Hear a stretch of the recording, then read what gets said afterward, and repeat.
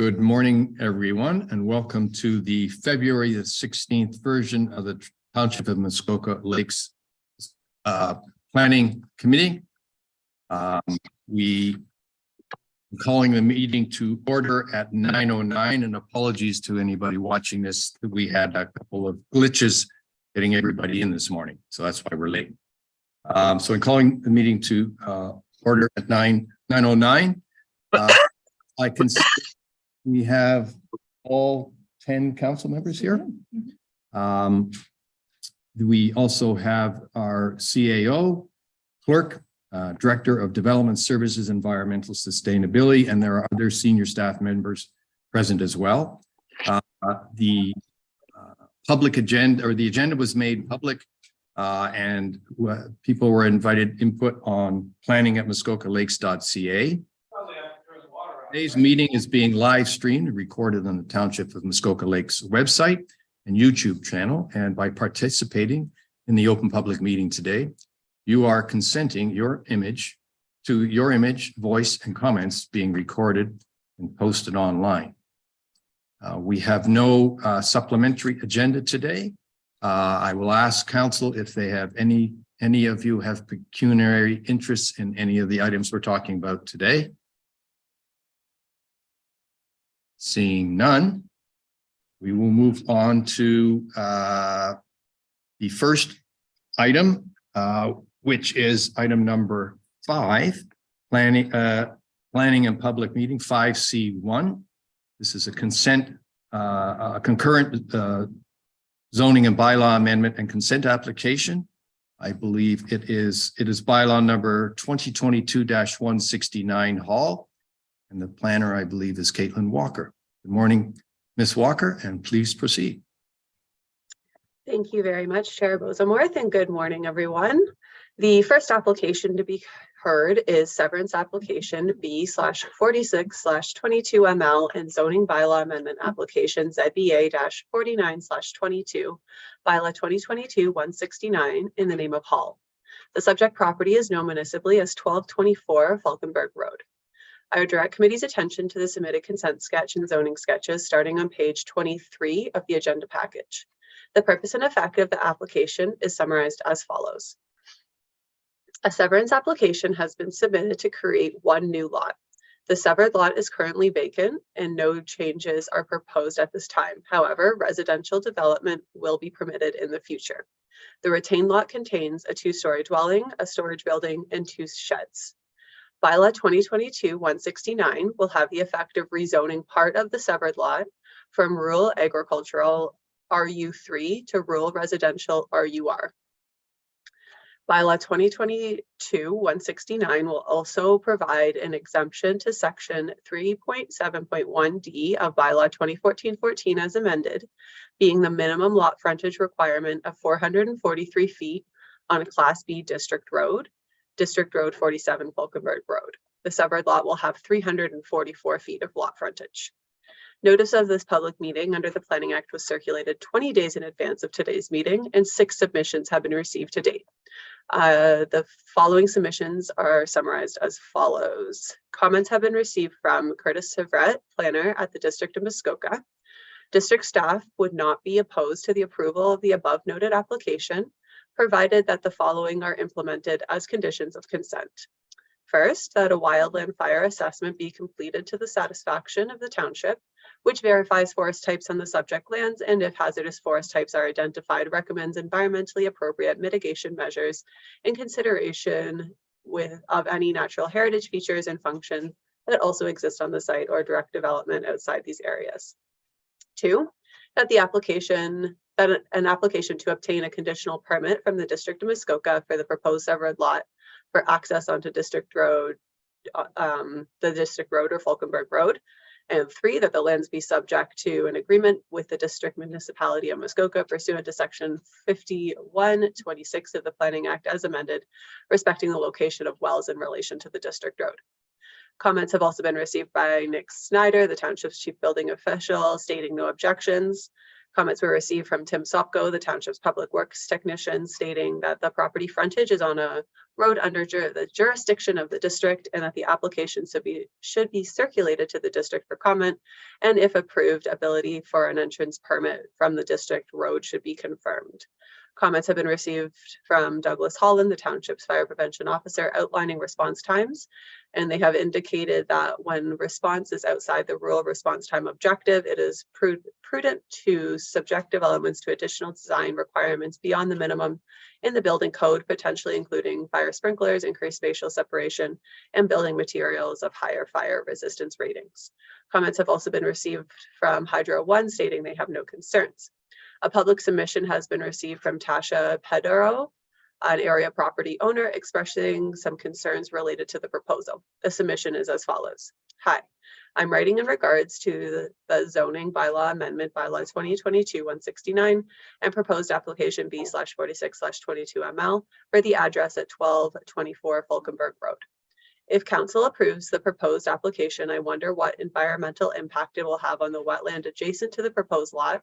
By placing a residential unit along with a septic tank and water well so close to the stream that flows into Hillman Lake, what impact will it have on wildlife, waterfowl, and marine life? I ask council to consider the impact on the environment before approving this amendment. Additionally, I feel that everyone should be held to the same rules and guidelines that are set out by the township. If a lot requires 443 feet of road frontage to be accepted for severance, then the landowner should be obligated to meet the requirements set out by the township, much like other taxpayers. I appreciate you taking the time to consider my concerns. Sincerely, Tasha Pedro. I have prepared a detailed planning report for committee's consideration. If committee is considering approval of consent application B/4622ML, staff have recommended the following conditions. First, that a registrable description of the severed lot and any required rights of ways be submitted to the Secretary Treasurer along with a registered copy of the reference plan. Two, that cash in lieu of parkland be dedicated to the township in the amount of 5% of the assessed value of the newly created lot or the entire lands, whichever is less. That confirmation be received that the township is satisfied that the severed and retained lots are satisfactory for on-site sewage disposal, and that any problems identified with the existing sewage system be corrected to the satisfaction of the township. That confirmation be received that an entrance permit is available from the district's Public Works Department for an entrance to the severed lot. That if necessary, the lands be made subject to a consent agreement with the district municipality of Muskoka under section 5126 of the Planning Act, respecting the location of wells in relation to District Road 47 Falkenberg Road. That a satisfactory wildland fire risk assessment be undertaken by a qualified professional, and that any recommendations be implemented to the satisfaction of the township, which may include a requirement for a consent agreement with the township under section 5126 of the Planning Act. And that zoning bylaw amendment 2022-169 Hall be approved to rezone part of the severed lot from rural agricultural RU3 to rural residential RUR, and to permit the severed lot to have 344 feet of frontage on a Class B district road. Staff have recommended that zoning bylaw amendment application ZBA 4922 bylaw 2022-169 Hall be approved. I have no further comments, but I'm happy to assist committee with any questions. Thank you. Thank you very much, Ms. Walker. I see the applicant's agent, Mr. Allen, is here. Please go ahead, Mr. Allen. You have 5 minutes. Thank you, Chair Bosworth. Good morning, committee. My name is Rian Allen. I'm a professional planner with Planscape. Address is 104 Kimberley Avenue, Bracebridge, Ontario, P1L1Z8. I'm here today to assist Charles Hall with his severance application and proposed zoning bylaw amendment. I have a brief presentation that I would like to share with the committee, if that could be queued up. I would like to thank Ms. Walker for her thorough explanation, as well as her positive recommendation. As was mentioned, the subject lands are located at 1224 Falkenberg Road. Next slide, please. And share a border with the town of Bracebridge. Next slide, please. The subject lands are quite large, at almost 40 hectares. You can see an enlarged location map showing the proposed severed lot.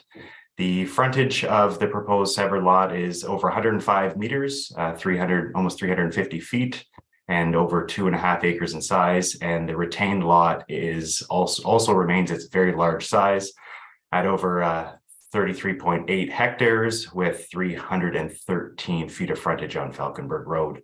The retained lot is developed with an existing dwelling and some accessory structures. I've noted on the site plan, you'll see a creek that bisects the property, that divides the property into north and south sections. Next slide, please. Here's an air photo that shows the proposed severed lot. You'll see that the severed lot is located a minimum of 30 meters from the creek, and this is by intention and by design. There is some agricultural fields that exist and are used for hay, and there's also an existing field entrance located on the north side of the creek. In order to limit any fragmentation of the agricultural lands and to limit the impact on the creek itself, we've designed the severance to follow the existing bush line. So that's why we have a diagonal line that is running perpendicular to this creek. Next slide, please. The proposed bylaw amendments include a permission to allow a frontage for the new lot of 105.6 meters, whereas 135 meters is required on a Class B district road. We do have sufficient frontage to provide the 135 meters. However, that brings the new lot within 30 meters or 100 feet of the creek. And I'll touch on that a bit later in terms of why we're proposing a reduced frontage to provide increased separation from that creek. And part of the application is also to rezone the lands from the severed lot, from rural agricultural to rural residential. Next slide, please. I've noted the existing field entrance because the lot is bisected by the creek. Really, the only opportunity to access the north side of the lot is through this field entrance. So by bringing the new lot line farther to the south to pick up additional frontage to comply with the district road requirement, we lose access to the entire north side, which would then necessitate crossing the creek itself. The intention of the 30-meter setback from the creek is to provide increased environmental protection. There's also a minimum of 50-foot setback from the southerly lot line. So any new development on the severed lot will be significantly increased from the creek itself. The portion of the subject lot is zoned RUR today, the rural residential, and the proposed zoning amendment will effectively create a one lot that's entirely zoned rural residential. Next slide, please.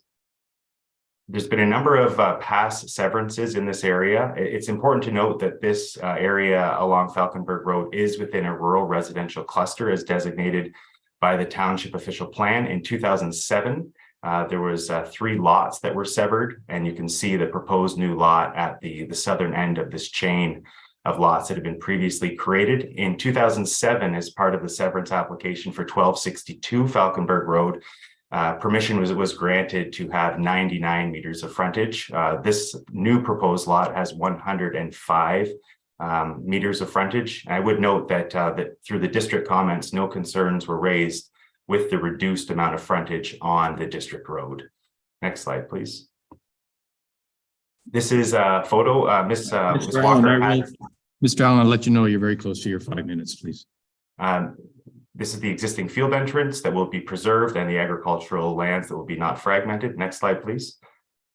Here's a view looking up Falconberg Road of the proposed severed lot. Next slide, please.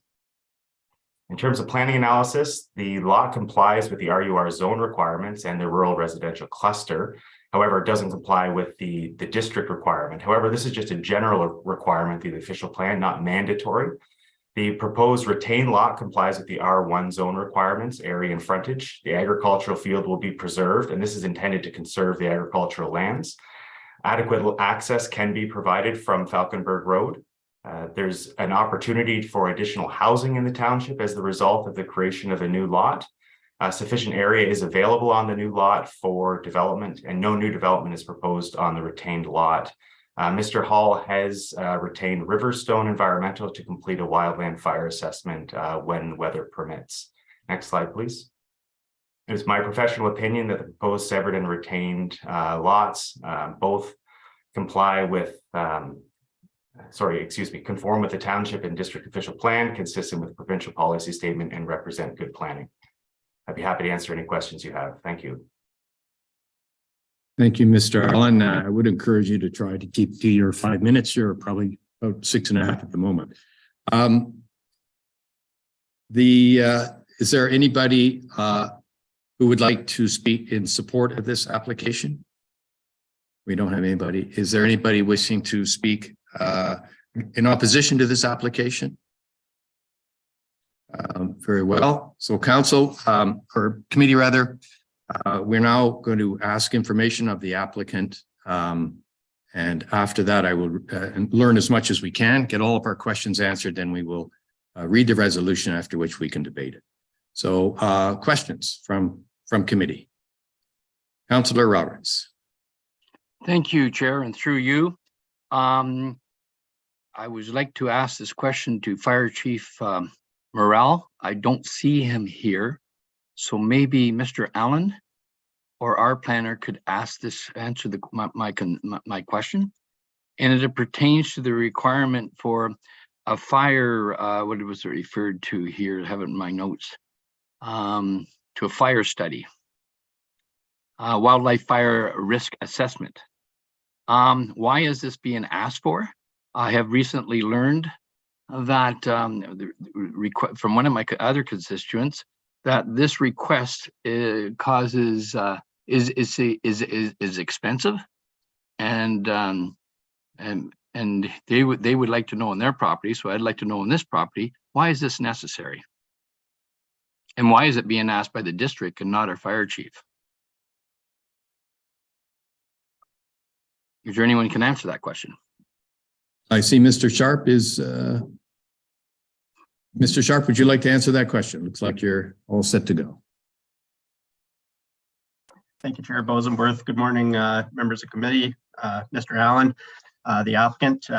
Yeah, I can certainly answer the question. The requirement for a wildland fire risk assessment comes from, essentially it comes from the provincial policy statement and numerous other policies, specifically the district's official plan. And there's actually a reference manual that's been developed by the Ministry of Natural Resources and Forestry as to when an assessment is required under provincial policy. The district of Muskoka has its GeoHub platform, which is a GIS platform that staff utilize to review properties against certain key considerations such as fish habitat, and the wildland fire risk happens to be one of those key considerations. And this property, or at least the severed lot, overlaps with an area that's been identified as an area that necessitates such a study.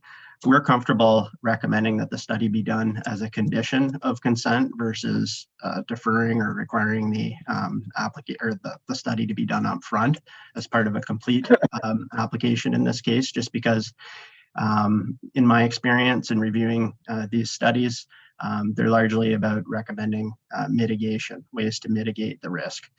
It's not necessarily that, that committee would be establishing, a principle of development, if you want to call it that, by approving the application with the risk that the study could come back identifying that the development can't occur on the property. So we're comfortable with it occurring as a condition. And as I said, staff and the district are recommending it based on planning policy.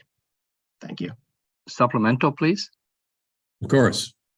Yes. So if this was not a severed lot and it was just a request for a building of a residential unit, would that request still be asked? Mr. Sharp? The property is developed with a dwelling, so it wouldn't be permitted a second dwelling as of right. But what I would say is you're correct. If it were a vacant lot, it's not subject to the township site plan control process. And if they were developing as of right without any requirement for a planning approval, there wouldn't be a requirement for an assessment. Unfortunately, our role as planners, when an application is submitted that doesn't comply with the township zoning bylaw, we're obligated as professionals to review it against applicable policy, which is what we've done. Fully understandable. Just one more, final question on this subject. Do you have any idea what the cost of that assessment is going to be?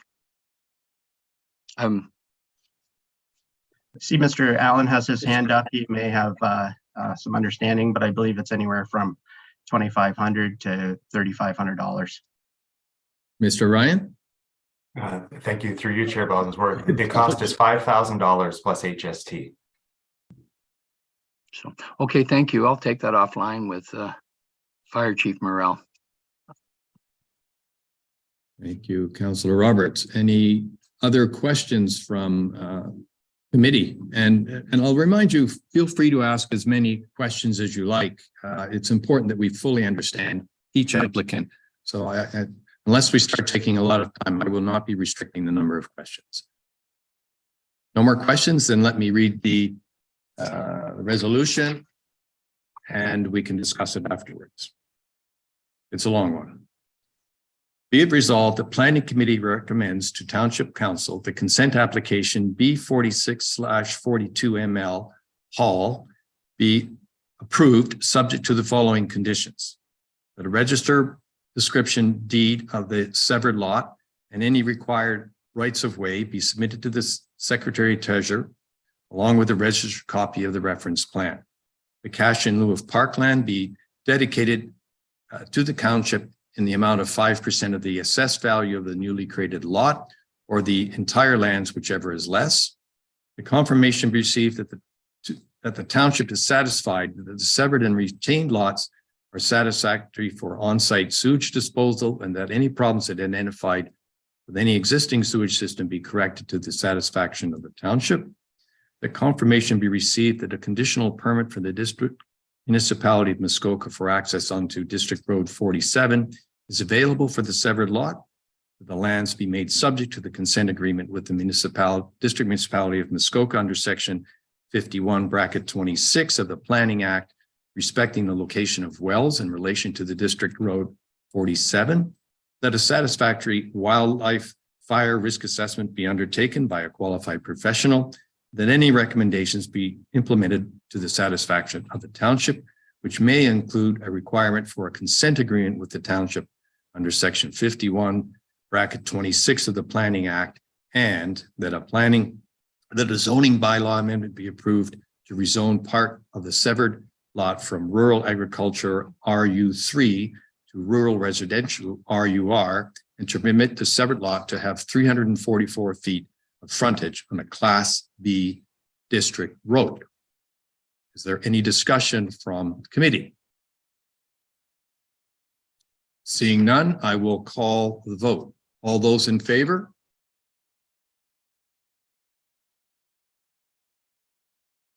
All those opposed? Carried.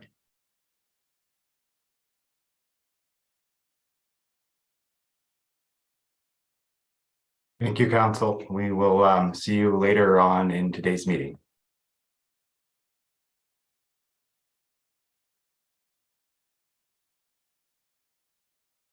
Sorry, we have a second bylaw that we have to read. Be it resolved that Planning Committee recommends to Township Council that zoning bylaw amendment ZBA 49/22 bylaw 2022-169 Hall be approved. All those in favor? All those opposed? Thank you, Carrie.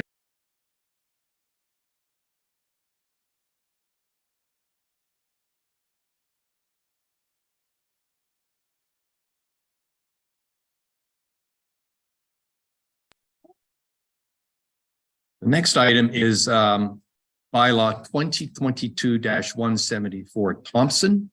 I believe this is Mr. Sawyer. Morning, Mr. Sawyer. Thank you, Chair Bosworth, and good morning, members of the committee, members of the public.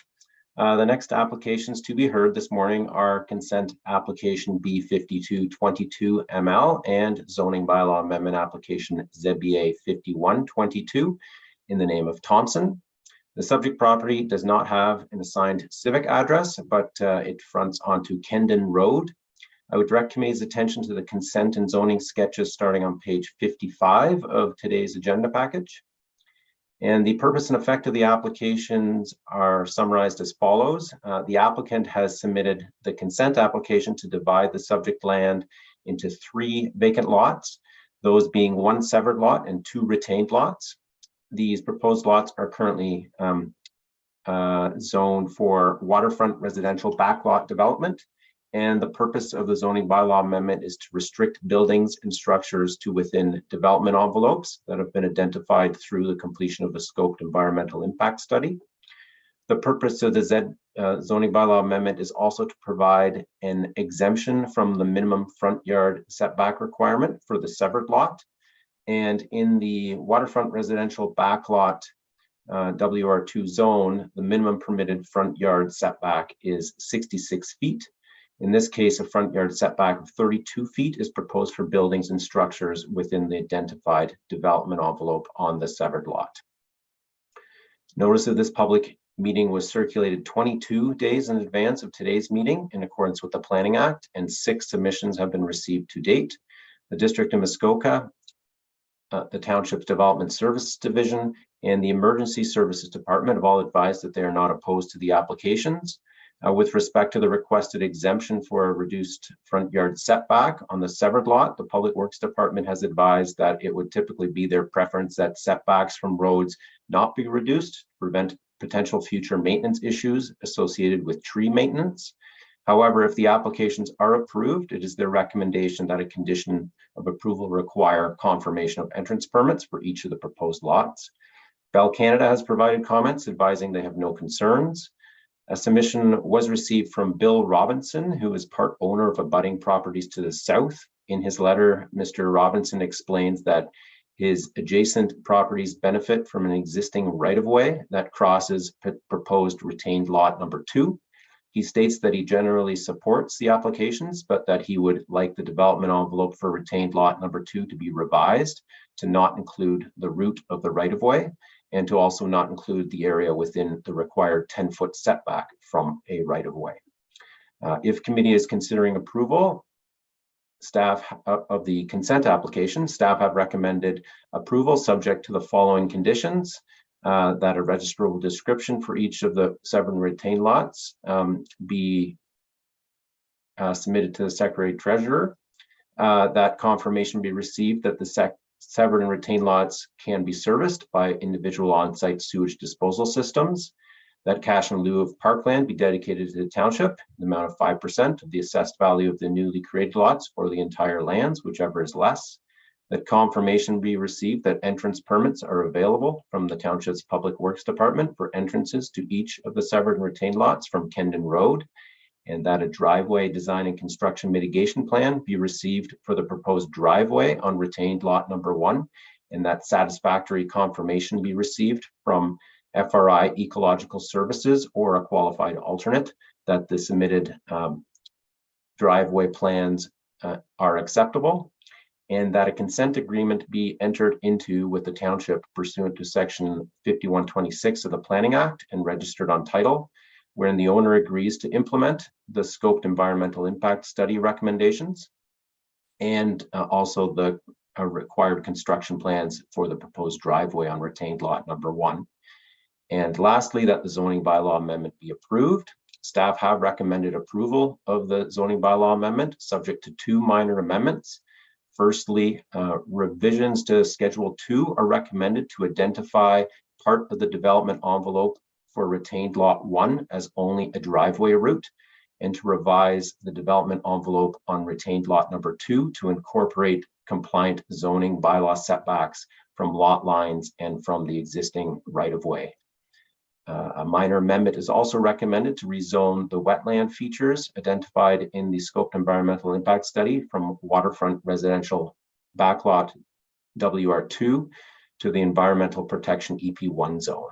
And I have no further comments at this time, but would be happy to answer any questions. Thank you. Thank you very much, Mr. Soya. I believe the planner's applicant. Good morning, Savas Feratis of Plan Muskoka, PO Box 5384, Huntsville, Ontario, P1H 2K7. I'm here this morning representing the Thomsons as their agent and as a registered professional planner. I've read over the staff report, and I want to thank staff for their work on this one. I know it was there was some complications near the end that required some quick turnaround times, and we've managed to make it through this application to have it here on the agenda today with a recommendation. And I agree with the recommendation for approval. I think the requests by staff in terms of minor details being changed or revised on the zoning sketch is completely doable on our side, and we can get those changes made ASAP so they can be I believe brought to council in a revised form for approval. The comment from the Public Works Department regarding the front yard setback reduction, the purpose of that front yard setback reduction is based simply to allow for a more suitable building envelope on the middle lot of the two, which is the one that's most constrained by environmental features surrounding it. I think the condition that's been added to ensure that there's entrances for all three lots identified, which satisfies their concerns, is again completely doable, and applicants would be happy to do that, and that satisfies their concern. Then we're more than happy to execute that for them. I don't really have else to add other than the fact that these lots are constrained environmentally in terms of habitat for endangered species and wetlands and streams. They are in fact compliant lots in terms of the regular size required for waterfront backlots along this roadway. They have the amount of frontage that's required and the amount of area as well. It just was a matter of identifying the building envelopes for all three properties, which have been done. And like I said, we have no problem revising that in terms of the neighbors' comments to ensure that nobody has the conception that they can build on that legal right of way that leads to his property. So I think I'll leave it at that. Like I said, I agree with staff's recommendation. I'd be happy to answer any questions that the council may have. Thank you. Thank you very much. Do we have any parties who would like to speak in support of this application?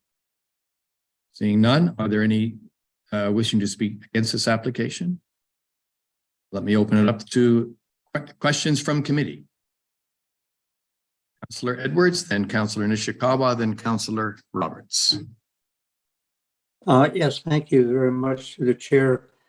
Just the planning department on the what two lots will be paying the 5% in that parkland fee?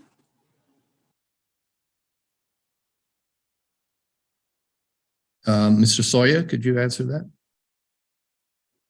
Thank you. Through you, Mr. Chair. I believe that the way that it is assessed is once the reference plan is returned, the staff ask for an assessment to be done. Believe that's done through MPAC.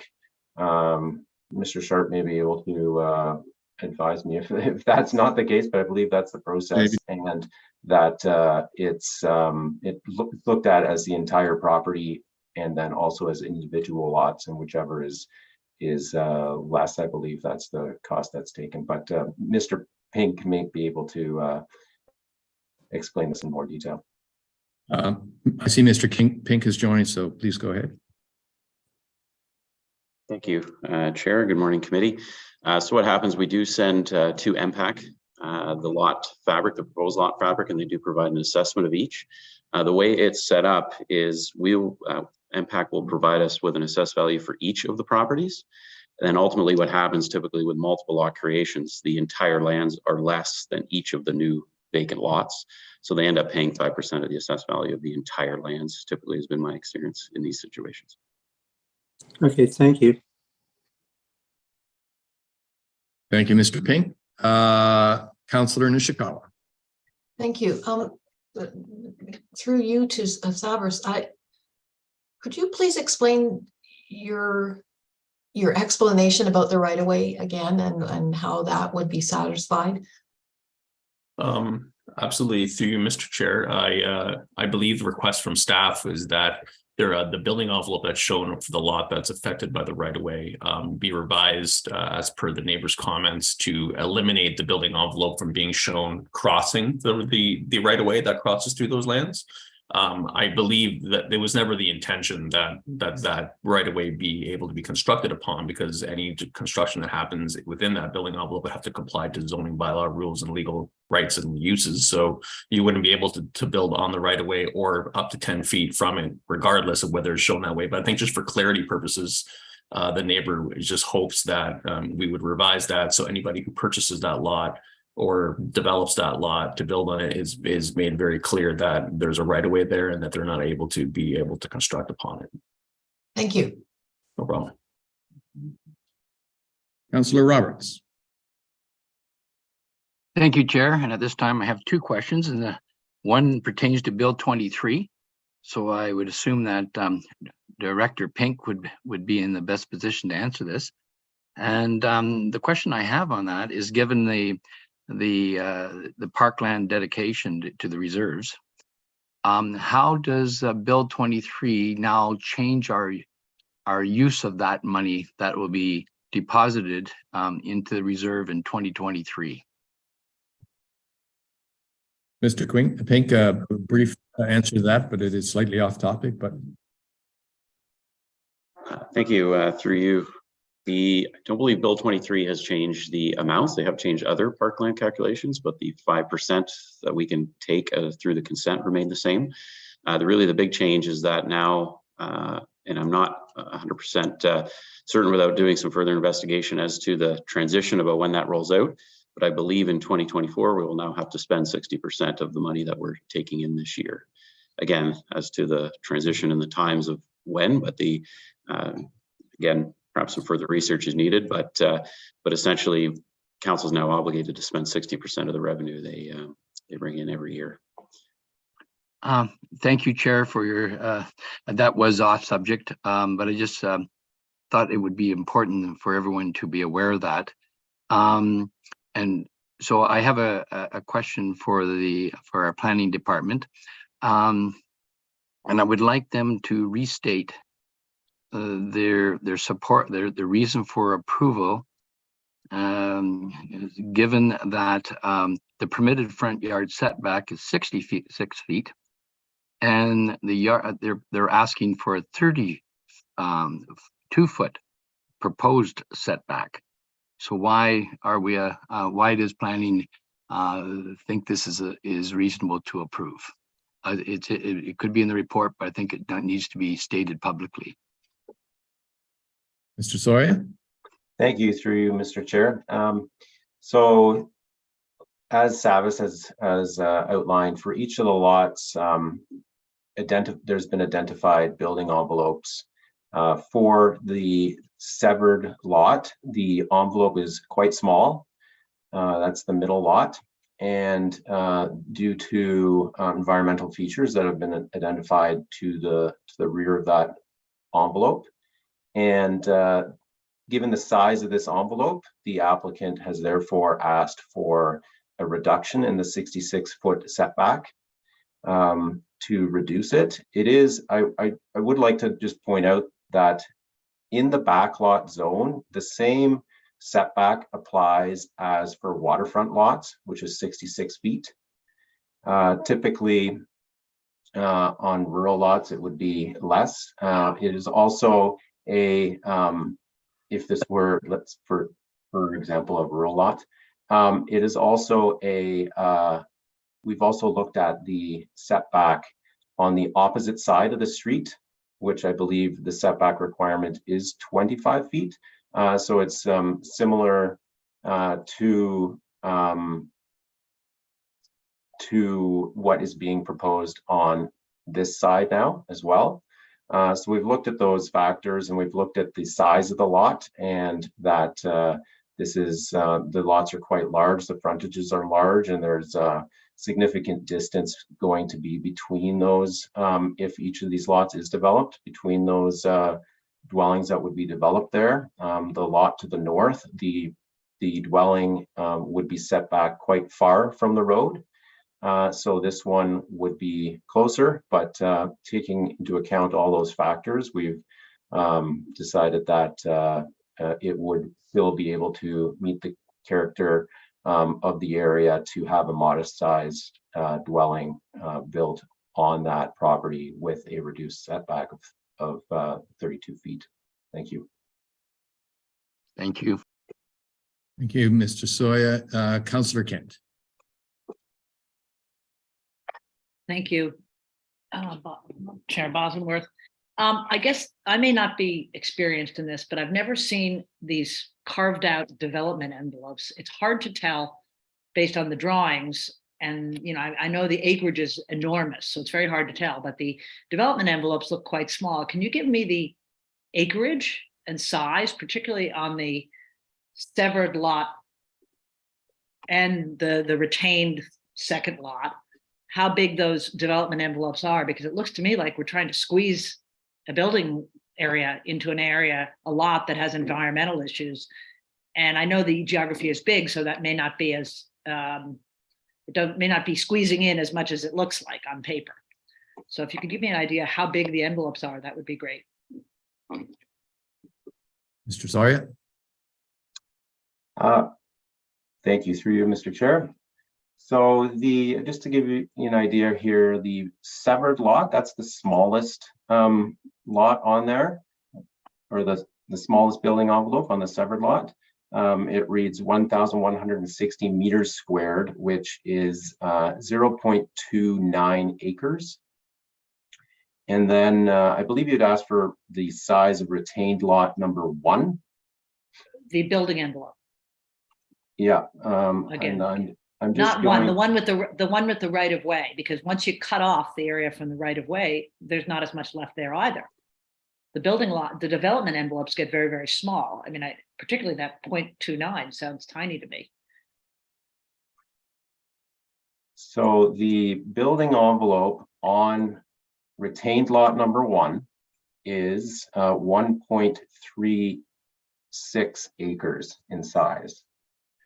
And that does include that driveway portion. So I'm going to hazard to guess it might be down to about an acre of developable area. It's actually maybe I'm confused. It's the right of way lot that I was asking about, not where the original. Okay, sorry. Yeah, you said it was 0.29 on the severed lot, acres. And then on the second retained lot with the right of way, because that's the one where it's a big area, but once you take out the right of way, it's not going to be so big. Correct. Yes. So the area of that development envelope as shown today on that sketch is 5.5 acres. So the area of the right of way would be taken out. Also the area within 10 feet of the right of way, and also the area within 66 feet of that road as well. So it will be reduced by all of those. I do believe that we would still have a development envelope of several acres, and that there's enough depth there, even with those 66 foot setback for a dwelling to be located within that development envelope. Thank you. So am I right that on the severed lot, although the acreage says it's going to be 17 acres, there's only 0.29 acres that's actually the building envelope? Not even a half an acre. Yep, that is correct. Yeah, it might be something that's worth putting on the summaries in the future if we're gonna, because the acreage doesn't mean a lot. It's really the development within the development envelope is tiny. Mr. Would you like to make a comment? Thank you, Chair Bosenworth, and thank you, Councillor Kent. I think these are great questions, and the consideration related to the size of the building envelopes has been noted, and we'll make a note of including that information in the future. Essentially the 0.29 acres, it's a little over 12,000 square feet in lot area. And I think, Mr. Veratis' client is likely well aware that the development within that envelope will need to be designed and situated to suit the size. We haven't yet received comments from our building inspector with respect to servicing. We've included a standard condition with respect to that regard. And that condition would need to be fulfilled prior to the consent being finalized. But we have received just general comments from our chief building official, and there were no objections raised, if that gives you any comfort going forward. Thank you. So just one question, does that mean that the septic and all the individual requirements to service that area have to be fed into the 0.29 acres? I think that's the intention, yes. And again, these envelopes have been identified in order to avoid sensitive habitats and wetlands. So we would want to direct development toward those envelopes. Thank you.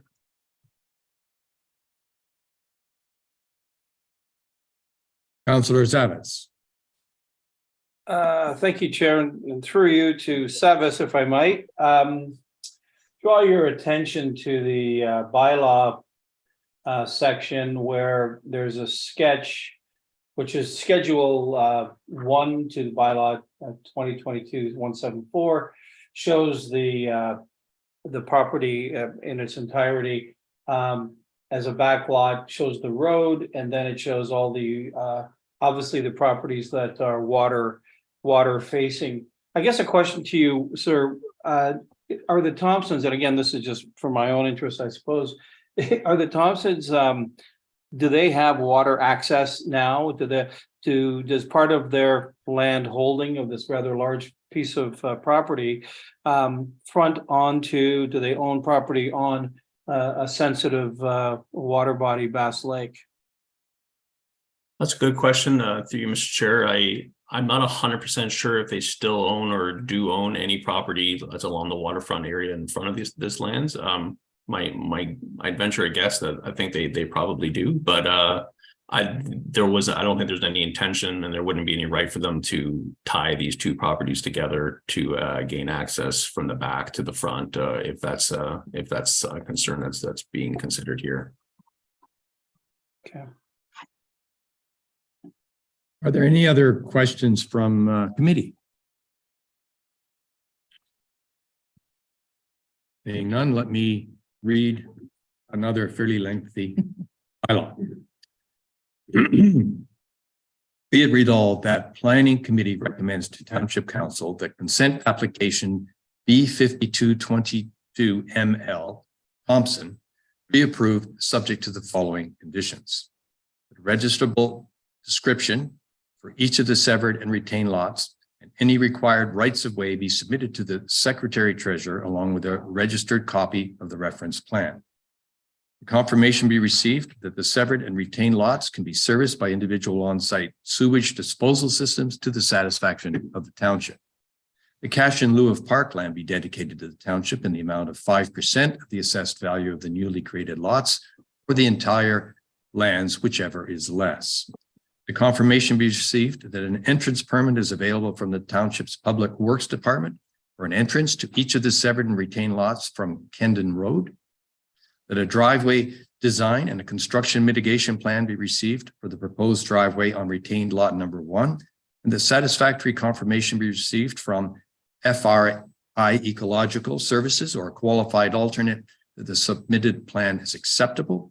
That a consent agreement be entered into with the township pursuant to section 51(26) of the Planning Act, and that registered on title wherein the owner agrees to implement the recommendation of the scoped environmental impact study dated October 22nd, prepared by FRI Ecological Services, and required construction plans for the proposed driveway on retained lot number 1. And finally, that a zoning bylaw amendment be approved to require buildings and structures to only be permitted within the development envelopes as identified by IFRI Ecological Service on each of the severed and retained lots, and to permit a reduced front yard setback for buildings and structures on the severed lot. Is there any discussion or debate on this resolution? Seeing none. No. Oh, sorry. Councillor Kent. Sorry, is there any debate? Yeah, can you hear me? Yes, Okay, sorry. please go ahead. My question was, can we not on proposed retained lot 2 require that they come back with a proper, because there's going to be a big divide. There's going to be a piece on the left that's envelope, and then there's a piece on the right that's going to be envelope all around the right of way. But obviously that reduces what's available. And I want that clearly defined prior to, they should send back a proper, as requested by the third party that made the thing as well, a proper drawing to go with the resolution. Mr. Sharp? Thank you, Chair Bosenworth. Yes, absolutely. I think Mr. Verada said he can update the sketch and we can return to council with the sketch updated and included as part of your agenda package.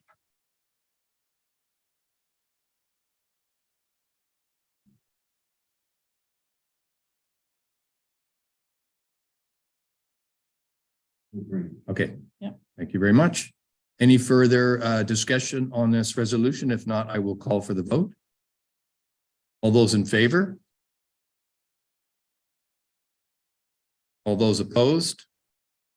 Carried. Oh, sorry, one.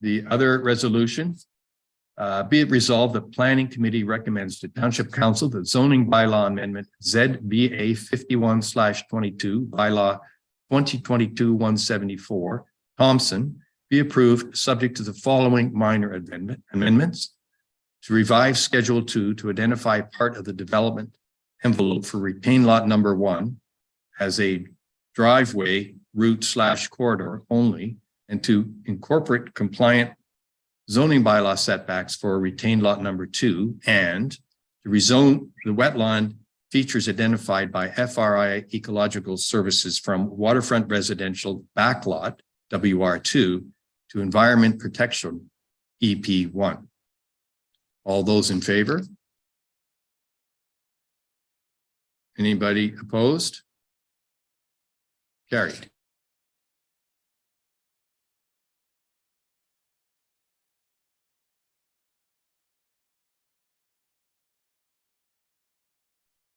The next item on our agenda is bylaw 2022-174 Roth, and Mr. Soya is the planner on this one.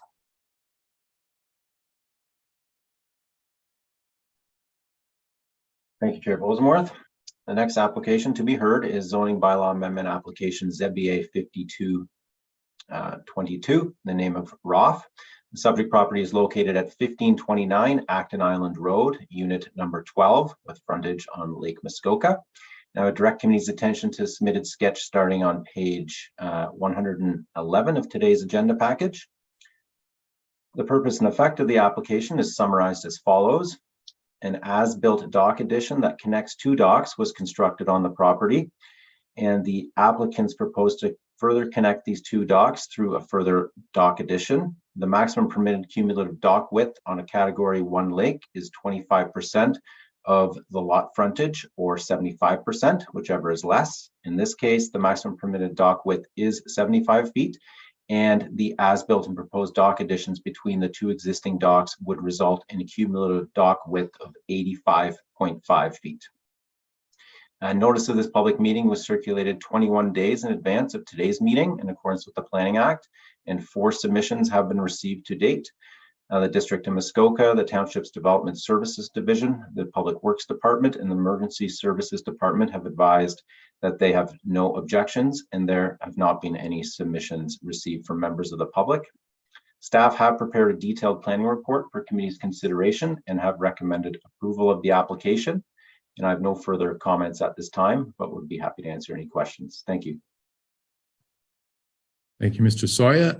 The planners or the applicant's planner, I believe. Do we have anybody? Mr. Hungerford. Mr. Hungerford. Please go ahead, Mr. Hungerford. You have, please state your name and address. And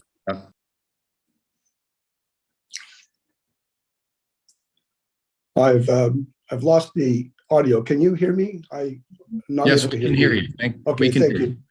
Yes, my name is Peter Hungerford. I'm a registered professional planner. I am with Marie Poirier Planning and Associates, and our address is 44 King Street, King William Street, Unit A in Huntsville, postal code P1H1G3.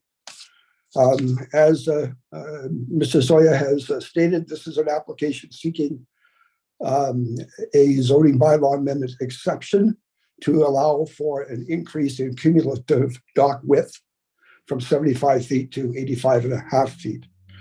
The staff report, figure 1, is illustrative of the existing dock configuration at the property at 152912 Acton Island Road. You'll see that there's a main dock and a swim dock as labeled that creates a boat slip between the main dock and the swim dock. And the proposal is to infill that boat slip with additional dock surface. The main dock and the swim dock are connected or were connected by a small deck addition. To join the two, it was found that it had been constructed without a permit by the owners, the prior owners of the property. And so a fee was paid to recognize that. And in this process, we hope to reconstruct that in accordance with a building permit and regularize that portion of the existing dock configuration. The staff report also shows that there is some construction ongoing on the waterfront.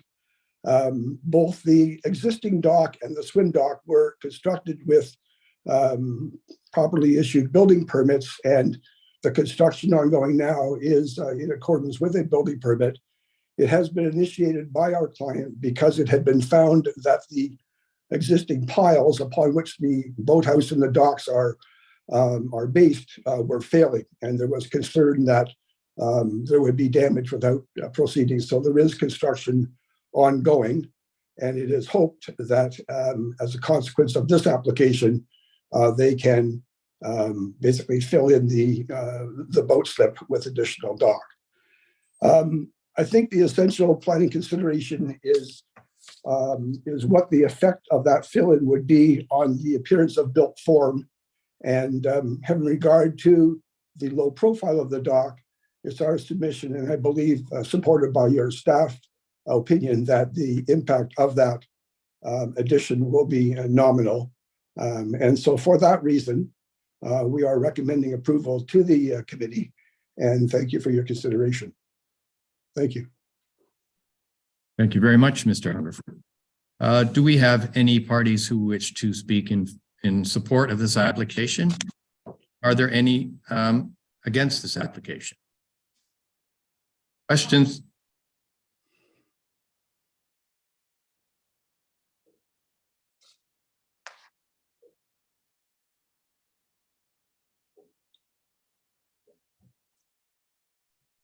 Apparently we have someone who wishes to speak against this, I believe. You know what the name is? Mr. Farley, you have 2 minutes. Please proceed and start with your name and address. Hi there, my name is Kevin Farley. I currently reside in Huntsville, but the property that I have within the 800 feet of this is 1360 Innisfree Road, directly across the bay looking at this property. So I just want to say just a couple things. First, if I'm not mistaken, the as-built dock portion brings the width of the dock without considering the swim dock to within 1 foot of what the township would normally approve as far as the 75-foot maximum on this, notwithstanding the secondary dock. With the secondary dock to 85 feet, my one big concern with this, and it's not just with this property, but with anyone that would plan to build any dock where they create a two dock setup with a slip in between legally up to the maximum of 75 feet cumulative dock width, and then later come to council like they are doing now to fill in that gap to essentially get themselves an extra 10 feet. I believe it sets a precedent, and I think the 75-foot width maximum is there for a good reason. So I would recommend to council, please, that you do not approve this, because I think it opens the door to anyone else trying to do it this same way.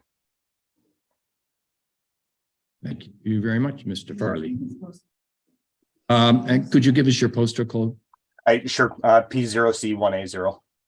Thank you very much. Excuse me. Questions from committee members, and we will do Councillor Zavitz, Councillor Edwards, Councillor Bird, and Councillor Kent. Councillor Zavitz, please. Good, thank you. And through you, I don't disagree with Mr. Farley. I guess I have a question. Figure 2, we're looking at here. Swim dock, it says recently removed. It's a summer photo. It says the swim dock brackets recently removed. So presuming that that swim dock is being removed and rebuilt, is that the premise? That it's being rebuilt. It's that no matter what happens, it's going to be rebuilt, or it maybe be rebuilt now. The boat slip in the middle, you're going to fill it in, and it's going to be a really large party deck, correct? I mean, it's a large amount of recreational space. It's strange to see someone actually want to fill in, boat storage on the lake. So I don't know. I'm going to be listening very intently on this one. Thank you. Mr. Hungerford, would you like to respond? Yes, thank you, Mr. Chairman. I guess I should note that our clients purchased this property in 2020, and so the configuration of the docks were existing at the time of their purchase. So I don't believe that they intended to surreptitiously try to expand the dock by having constructed the swim dock previously. This was done by previous owners. And as I say, the boat slip has not been used by our clients, and felt that it would be just a better use of their space by adding a deck area there rather than maintaining a boat slip. They have boat slips in their boathouse, and they're adequate for their needs.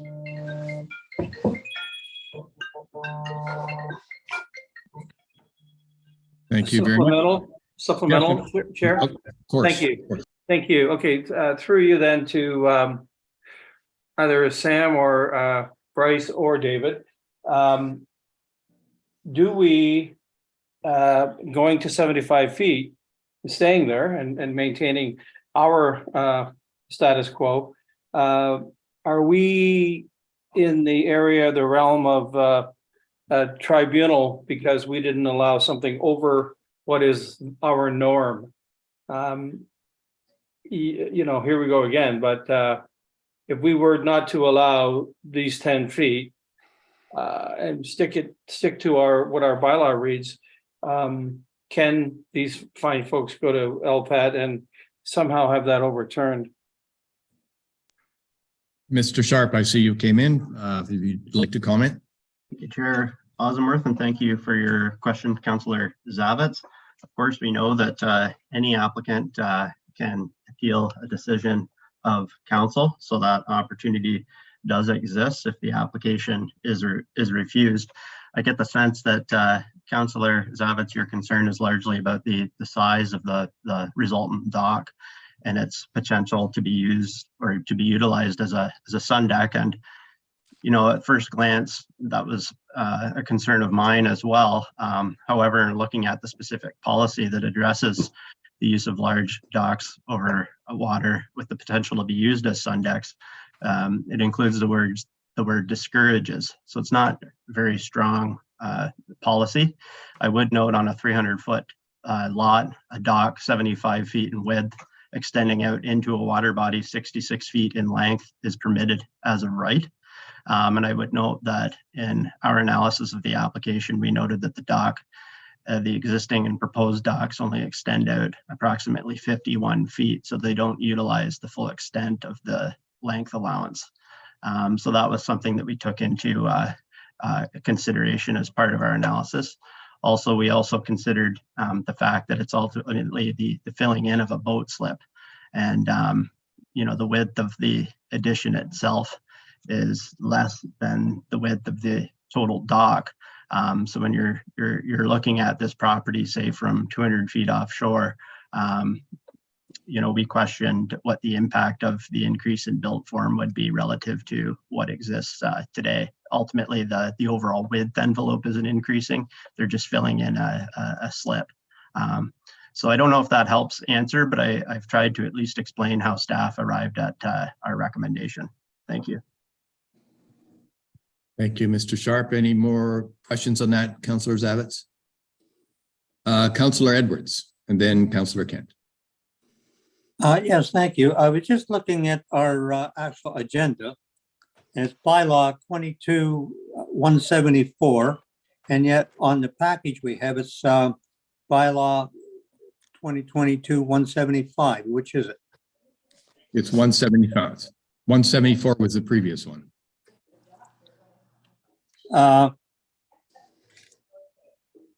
Okay, I see it. Yep. Okay, thank you. And that, Councillor and Kent. I had the same concerns as Councillor Zavitz, and that if the swim dock has been removed, it could comply.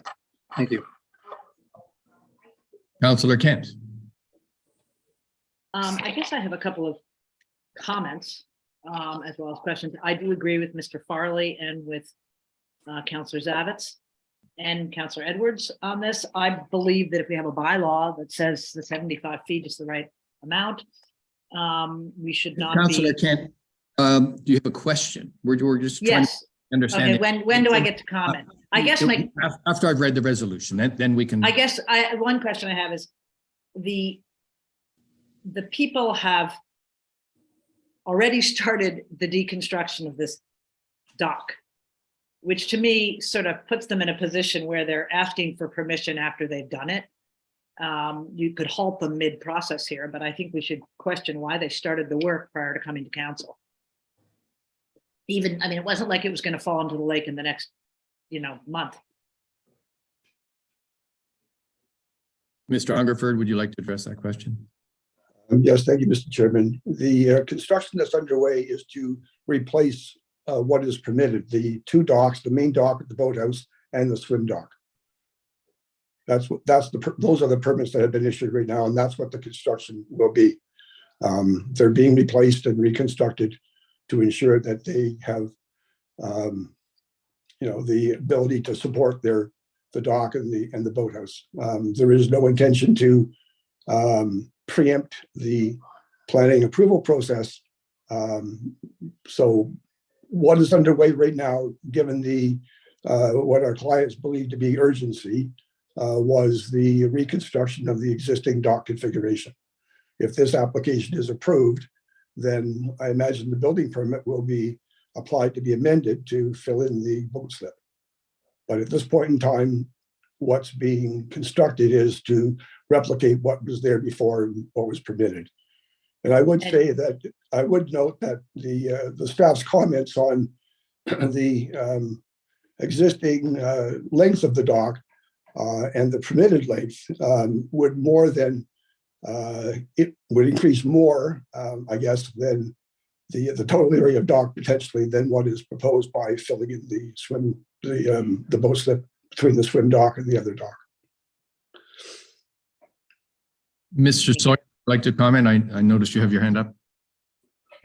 Thank you, Mr. Chair. I just wanted to confirm that there have been building permits issued for the construction that's currently taking place, which is to fix up, replace what's currently there, and that if this application is approved to fill in this area between the two docks, then those building permits, the intention would be to amend those building permits in accordance with this approval. Thank you. just one addition, Councillor Basil. Yes, of Do the course. building permits include a rebuild of the little as-built, the little path that connects between the two docks, which was illegally built in the first place? I believe that they do not include that portion. It was, there was no, because that portion would increase the width. And therefore it's part of this application to approve that connection between the two docks. Yeah. Thank you. Councillor Savitz. Thank you, through you. I guess to anyone who wants to answer this, I mean, the swim dock was recently removed. If we were to allow, obviously, letting these fine folks fill in the boat slip location with wood and make that their new dock, and make the end of the slip, if you will, to the side, the end of the dock. Is it my understanding that in fact this dock would not be 75 feet, let alone 85 feet wide? It would be like 73 feet, 74 feet. Is that right?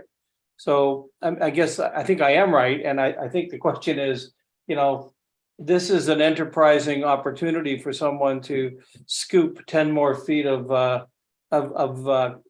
width. And I don't understand, if the swim dock was removed, why are they replacing it? Why don't they just move it over, fill in that, you know, that gap, if you will, and call it a day? Why do they need the extra 10 feet? Mr. Sharp, I see you've come on if you'd like to comment. Thank you, Chair Bosworth. I believe I can answer the first question. The width of the existing lawful docks is 75 feet, so the cumulative width. That doesn't include the as-built connection between what we call the swim dock and the main dock. If the as-built addition, as well as the further infilling of the boat slip, is permitted through this application, the overall width would be 85 feet. So with respect to why the applicants are seeking this this exemption, I would look to Mr. Hungerford to provide a response. Thank you. Thanks, Bryce. You've answered my question. It's fine. Councillor Zavich, would you like an answer from Mr. Hungerford about? Very well. Councillor Nishikawa. Thank you. I think I'm trying to think who this would be through, but I'm concerned. I want to ask the question because we've had situations like this in the past where we, in fact, we had one property owner that had tenant insurance, or he had title insurance. And I'm wondering if this particular property owner had title insurance, because in that particular situation that we dealt with, we really didn't give them anything because they purchased things that were all illegal, kind of thing. And so I'm just wondering, does this come into the discussion? Because again, I don't like when someone brings something forward saying, well, I bought it this way. That's my concern. Who would like to answer that one? Mr. Sharp, perhaps? Or the applicant, sorry. Mr. Hungerford? Mr. Chairman, I'm sorry, I don't have any information in respect of the question on title insurance and our client. I can't answer that question. Nishikawa, do you that doesn't help, but is there a subsequent question or some more information? I'll have to wait for comments. Thank you. Very well. All right. Is there any more questions from committee to help us understand this application? And let me read the resolution. Mr. Sharp, you have your hand up. Sorry, Chair Bosworth. I just had one other thought for committee's consideration to assist. If committee, I know that we've talked about what could be constructed as of right relative to what is proposed. And one consideration that committee could consider would be a restriction, a specific restriction on dock length. going forward into the future, in order to avoid the applicant from then applying for a further length increase after the approval, just for absolute certainty. So I would just put that out there. If committee is considering approval, that would be one option that you may wish to consider. Thank you.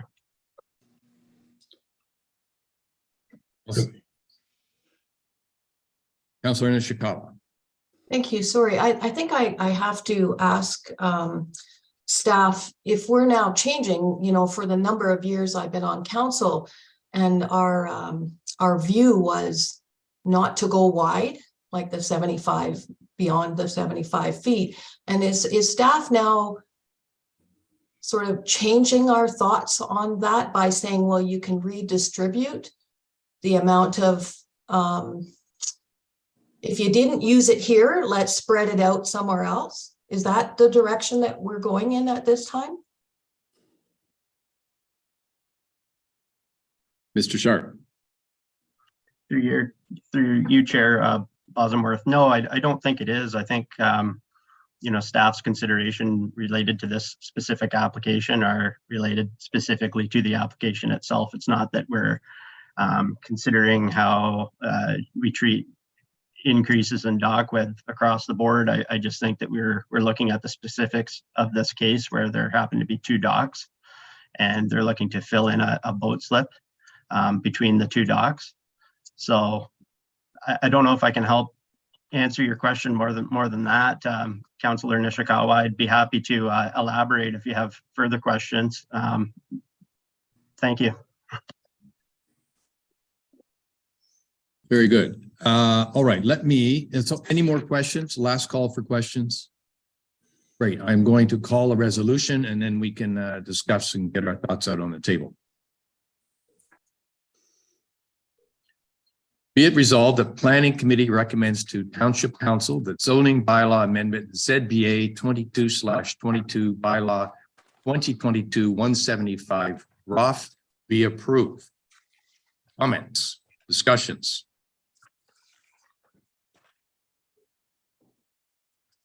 Councillor Roberts, Councillor Zavitz, Councillor Nishikawa, Councillor Kent, in that order. Thank you. I know I'm going to have to approve this, because anytime I don't approve something and the committee doesn't approve it, we know that it will go to the tribunal, and I don't think we have any success in winning those. I think that I'm concerned we're creating a significant party area. I'm concerned that these people may not, but future owners could have a lot of noise disturbances. So just my final comment, I think we should consider not bringing forward to planning anything that's already been approved by planning. Thank you. Councillor Zavitz. Thank you, through you. I would just draw attention to figure 2. Again, that nice summer photo where the staff has identified the as-built dock addition. So there was no permit for that dock. I'm going to follow up on Councilor Nishikawa's comment about, just because, I didn't know when I bought it, and here we go. If you were to take off that dock, and we weren't having this discussion, that as-built dock wouldn't be there, nor would the swim dock be there, and you'd have about $100,000 stone walkway, if you can see in the upper left of the photo, where you're walking into the water. So this has been here for quite some time, and so I think this might be one of those unfortunate situations for the folks that are coming forward, where I think a lot of things are aligning for me on this particular one. And Councillor Roberts shares his frustration, as I do, but I think I would probably dig my toes in on this one and say, I just can't support anything more than 75 feet. If they want to go 12 more feet out into the lake, that's their right. Dig in on that one, but I just don't think that I can support this. Thank you to Councillor Zavitz. Councillor Nishikawa. Thank you. I'm not going to just vote because I feel like my vote doesn't matter and that I should just give it up because somebody down the road has said something. I'm talking about the province, you know, but essentially I don't believe that we should, if it's here, it means that it needs an answer from us. And I cannot support this particular. The other interesting thing, this area has had a history of when it was developed and lots of complaints because of the density.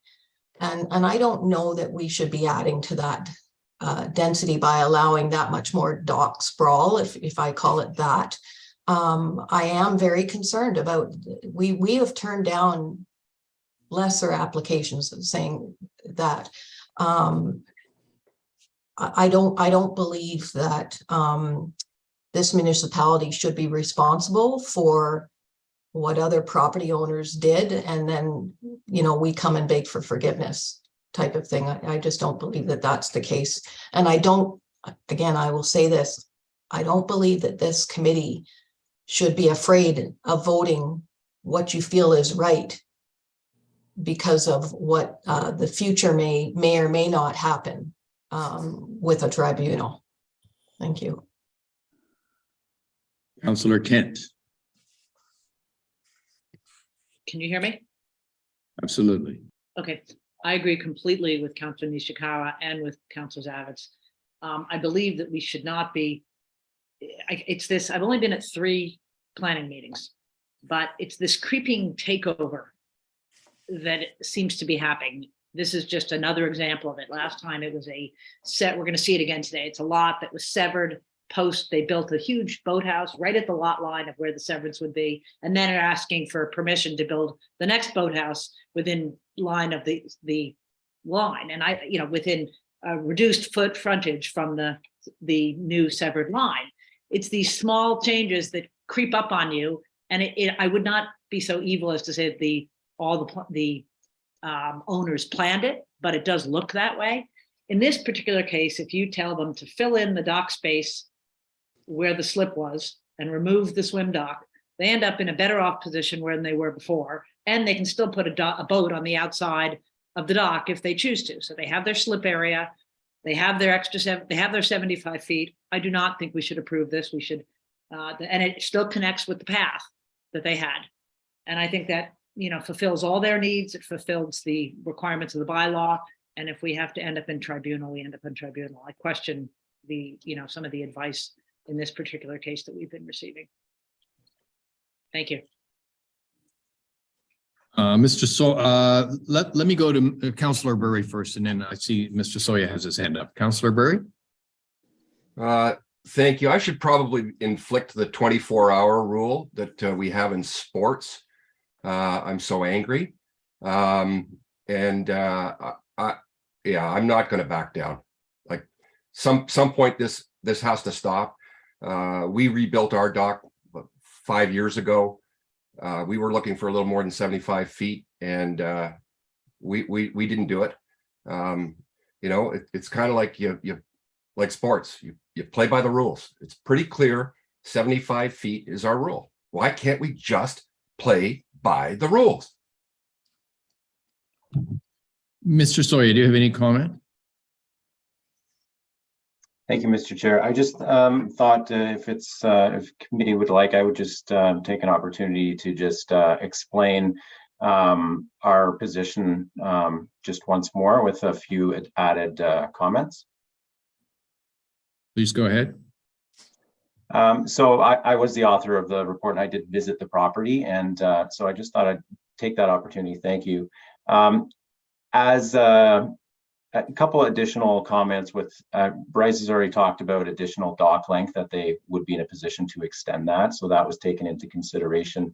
Also, as has been pointed out, those stairs that are coming down, it does look like they've been there for quite some time, and it looks like this as-built portion, as we've labeled it here, along the shoreline, that has been in place for quite some time to provide an access from the swim dock to the other dock. And if those areas were not permitted in that as-built section was required to be removed, those stairs would also have to be removed. So we looked at that as that would be an additional impact along the shoreline for that change to occur with the stairs.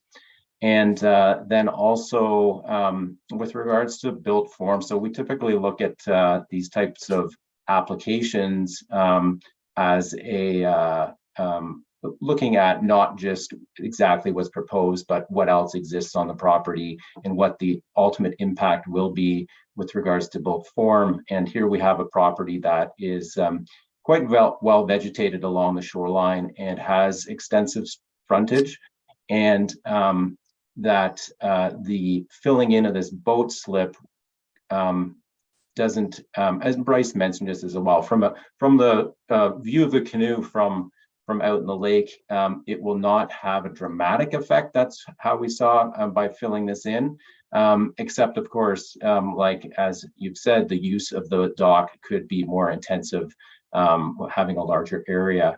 I would just like to point out that currently a boat would likely be in that boat slip for most of the summer, and that would be removed. They would still be able to have one on the outside of the dock, potentially at the end of the dock, but with wave action, it's typical to have them oriented towards perpendicular to the shoreline. So it likely could reduce the amount of boats that are parked at this dock. So those are just other considerations, and those were all taken into account in our decision, and that I just thought I would add those. Thank you for the opportunity. Councillor Zavitz. Thank you. And last word. And to Sam. So Sam, I draw your attention to figure 8. You obviously put your snow boots on and trudged around quite a bit on this property. Thank you for that. Figure number 8 shows you looking down, I guess the camera looking down on the boathouse and dock. That I'm just talking about what the structure is that's there now. And it shows the contractor's barge, I suppose, tied up to the existing dock. That dock and boathouse that boat is tied up to is within our 75 feet, correct? That is their 75-foot boathouse and dock, I believe, and I think I'm right. To my point though is that if you look at the barge will provide the impact of that. Barge is not as wide as the slip, and then this swim dock that was there before. So in fact, what the new owner has done is righted a wrong and cleaned up the property that never had permits in the first place. And so, it's hard not to look at this as status quo and say, nice job, that's 75 feet. Let's go on to the next case instead of asking for this extra 10 feet. I just don't understand it. Thank you. Yeah, I do. I see what you're saying, and I appreciate that perspective. I was also on site thinking the same thing, thinking about how much of that barge would be actually compared to the width that's proposed. And I believe that what's shown there with the barge, that is the extent of where the current dock would have been. Because I looked at where the stairs come down, and if you look at figure 2, they land right on that in figure 2 where they come down and where this barge is. That what's seen in figure 8, that would be approximately the extent of the proposal, or the extent of the so-called, we'll call them existing docks, even though they've been removed. That the right side of that barge would have been where the right side of that swim dock was. Because that dock is quite large. It has a large excavator on it. And stood right at the shoreline and kind of judged that is a good representation of what the shoreline would look like, except for the additional length of that barge. Thank you. That was my interpretation of it. Councillor Edwards. And then I'm going to make a comment, and then I will let Mr. Hungerford. Yeah, so to Mr. Sawyer, so the swim dock, if it was moved in to the edge of the stairs, what would the dock width be? In other words, so they just took the swim dock and moved it and filled that void that they have there now where they have a boat slip. They could still have it, even if it's 76 feet. I could go with that. Yes, I believe then we would be the width would be reduced by 10 feet, so it would be approximately 75.5 feet. Well, then why can't we do that at this point? Is my question to you, sir. To Mr. Hungerford. Mr. Chairman, Sorry, so Mr. Hungerford, I'd like to make a comment first because I think you should hear, and then I will let you comment. My belief is that this application, one of the key elements of this application, is that we are changing the use of the slip, which is currently for boat storage and boat uses, which is compliant with our bylaw, and infilling that, and we are now creating an excessively large dock, which, although it's not against our bylaws, our policy and our bylaws discourage excessively large docks. And so effectively we've changed the use, and the use is now open to a much broader set of uses than swimming and boat storage and, you know, general daytime recreation on the dock. And I think that's the root of everybody's concern. I just wanted a committee to know that I also feel that way. I also feel that if the applicant wanted to take it out to 66 feet with these narrower docks, that's more in compliant with the intent of our bylaw than allowing to have 85 feet wide and only 51 feet long. So that's my feelings. Now, so Mr. Hungerford, I think you're seeing that this has a risk of being defeated. And I would like to get your thoughts on this. Certainly, I think to be clear, one of the options is allow your client to have a 75-foot dock, and whatever land-based bridge from the bottom of the stairs to that dock, whether it be 1 or 2 feet or 3 or 4 feet, I'm sure committee would be quite happy with that. That might be a very minor variance. It might, as one committee member mentioned, 76 feet would probably be fine. So I would just like to understand your comments and where you might think you'd like this to go. Thank you, Mr. Chairman. Well, firstly, I wanted to clarify that if the swim dock was moved over, the width of the swim dock, the 10 feet or so, was moved over to be adjacent to the dock that is part of the boathouse, the overall width of the dock would be about 75 feet. I think there was a comment that it was already 75 feet, and that's not true. And I guess in the in consideration of the overall application, I think the committee does have to consider that if the swim dock application is not approved and the swim dock width is added to the main dock, I'll call it the boathouse dock, our client can still, under the bylaw, add to his overall dock surface by going out into the lake an additional distance. So from my perspective, it becomes a balancing act on what would be more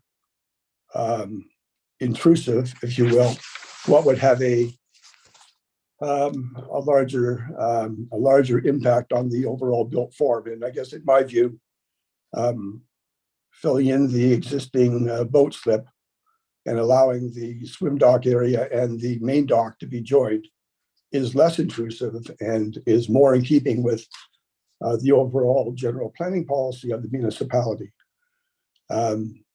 I understand the committee's concern in terms of creating precedents and what have you.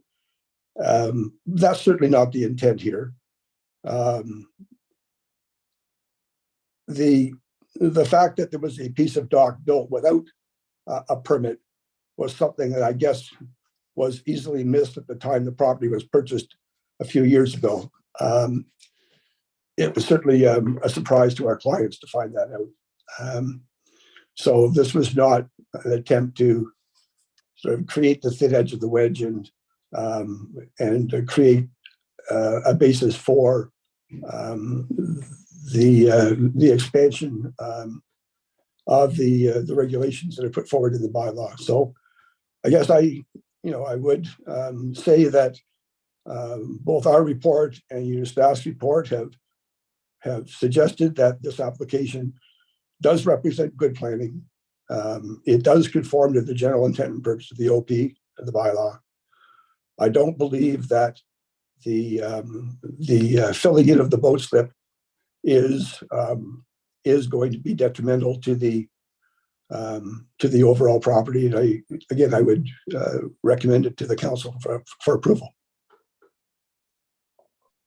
May I ask you one question? There was a suggestion that we put in a condition that you not being allowed to further lengthen the dock. Would your client be amenable to that? I would have to take that under advisement, Mr. Chairman. I don't have any direction in that respect. It would certainly go some distance to satisfying some of the overall concerns of the committee. Councilor Nishikawa. Thank you, Chair Brosman. My question was going to be to you. Were you offering this particular applicant the opportunity to defer this application to come back with something that would be more acceptable to this committee? I think that I got the impression that that was the direction you were going in, but I didn't get the feeling that that was relayed to the applicant. It wasn't relayed to the applicant, but it is certainly an option open to the applicant. I didn't ask the specific question. I wanted to give him a chance, the applicant, to say what he had to say. But one of the options, Mr. Hungerford, is that we postpone this and we can, if you can try to work some of these concerns out with staff and come back. Councillor Roberts and then Mr. Hungerford, if you can reply to that. And thank you. Thank you, Chair. So considering this, if we had come upon this property when the previous owner had owned it, I would, all likelihood, we would have asked them to remove the swim dock. So if that was the case, and this is just speculation, then the applicant would come back and ask for the 80 plus feet of, and we would turn it down. So I think that's where we are right now. I'm for a deferral because in my opinion, from what I've seen, I don't think this represents good planning. And I don't like that term being used because it's an opinion of planners where other planners don't share that opinion. I'm not a planner, but anyways, this does not represent good planning. Mr. Hungerford, I am going to soon to call the vote, but I will not do that if you would like an adjournment or reconsideration. Well, having regarded the discussion to date, Mr. Chairman, I think it would be advisable to ask the committee to table the application to a future meeting and allow me to consult further with our client and with your staff and see if we could come back with something that would be generally more acceptable. Straw sense from the committee, is that something that we would like? Perfect. Thank you very much, Mr. Hungerford. Thank you. Apparently, we need to do a resolution to postpone the resolution. That's been read. It's been read. So how do we do that? Take 2 seconds. Take 2 seconds. Just don't go away, and then we'll have our break. Could we ask for a break and then come back? We could do it. We could do that if everybody would like. It has been a long stretch. Let's do that. It is 10:48. We'll come back at 5 after. Is that fine with everybody then? And thank you, Mr. Hungerford, for your patience on this. Thank you, Mr. Chairman.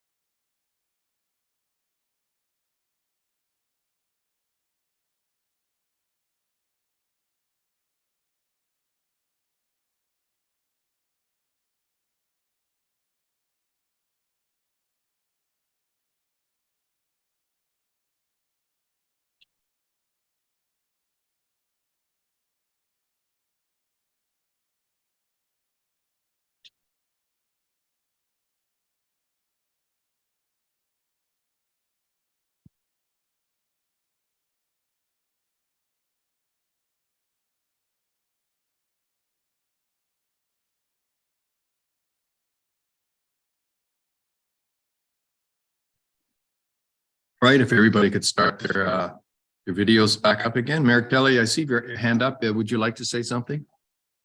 Ahead of. Thank you. Yes, I would. Thank you. Let's just wait till we have everybody's camera.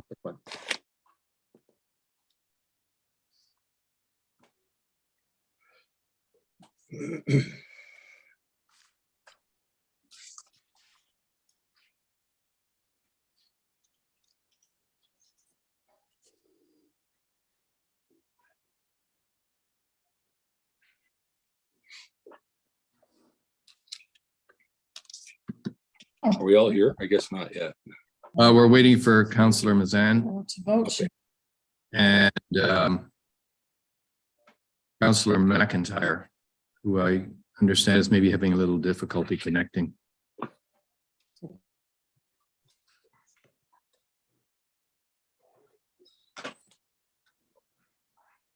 All right, we are going to resume the meeting at 11:05. Mayor Kelly would like to say something, and we'll allow a little bit more debate depending on what comes out of that, and then we will read the resolution to postpone. Mayor Kelly.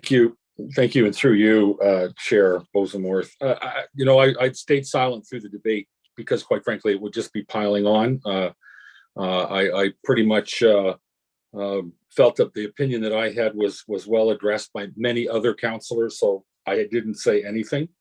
But I actually think I need to say something on the record to address a couple of comments that have been made by this committee or by members of this committee, which I don't think are fair, and I don't think they should be left on the record unaddressed. So I won't mention any names, but I've heard that we, through one councillor, that we're questioning the advice that we're receiving.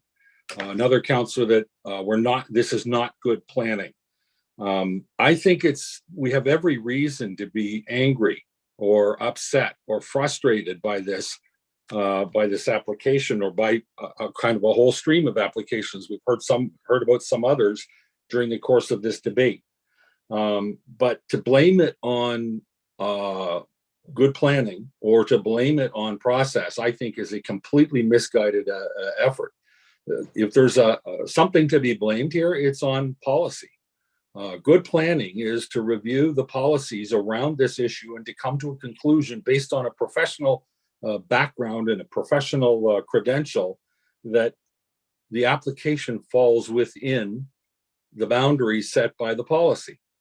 I think we know we have substandard or some issues in our policy.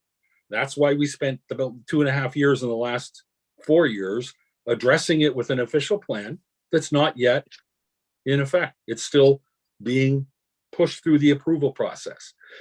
To take it out on planners, whether they're planners retained by an applicant or certainly our own professional staff, or to blame the process, I think is just incorrect. I think the issue is policy with leaky holes in it that we hopefully have appropriately addressed in revising the official plan, and that we will hopefully start to see the benefit of as soon as we get that thing approved through district and put into place. But in the meantime, none of us are planners. At least I don't think we are. I'm not. And for us to impugn or question the integrity or the credentials of people who are giving us advice, and in this particular case, both on the applicant and on our side coming to essentially the same conclusion, that this is good planning. I just can't let that lie on there on the public record without addressing it. And that's why I wanted to say what I have said. Thank you very much. Councillor McIntyre, and then I'm going to read the resolution.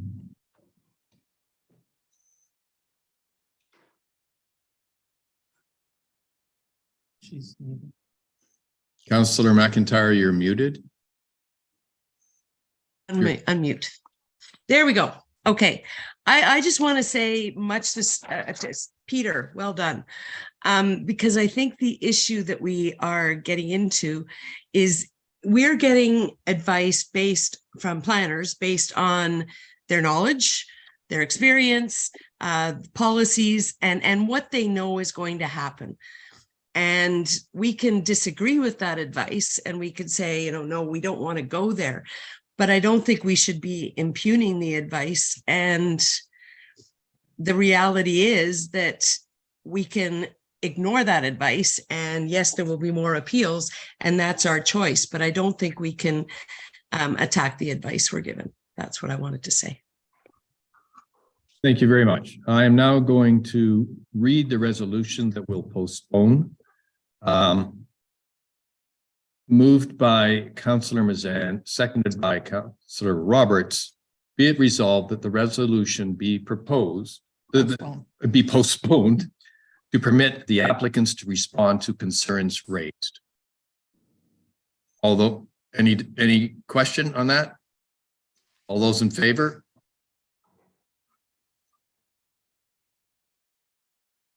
All those opposed?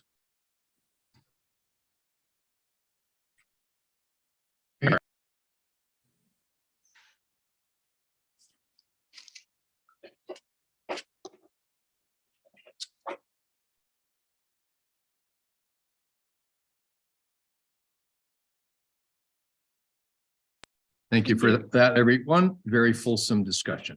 The next case we have is bylaw 2022-176, Beeson and Ford. And our staff on this is Ms. Walker. Welcome, Ms. Walker, again. Thank you, Chair Bosenworth. The next application to be heard is zoning bylaw amendment application ZBA 53/22 bylaw 2022-176 in the name of Beeson and Ford. The subject property is known municipally as 1003 Berners Road. I would direct committee's attention to the submitted site plan and drawings beginning on page 172 of the agenda package. The purpose and effect of the application is summarized as follows. The applicants propose to construct a dwelling unit with an attached garage. The purpose of bylaw 2022-176 is to provide an exemption from section 3.7.1 of bylaw 2014-14 as amended, being a requirement for a lot zoned waterfront residential backlot WR2 to have at least 100 feet of frontage on a street maintained year-round by a public authority to be considered a building lot.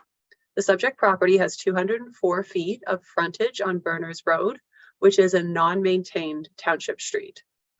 Bylaw 2022-176 will have the effect of qualifying the lot as a building lot and permitting buildings and structures on a lot with no frontage on a year-round maintained street.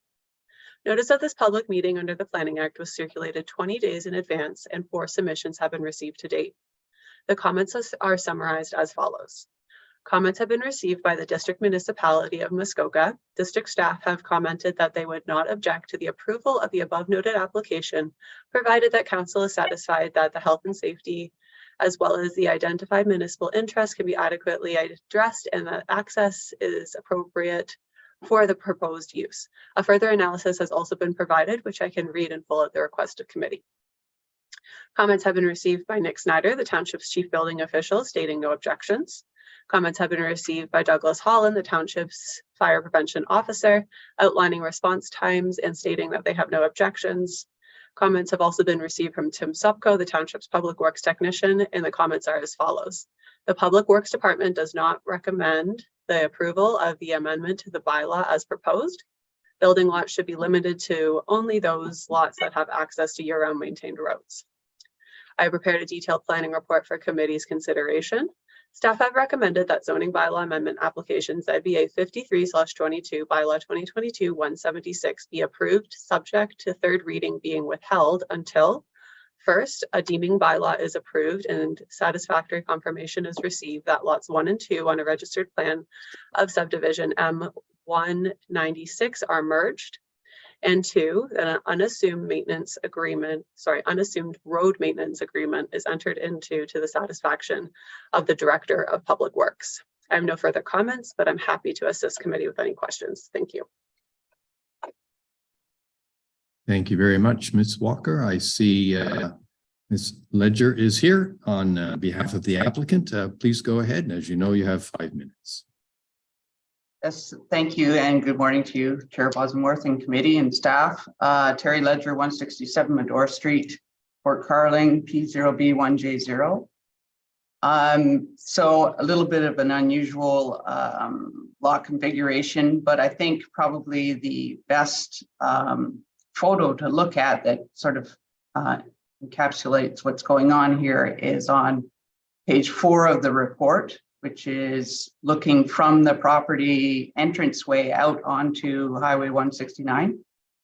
And I know your pages are different than mine, but I'm just referring to the actual report page.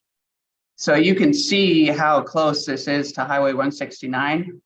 And actually also it's nice to have a winter picture because you can see that Berners Road is actually maintained by the owners down the road.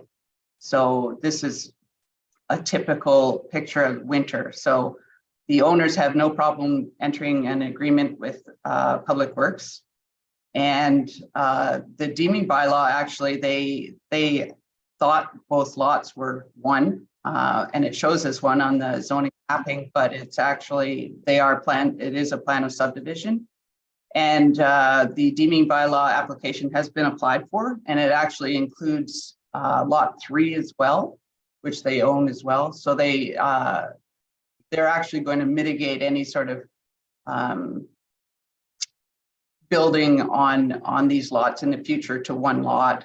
There is a 4th lot, but again, it's down much further. So this keeps the entryway for the 3 lots close to Highway 169. And I'm here for any questions you might have. Thank you. Thank you very much, Ms. Ledger. Is there anybody that we know who is wishing to speak in support? Anybody against this? Questions for committee members to Ms. Ledger? All right, no questions? Read it. Sorry. Councillor Zatz. Thank you, and through you, I guess to not so much to Terry. Hello, Terry. To Director Becking, if he's available. I'm not so sure I see him on the screen. So I have a concern, and I guess I could direct it to Ms. Ledger, and I guess that would be, obviously you've read the report clearly, where the township's Public Works Department does not actually support this application, yet planning staff does. Can you, given your background, you've sat here, what do you think of that? So yes, just my opinion. Usually these, we want access, year-round access to properties so that we can provide services. And I think really the most important here is emergency services. And I think even if this roadway was covered in and the fire department had to access from Highway 169, I think access to this property is shorter than some people's driveways. So I think that access, worst case scenario access, that the road wasn't maintained, et cetera, I think that is still there. The other services they're referring to waste and, school busing and things like that. I mean, that's all walking distance to the highway. It's so close. So that's why I feel that it sort of meets all those things. I think that Public Works, obviously, that's their policy. So he's sticking very strictly to the policy, but this is sort of an exceptional property with regards to that distance. And that's why, I believe it meets the requirements for safety and servicing. Okay, thank you. Last call for any questions. Let me now read the resolution. Moved by Councillor Mazan, seconded by Councillor Kent. Be it resolved, the Planning Committee recommends to Township Council that zoning bylaw amendment ZBA 53/22 bylaw 2022-176 Beeson and Ford be approved, subject to third reading being withheld until 1, a deeming bylaw is approved and satisfactory confirmation is received that lots 1 and 2 on registered plan of subdivision M-196 are merged, and an unassumed road maintenance agreement is entered into to the satisfactory of the Director of Public Works. Any discussion by committee? Councillor Nishikawa.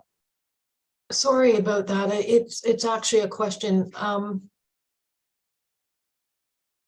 I don't actually fully understand what, I should first say, this is to me not an unusual situation because we've had situations, in fact, along 169 in various locations in our township. So it's not a unique situation to me at all, but I don't quite understand what the Director of Public Works wants out of this. Like I don't have a problem that this is a privately maintained road. And in fact, it's very interesting because we talk about emergency services, but at least the area that I'm in a fair amount in Torrance and in East Bay, roads aren't plowed. So we're not providing services anyhow to so many, like we sort of have mixed issues going on. So often these comments that are made by staff, which I do respect, but they don't quite fit what our township is about, I would say. And in fact, as I said, many roads are not plowed in the winter time. So I don't quite understand what the director wants, I guess. I'm happy the way that the application has been made, and I would be wanting to move that forward, but I didn't quite understand what we're asking for. Thank you. I see Director Pink has come on, and that's a very good point, Councillor Nishikawa, so I will let Director Pink comment. Thank you, through the chair. What the director is looking for, because the property doesn't technically directly abut the maintained road allowance of Highway 169, and it is plowed privately over township lands that's not maintained as a road, is what's hopefully a relatively straightforward agreement that simply indemnifies the municipality if anything were to occur during those plow works. And also the owner would recognize that the road or the property doesn't abut a year-round maintained road should any emergency service or maintenance issues arise. Sort of more or less acknowledgement that reduced level of service would be expected here, and indemnifying the municipality.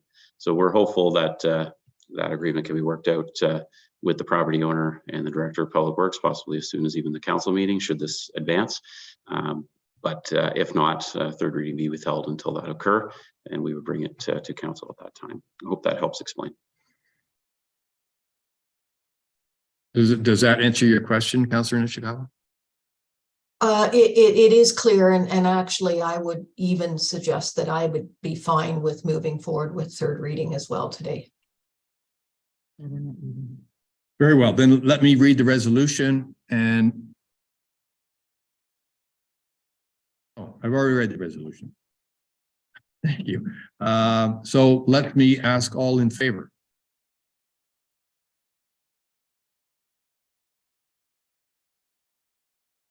Anybody in opposition? Carried. Thank you.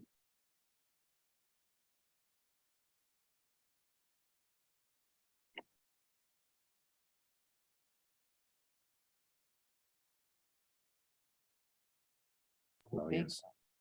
The next item is bylaw 2022-196 Bakewell, and I believe that is Mr. Soya.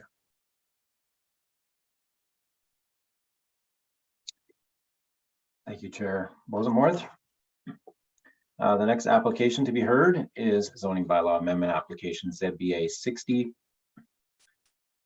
60-22 in the name of Bakewell. The subject lands are located at 1015 Birch Street with frontage on Lake Muskoka. Now direct committee's attention to the sketches starting on page 205 of today's agenda package. An existing boat port has been converted into an as-built boathouse through the installation of sliding walls on 2 sides. The minimum permitted setback for a single-story boathouse with a rooftop sun deck is 45 feet. The proposed boathouse is set back 40 feet from the southeasterly side lot line projection, and an exemption is therefore requested. The subject property fronts onto a bay that is identified as a restricted water body due to a distance of less than 250 feet from the property's shoreline across to the opposing shoreline. The property is zoned as a restricted water body where the maximum permitted length of a boathouse is 35 feet. In this case, this existing shoreline building has a length of 38.5 feet. Although the existing length will not change, it is 3.5 feet greater than permitted, and an exemption is therefore requested. Notice of this public meeting was circulated 21 days in advance of today's meeting in accordance with the Planning Act, and 10 submissions have been received to date. The District of Muskoka, the Township's Development Services Division, the Public Works Department, and the Emergency Services Department have advised they have no objections. And 6 submissions have been received from members of the public. All of these are in opposition, and they have been received from the following individuals. Eric Roel from 1003 Old Bala Road, unit number 2. This is a property on the south shore of the same bay, so on the opposing shore. Another submission from Fred Rossi from 1031 Birch Street, property which is located along the same shoreline as the subject property, but out towards the mouth of the bay. A comment from Gord Marchand from 1027 Old Bala Road, which is a property at the end of the bay, so to the southeast. John and Heather McGillis from 1023 Birch Street, a neighboring property to the northwest. Pam McDivitt from 1025 Birch Street, another neighboring property to the northwest. And Lorraine and Dean McDowell from 1019 Birch Street, the abutting property to the northwest. I'll provide a summary of the concerns raised, and I'd be happy to read any of the submissions or each of them in full if committee would like me to do so. The primary concern, and one that has been raised in each of the submissions, involves the impact of the boathouse on views towards the northwest, which is towards the mouth of the bay, which is also towards the location where the sun sets during summer months. The side walls that have been added, it has been noted that the side walls have been added partly block this view down the bay. And the narrowness of the bay has also been raised as a concern. And it's been noted that traffic from this boathouse, so a boat backing out of this boathouse could pose a safety hazard. And a person backing out of the boathouse has lesser ability to see surrounding traffic compared to backing out of a boat to port. It was also mentioned that extra 3.5 feet of boathouse length in a narrow water body impacts the visual appearance and sight lines in both directions along the shoreline of the bay. It was also noted that a boathouse does not appear to be suitable, or it was stated that a boathouse does not appear to be suitable on a shoreline of a bay that currently does not have similar existing boathouses along that stretch of the shoreline. Staff have prepared a detailed planning report for committee's consideration and have recommended approval of the application. However, while not directly related to the proposed boathouse per se, the site visit revealed that the property contains a shed that is not shown on the site plan. Staff have asked the applicant's agent to provide an updated plan showing this additional shed. And the updated plan has not yet been received. The applicant's agent may be able to provide an update on this, but I believe is here today. If committee is considering approval, staff have suggested that the updated plan be received prior to council's consideration, which would allow for any potential compliance issues with this shed to be addressed. I have no further comments at this time and would be happy to take any questions from committee. Thank you. Thank you very much, Mr. Sawyer. I see the applicant's agent has joined. Mr. Zerbeck, good morning. Good morning. Good morning, Mr. Chairman, I will remind you, you have 5 minutes. Thank you, sir. Stefan Sherback, Plandscaping, 104 Kimberley Avenue in Bracebridge. I'm here today to speak on behalf of the Bakewells, and I understand they're also observing today's meeting. As Mr. Sawyer correctly noted, the application has, and this is noted in the staff report, a long history. The history of the minor variance application that occurred in 2011, essentially, just to summarize this original request, there was a slight error as a result of the contractor placing the dock on the subject property, and it was shifted slightly to the south. The reason being is that there's several large rocks directly in the water adjacent to the shoreline, which sort of impacted the construction of the dock at that time. When the applicants applied for the boat port, it was determined that a variance was needed. And in the decision with the Committee of Adjustment, they fully supported the application with the exception of shaving a 1 foot overhang from the originally proposed 2 foot overhang on the structure. And what seemed like a very simple reduction had some unintended consequences. The applicant regularly lifts their boat into the structure when they're not there over the summer and boating season. And in the winter months, they also store the boat in this structure. It's been part of the shoreline for over 10 years now, approximately 10 years. And over those years, the boat and other contents of the boat port have been impacted and damaged due to weather and wind. Perhaps the original slightly larger overhang may have avoided this problem altogether, but in order to address this issue, the applicants have hung what I'm going to call sliding doors as opposed to walls. And this structure, these doors can be removed at any given time, and I understand that a building permit is not necessary to hang these doors.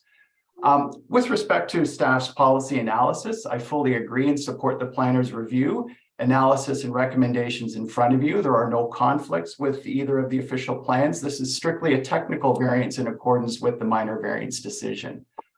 To highlight a few things, the OP and zoning bylaw doesn't distinguish between a boathouse and a boat port with respect to setbacks, coverages, etc. They're collectively known as shoreline structures, and the zoning bylaw specifically just speaks to boathouses. Again, I acknowledge the minor variance decision correctly described the structure, and this triggers a review of the definition under the zoning bylaw.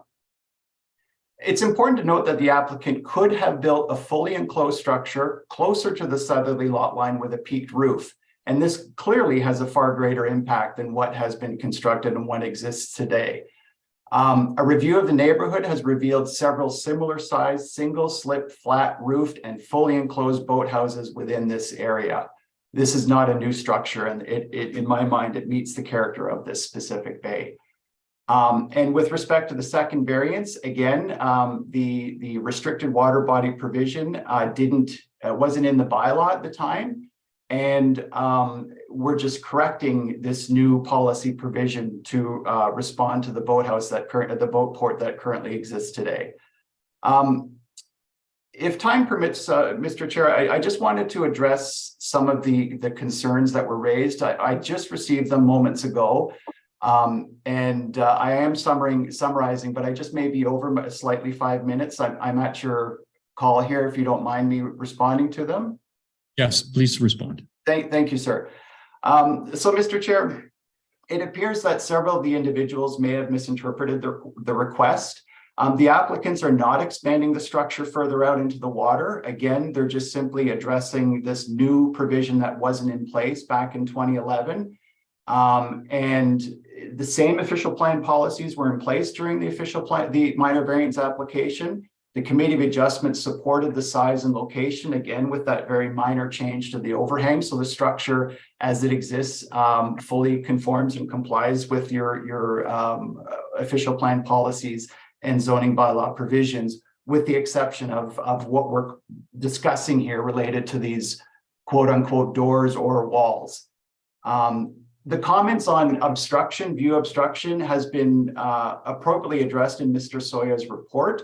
I draw your attention to the first bullet point on page 11 of 19, a very lengthy bullet point. I fully share his opinion and agree with the contents from your staff. Any concerns with navigation, I think is questionable. Again, the structure has existed for over 10 years. This is not a new structure. I don't think there's ever been an issue with navigation in this specific situation. So in closing, Mr. Chair, I wanted to thank you for your time this morning. I'm available to answer any questions. And if there's an opportunity to respond to any other questions or concerns from the neighbors, I would respectfully request an opportunity to respond if I may. Thank you. Thank you very much, Mr. Zerback. Do we have anybody wishing to speak in support of this application? And anybody wish to come online and speak against in opposition? Thank you very much. Ms. Ledger, I recognize you. You have 2 minutes. Thank you.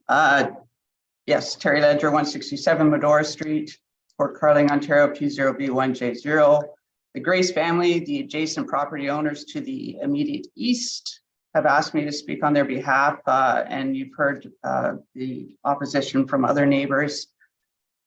This is a long story, and I've sort of seen it right from the beginning up until now.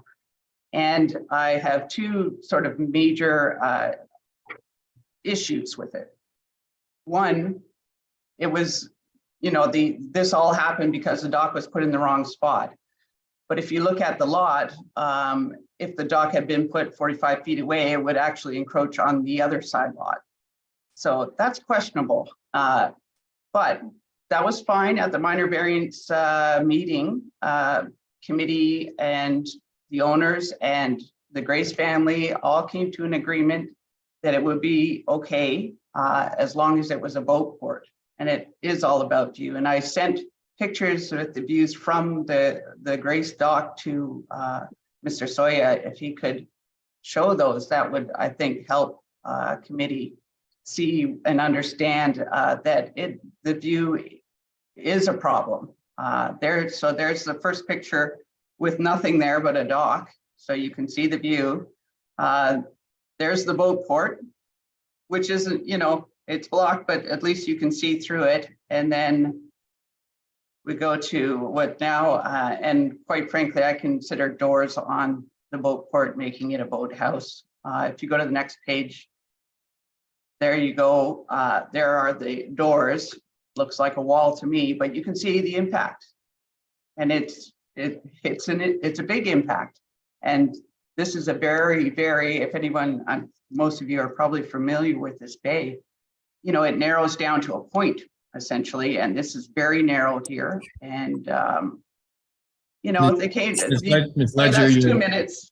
Yeah, you're over your 2 minutes, and you made my point. Thank you. If your points are made, that's fine.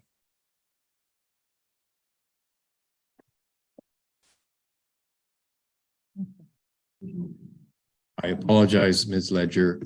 You actually, if you want to have a couple, this is a meeting where you're allowed 5 minutes. I missed that. If you want to make any more points, please do so. But I think you were near the end anyway.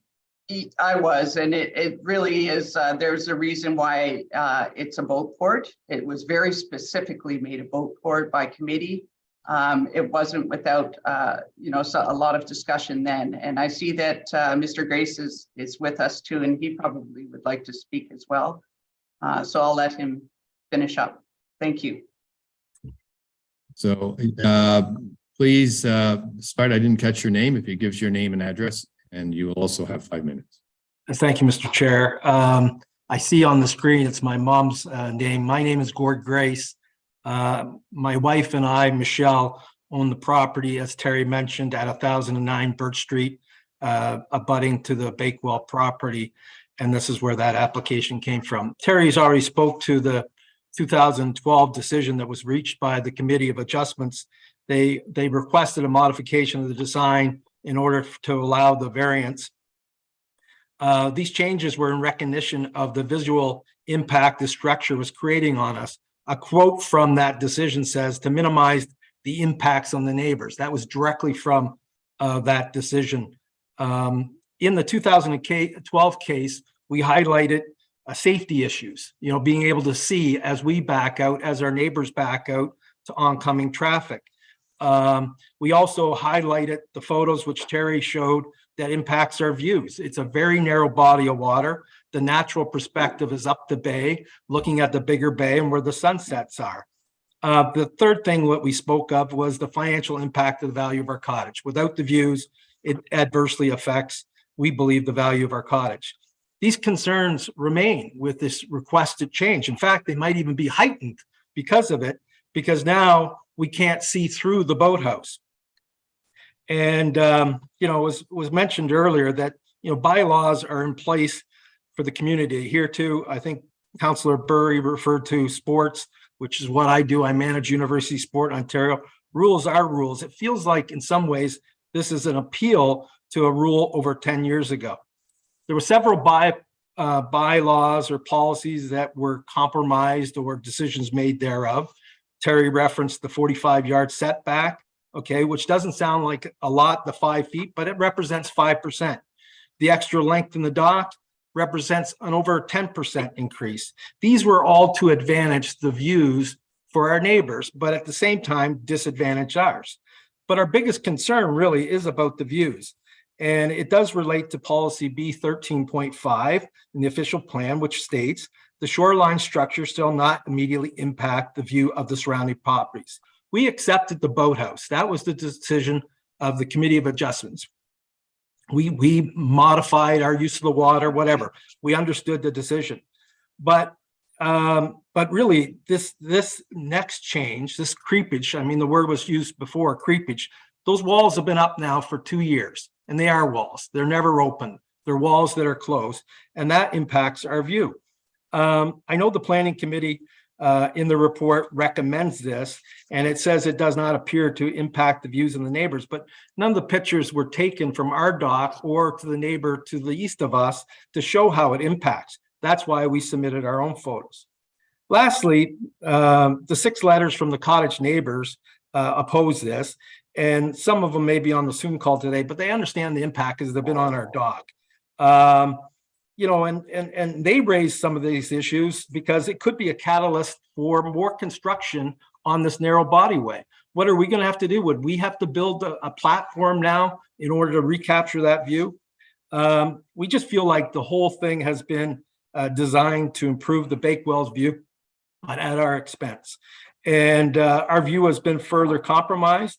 It's not fair, and we think that you should look at the 2000 decision and the intentions behind it and uphold the ruling from there and in opposition to the application today. So thank you very much for that opportunity. Thank you very much. Is there anybody else wishing to speak against, in opposition? Yes, hello. Yes, there is. Can you turn on your camera and state your name and address, including postal code? Thank you very much. Sure. It's Scott Bakewell. My address is we own 1015 Birch Street in Bala. Home address 4 Cottonwood Crescent N1T 2A7.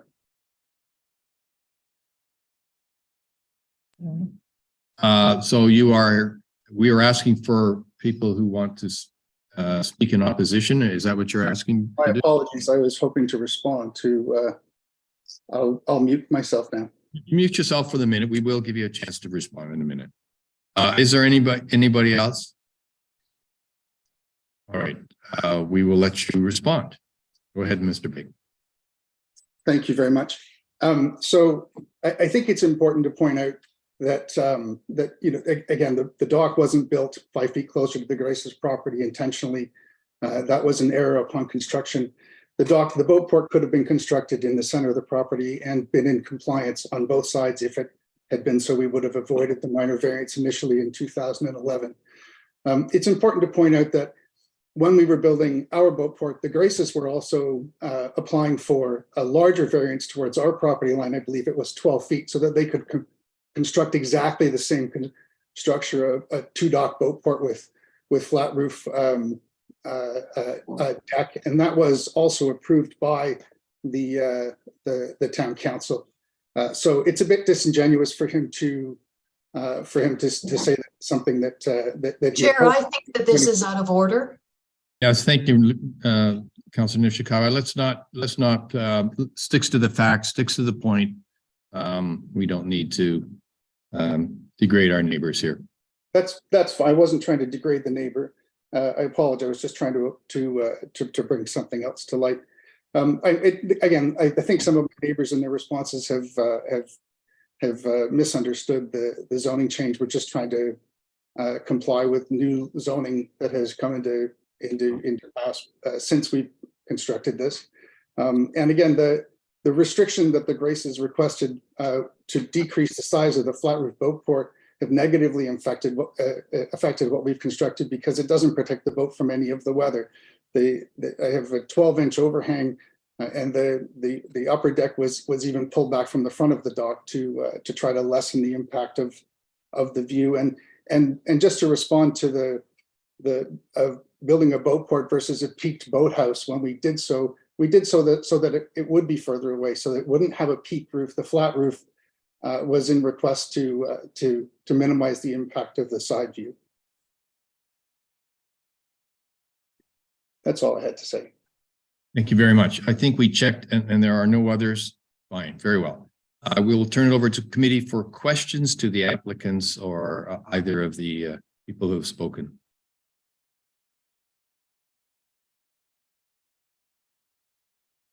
Councilor Nishikawa.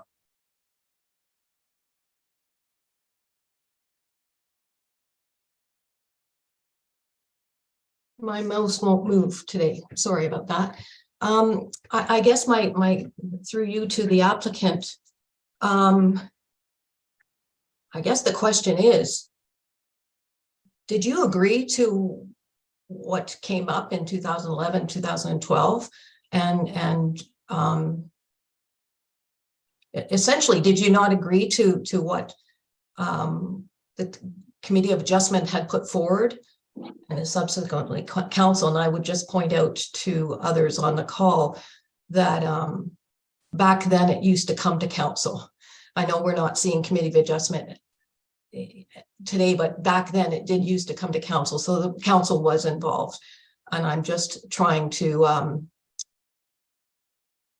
well, I sure remember this application, and mostly I want to ask the applicant, did he not agree with what was presented that many years ago, and then subsequently something was built and now we're changing it? I'm just trying to understand why the applicant has had a change of heart over these years.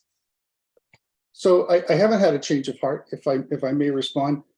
We did agree at the time, because the way it was presented in that meeting was that in order to obtain the variance of 5 feet, that or just under 5 feet that we were requesting, that there would need to be some type of mitigation, and the mitigation was to reduce the overhang.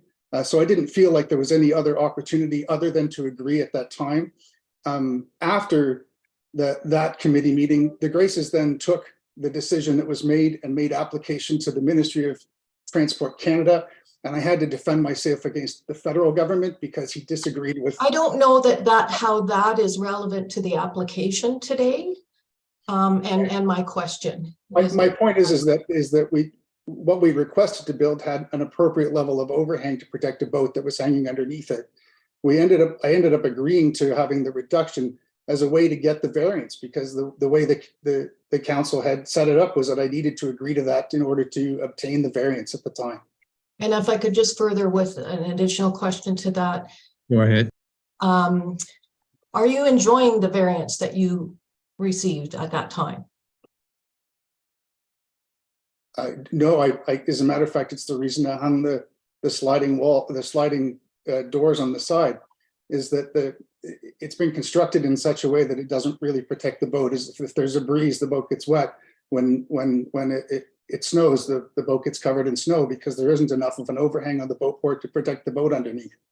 As you can see from the pictures, there's 6 inches on the inside of those sliding doors between the doors and the boat. So, you know, the doors have to be opened in order to access the boat, put the boat in the water, or use the boat regularly. So the doors slide back and forth anytime that I need to access the boat. And I close the doors when I'm finished with the boat so that there's the boat is protected to some extent from the elements. Councillor Edwards. Yes, thank you very much. To Mr. Sawyer, did you check back through the records? Was that committee of adjustment at that time, or was it not council? Because I'm very, very aware of this application, because I was sitting on the committee of adjustment at that time, and I thought it came to us. And the question at that time, there was an awful lot of opposition. The applicant did bring it forward and agreed to a boat port, and a 1 foot or 2 foot overhang. In my opinion, maybe Mr. Sawyer would know, if it's a driving wind, it's going to go in there anyway. Whether it's 1 foot or 2 foot or 3 foot overhang, and but could you Councillor Edwards? Yeah, I think you had a question there. Can I finish with my question and that? So what is the difference, Mr. Sawyer, between a 1 foot and a 2 foot overhang as far as a driving wind? Thank you through you, Mr. Chair. First, I'll address the first question was related to the approval of the minor variance, and I can confirm that that was approved by the Committee of Adjustment. And then with regards to the overhang, well, I'm not really sure exactly how much overhang would be required. I do know that the building department sees a 2 foot overhang as being a typical sized overhang on a building. We've talked to them about that before, and that seems sort of as a standard overhang. So like I believe this would be seen as a reduced typical sized overhang, but again, it's subjective, and I don't think there's a specific size that can be seen as purely typical. Thank you. Okay, follow up. Mr. Sawyer, if you take the area of that, how much extra area would the 1 foot overhang on either side be? How long was that? In other words, the boat length, the boat port length.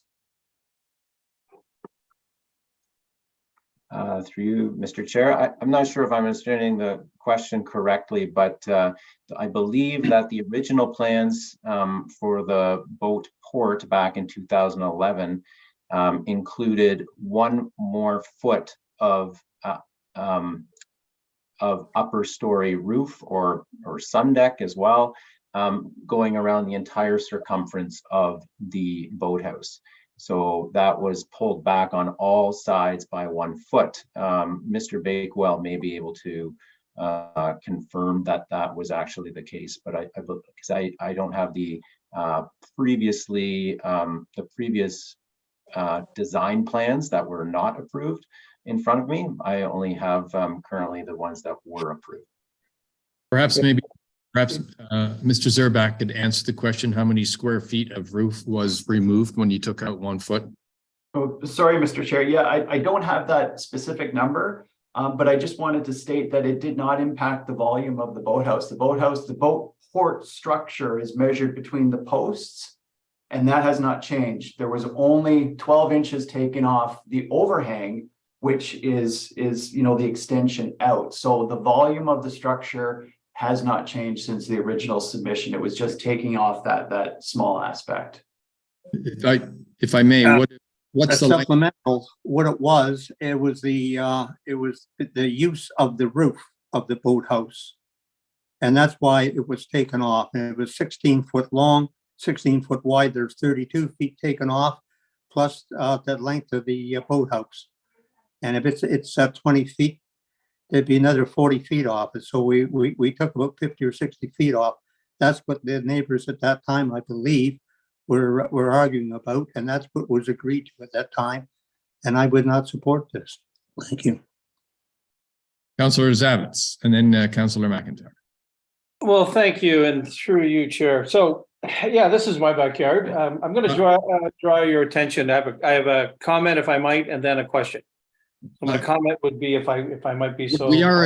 Councillor Zavitz, we are in information gathering zone. Well, yeah, but it's relevant. I do believe it's relevant to my question. So Very well. with your indulgence, thank you. Figure 14, if I could direct you to that, shows one of our staff standing, I guess, at the end of the boathouse, looking down to the very end of Lake Muskoka. And you'll actually see a culvert there at the far end. That's a culvert that this township is going to be replacing for hundreds of thousands of dollars. But it shows you how very narrow this place is. It's incredibly narrow. We boated on a sea with my grandkids. I mean, so it is very, very small. So I just think that that's important. And yes, there are others. To Stefan's comments earlier, there's a few others in here, but it opens up very quickly to a wider space. There's a lot of compression where we are, and I guess so. To my question would really be when I don't support this, can I ask that the size of the boat port be removed?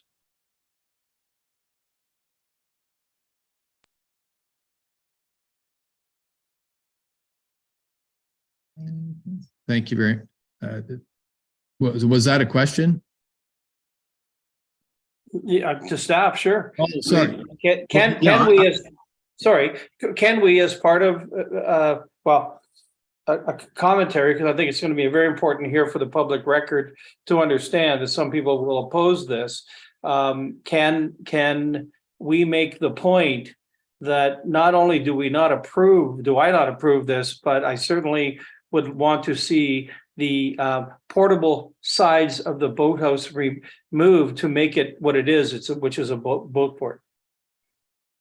Can we insist on that?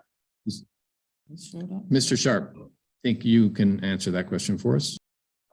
Thank you, Chair Bosworth. It's definitely a rather unique application, and certainly, what the applicant has applied for is a boat house, not a boat port. So the difference is one's a walled structure and one's not. So if this gets defeated, they'll be permitted to continue the use of the boat port.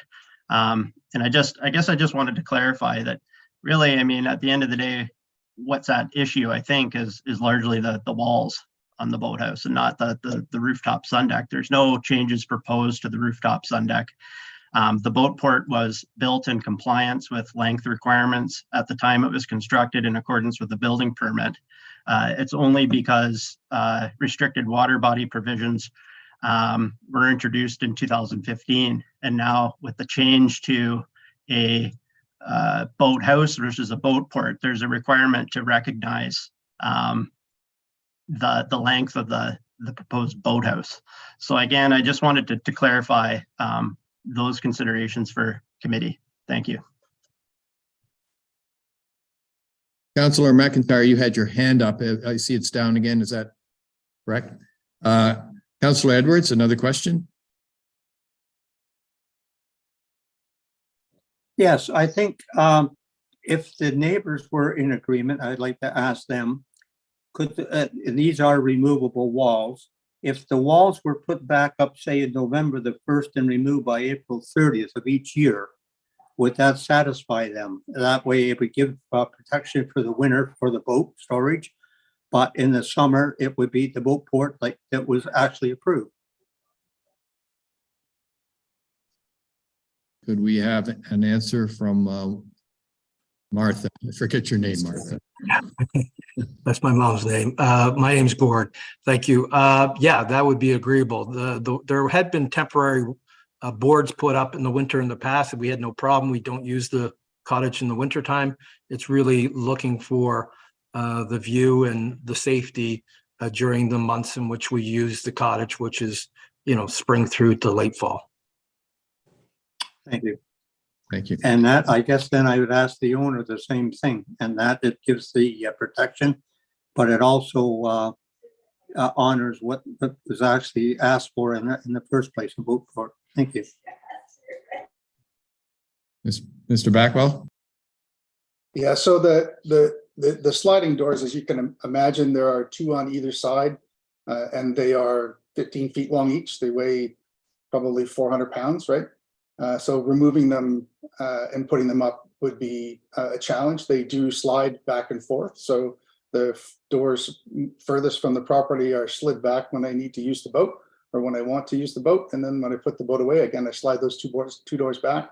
To access anything at the front of the boat port, I use the opposite doors to access the overhead storage and clean, polish, wash the boat. But taking the doors off would be a virtual impossibility. It's down a 200-foot hill, and I have no way of taking them off the boat port and putting them back on the boat port. Thank you very much. Councillor Zavitz, another question. Thank you. Yes, I guess to Rob Kennedy, our bylaw enforcement. I mean, to my mind, you're right. We're splitting hairs here. I mean, it's a boat port. I've had them. They're open at the sides. They're open at the ends. You know, they afford some protection, but not that much. But there are reasons why you have boat ports. We're faced here with the notion that a boat port can become boathouse by simply affixing 400-pound times 4 sliding doors, and all of a sudden you've got, and obviously there's something on the end. So this is a completely concealed boathouse.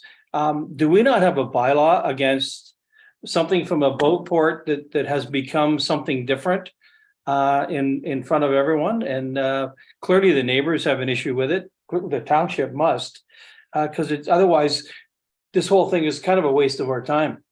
We're not going to get anywhere with this. Thank you, Mr. Zavitz. Are there any other questions from council? Mr. Bakewell, I think you've already had, I think, a sufficient time. I would like to, unless there's more questions from council, I'm going to read the resolution, and then we can have our debate. Moved by Councillor McIntyre, seconded by Councillor Burry. Be it resolved that Planning Committee recommends to Township Council the zoning bylaw amendment ZBA 60/22, bylaw 2022-196 Bakewell be approved. All right, please, now debate. Councillor Nishikawa. Thank you. And again, I would ask committee to respect what past councils, the work that past councils have done. And I remember this quite specifically. And in fact, it may even have been the reason why we came up with, it's not the only reason, but the narrow water bodies discussion, which became a really much larger discussion. And in fact, I would say we honor that today. And we should honor what past councils has done. I unfortunately am not feeling, I'm not feeling the neighborly experience with this particular application, and that it's really, you know, the applicant has not considered, because in fact I may have considered plexiglass or something see-through as an alternative if it really was a concern about things blowing onto the boat. But I do have a concern when committee has gone through the efforts and neighbors, lots of time went into this, and I don't believe that things have changed other than now these new walls, and I will call them walls. I don't care how you have them affixed, but if the applicant already said to us that they're really difficult to remove, then they're a wall. And I believe that has gone completely against what the agreements were with the neighbors at the time and with the bylaw. So I would not be approving this. Thank you, Councillor Nishikawa. Councillor McIntyre. I'm going to agree completely with Councillor Nishikawa. And I think the word that comes to mind is the one that was used, which is the creepage issue. I do believe that There was a decision that was made, and the decision that was made in 2011 or 2012 was a compromise situation that they came to because of the opposition of the neighbors, that included that it would be shorter, narrower, and there would be no walls. And we're back at a position now where it's 10 or more years later, and let's go at this again, and let's make a whole new thing, and let's make a boathouse. We saw the picture. You can see, or we can see really easily, the effect that those walls have. And I agree completely with Councillor Nishikawa, again, with there seems to be a lack of neighborly cooperation going on here, and that concerns me as well. Thank you. Thank you very much. Are there any other committee members who would like to add more thoughts to this? If not, then I am going to, I've already read the resolution. I'm going to call the vote. All those in favor? All those opposed? Thank you very much. Thank you. Council, it's committee rather, it's 5 after 12. I would suggest that we reconvene at 12:45 in line with staff's lunchtime of 45 minutes. That gives us a little bit, actually a little bit less. We could make it 12:50. That'll give us a 45 minutes if that's all right. I know that's not standard, so. May I request that we return at 1 o'clock? Let me ask committee a straw poll. Who prefers a 1 hour lunch versus 45 minutes, which is what staff has? And if some support, but not a lot. We will go to 1 o'clock today. We'll round it up to 1 o'clock as requested by Councillor Nishikawa, and we will see you all then. Thank you very much.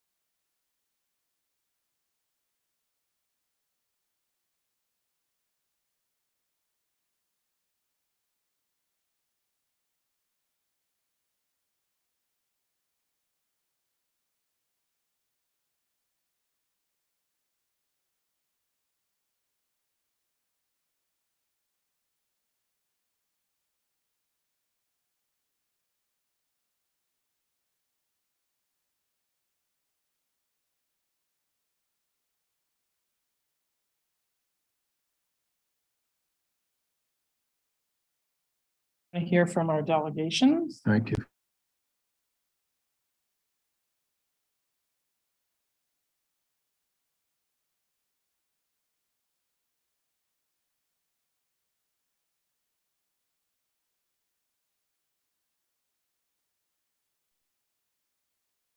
Good afternoon, everyone. Back at 1 o'clock.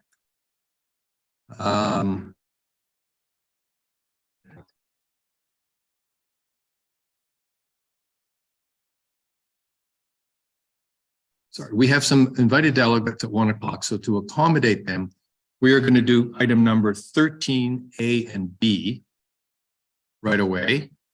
I hope the delegates show up. And then we will come back to items A. We'll finish off A and continue on from 8A rather. If that's all right with everybody. But of course, if So, Jerry Ledger. Oh, you guys are doing that, right? Yep, she's in there. she's in there, and the other one is someone from Planscape.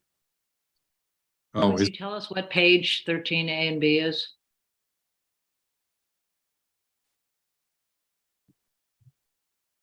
$331 and $341. $331 and $341. Oh, thank you. Right. And do we have Ms. Crowder is here? You there? Yep. Okay, good. All right, so 13A is bylaw 2022-099 Young, and Emily Crowder is going to take us through that. Thank you. Thank you, Chair Bosenworth. The next application to be heard is zoning bylaw amendment application ZBA 2722ML, bylaw 2022-099 in the name of Young. The subject property does not have a municipally assigned address.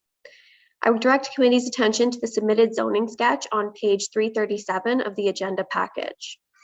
The purpose of zoning bylaw 2022-099 is to permit a dock to exceed the maximum permitted cumulative dock width requirement, to permit dock and boathouse additions to be within the required setback from a lot line abutting a public street, and to permit a boathouse addition to exceed the maximum single-story boathouse length requirement. This application was first heard by the previous planning committee in August of 2022 and was deferred in order for the applicant to obtain a fish habitat assessment prepared by a qualified environmental professional, demonstrating that the as-built and proposed boathouse and dock additions do not negatively impact the identified type 1 fish habitat. Since this time, a fish habitat assessment has been submitted to the satisfaction of the township. Since the August Planning Committee meeting, comments have been received from the Township's Public Works Department stating that they have no concerns with the application. No other new submissions have been received to date. Staff have prepared a detailed planning report for committee's consideration. Staff would note that Mr. Young has entered into a license agreement with the township, wherein the township has allowed an encroachment of a dock and boathouse for a period of 20 years ending December 31st, 2033. Staff within the township's Legislative Services Department have reviewed the submitted site plan and have advised that there is no requirement to update the existing license agreement, as the as-built development shown on the site plan does not extend beyond the licensed lands.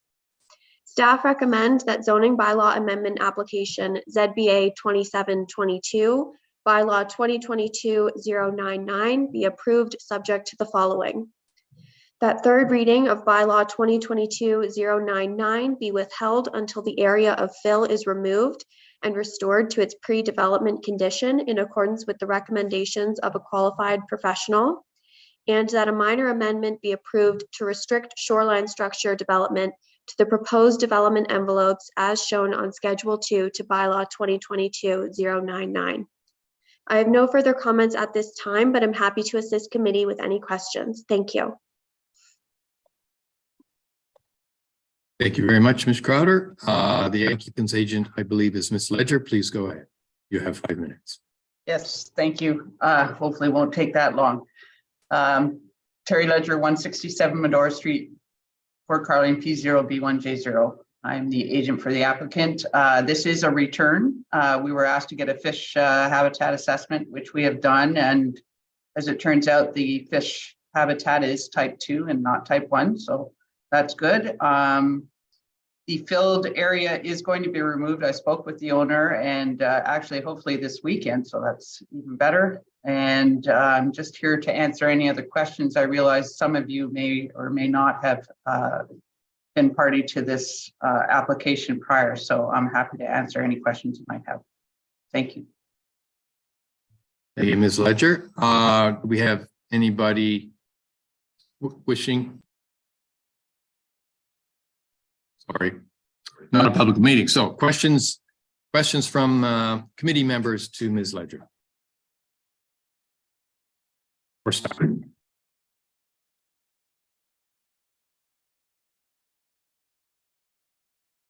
Seeing none, let me read the motion. Moved by Councillor Roberts, seconded by Councillor Kent. Be resolved that Planning Committee recommends to Township Council the zoning bylaw amendment ZBA 27/22 bylaw 2022-099 Young be approved subject to the following conditions.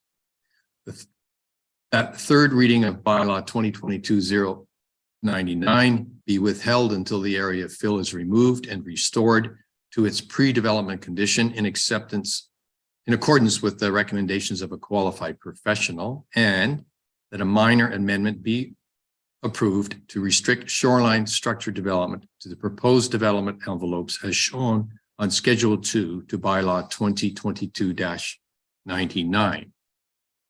Do we have any discussion?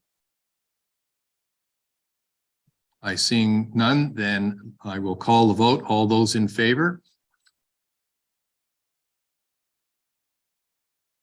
Any opposed? Carry. Thank you. That's the end of me for today. So thank you for your time.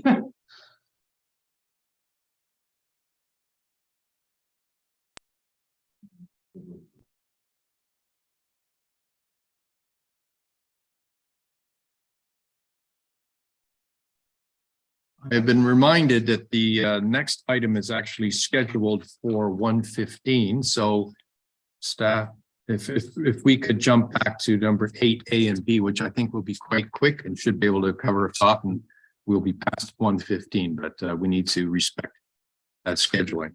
Do we have a page number on that? 225 to 230, though, for those who needs to find it. Item 8A, report from planner with regard to zoning bylaw 24/22, Hickey, and that is Mr. Soya. Thank you, Chair Bosenworth. This item is largely a matter of process.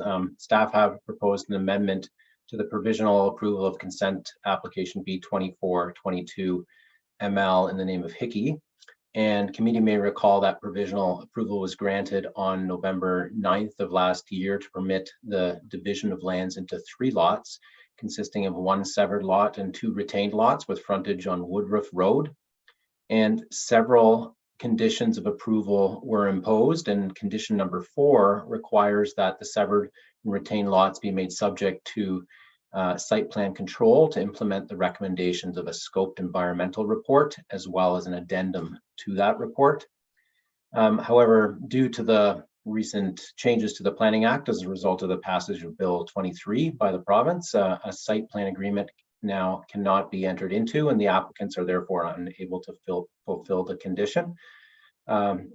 In order to ensure that the recommendations of the environmental report and the addendum will still be implemented, staff are recommending that the provisional approval be amended, and the proposed amendment would replace the condition requiring the owners to enter into a site plan control agreement with a similar condition that requires the owners to instead enter into a consent agreement under section 5126 of the Planning Act. And the consent agreement will be registered on title and achieve the same effect as the originally imposed condition requiring site plan approval. So I have no further comments, but would be happy to assist with any questions. Thanks. Thank you, Mr. Soya. Any questions from committee? Councillor Kent. This is a question, and it's really for my own education, or maybe when they took away the right for a agreement per Bill 23, and they were now being forced to use a consent agreement. What was their intent in taking it away? We're just replacing it with something else. What was the municipality or the Ontario government's objective in taking away site plan agreement? And I'm just wondering whether we're accomplishing the same thing. It's just an education for me because we seem to be replacing it with something, and I'm wondering what Ontario government's view of that would be. I'm not saying we shouldn't. I'm happy we have it. Director Pink, I will let you answer that. Thank you. Through you. I'm not sure if I want to go on a bit of a diatribe as to what was in the province's thinking with the bill, but essentially with site plan, I think the intention of the objective publicly was to speed along housing. So or the development of new housing units. So the site plan process is an added step. No, hear me? Can't you hear me? Yeah, we can hear you. Everybody hear David? But it's like he's underwater, or is it just me? Yeah. It's just a big echo.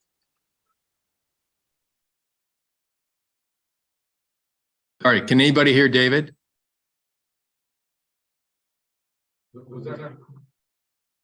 I think you have to shut your sound off. Yeah, we can hear David. It's just that there's the echo of the room. Am I muted now? I think I'm muted.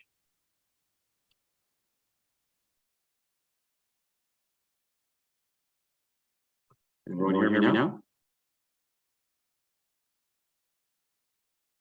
Okay, we'll try it. I guess we can wave it, but I'm not hearing. It is. Just quickly, It's heavier echoing than it was previously.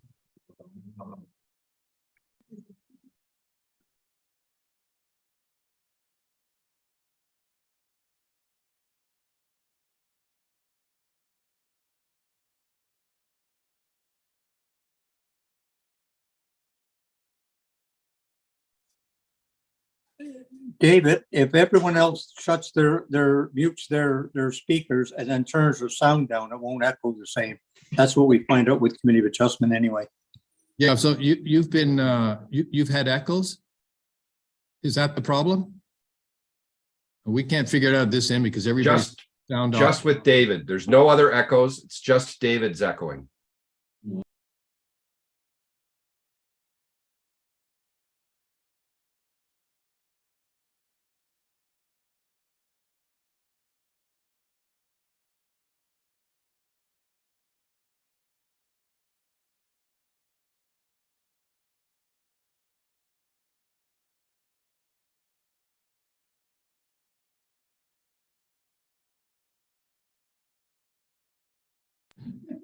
Mr. Sharp, would you be able to answer this question? David's having, he's had this problem with this machine before, and he's going to reboot and try it if you're on the call somewhere. All right, well, let's just hold. There's Mr. Sharp. Go ahead, Mr. Sharp. Yeah, thank you, Chair Bosworth. And again, a great question. Bill 23 has certainly changed how we've done things here, but maybe just to take a step back and explain the site plan control process. The township has a site plan control bylaw that applies to certain lands in the township. And if under that bylaw, the development that one is proposing is not exempt from that process, then there would be a requirement to submit a site plan approval application prior to applying for a building permit. So in the case of these applications, at the time that they were considered by staff, staff's recommendation was to subject the lots to site plan control. And through that process, we would need to review the development. A site plan would be submitted showing, where the dwelling was going to go, entrances, considerations to that effect. And we would also be able to implement the recommendations of the study that was completed in support of the application. Now that we no longer have that authority under the Planning Act, we are now suggesting that we utilize a different tool under the Planning Act in order to simply implement the recommendations of the study. We don't have the same authority as we did under Section 41 in the site plan control section of the Planning Act to control certain things like, where exactly the development is going to be situated and those types of things. So again, it's a bit technical, but at the end of the day, for the purposes of this application, I think we're comfortable utilizing a consent agreement in order to make sure that we have a tool in place to implement the recommendations of the study and enforce it as well. If I may, I don't, thank you, Mr. Sharp. I'm not quite sure that answered the question. And so let me take a stab at it because I think I roughly know what David was going to say, and then I get a nod whether I got it right. I think the Ontario government felt that site plan control was an extra step that was slowing down the development and approval of houses. So they said, well, we'll just get rid of that step and things will happen faster. Is that it essentially, David? Right. So, but they left the other tools in place so we can still use them. Does that answer your questions? Okay. Are there any other questions? Let me read the resolution then. Moved by Councillor Kent, seconded by Councillor Nishikawa. Be it resolved, the Planning Committee recommends to Township Council that the provisional approval of consent application B/24/22 ML Hickey be amended by deleting and replacing condition number 4 with the following: that a consent agreement be entered into with the township pursuant to section 51(26) of the Planning Act and registered on title wherein the owner agrees to implement the recommendations of the scoped environmental report dated August 22 and that the addendum to the SCR dated September 28th, 2022, both prepared by Beacon Environmental Limited. All those in favor? All those against? Carried. Thank you.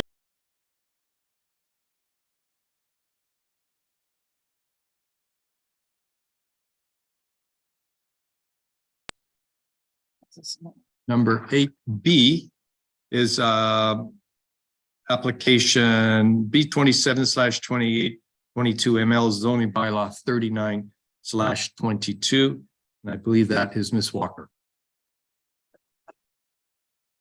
Thank you very much, Chair Bosenworth. The next item to be heard is a proposed amendment to provisional approval of consent application B/26/28/22 ML in the name of Henke. Very similar to the previous application you heard, committee, you might recall that provisional approval was granted on November 2022, and the purpose and effect of which was to create 2 new lots. Several conditions of approval were imposed in this case. However, condition number 5 requires that the retained lot and severed lot 1 be made subject to site plan control to implement the recommendations of the scoped environmental impact study and the wildland fire risk assessment. Due to changes imposed by Bill 23, a site plan agreement cannot be entered into and the applicants are unable to fulfill the condition. Staff are therefore recommending that the provisional approval be amended. The proposed amendment would replace the condition requiring the owners to enter into a site plan control agreement with a similar condition that requires the owners to instead enter into a consent agreement under section 51(26) of the Planning Act. This change would ensure that the recommendations of the scoped environmental impact study and wildland fire risk assessment will still be implemented. I have no further comments, but I'm happy to assist with any questions. Thank you. Committee, do we have any questions on this case? By seeing none, then I will read the resolution. Moved by Councillor Burry, seconded by Mayor Kelly. Be it resolved, the Planning Committee recommends to Township Council that the provisional approval of a consent application B27/2822 Henke be amended by deleting and replacing condition number 5 of each consent with the following: that a consent agreement be entered into with the township pursuant to section 51(26) of the Planning Act and registered on title wherein the owner agrees to implement the recommendations of the scoped environmental impact study and wildfire risk assessment dated August the 22nd, prepared by Beacon Environmental Limited. Any discussion? All those in favor? All those opposed? Carried.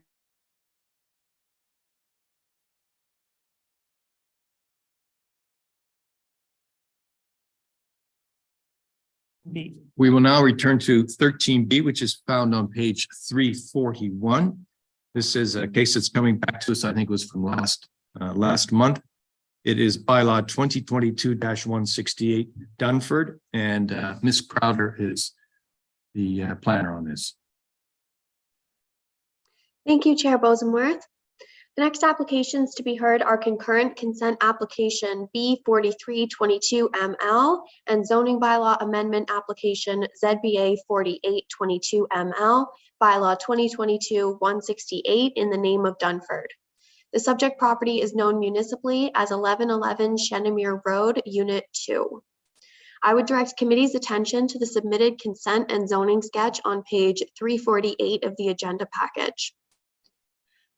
The purpose of these concurrent applications is to create one new lot, grant a right-of-way over the severed lot to the retained lot, permit a reduced side yard setback for a dock and two-story boathouse, permit an upper story of a two-story boathouse to be over width, require an increased side yard setback for shoreline structures, and to prohibit shoreline structures in specific locations. These concurrent applications were originally heard at the January 20th, 2023 Planning Committee meeting, where Planning Committee decided to defer the applications to provide the applicant time to consult with area neighbors with the aim of addressing their concerns. Although staff understands that the applicant's agent has been unable to meet with the representative of several neighboring property owners, they have requested that the applications return to Planning Committee to render a decision. The neighbor's representative, Marie Poirier, has, however, now submitted correspondence outlining their concerns, which are predominantly related to overdevelopment of the area, in particular the proposed retained lot and an adjacent separate property under the same ownership, as well as the proposed reduced side yard setback of the boathouse on the retained lot. These concerns are addressed in detail in staff's report. A letter supporting Ms. Poirier's planning opinion has been submitted by Peter Gross, which further states concerns for the potential for a two-story boathouse to be built on the retained lot, which I believe meant to refer to the severed lot. Within the public comments forwarded to staff, an aerial photograph of the retained lot depicting a pool between the lake and the existing dwelling was included. The submitted consent zoning sketch does not indicate this structure, and staff did not observe it during their site visit under winter conditions.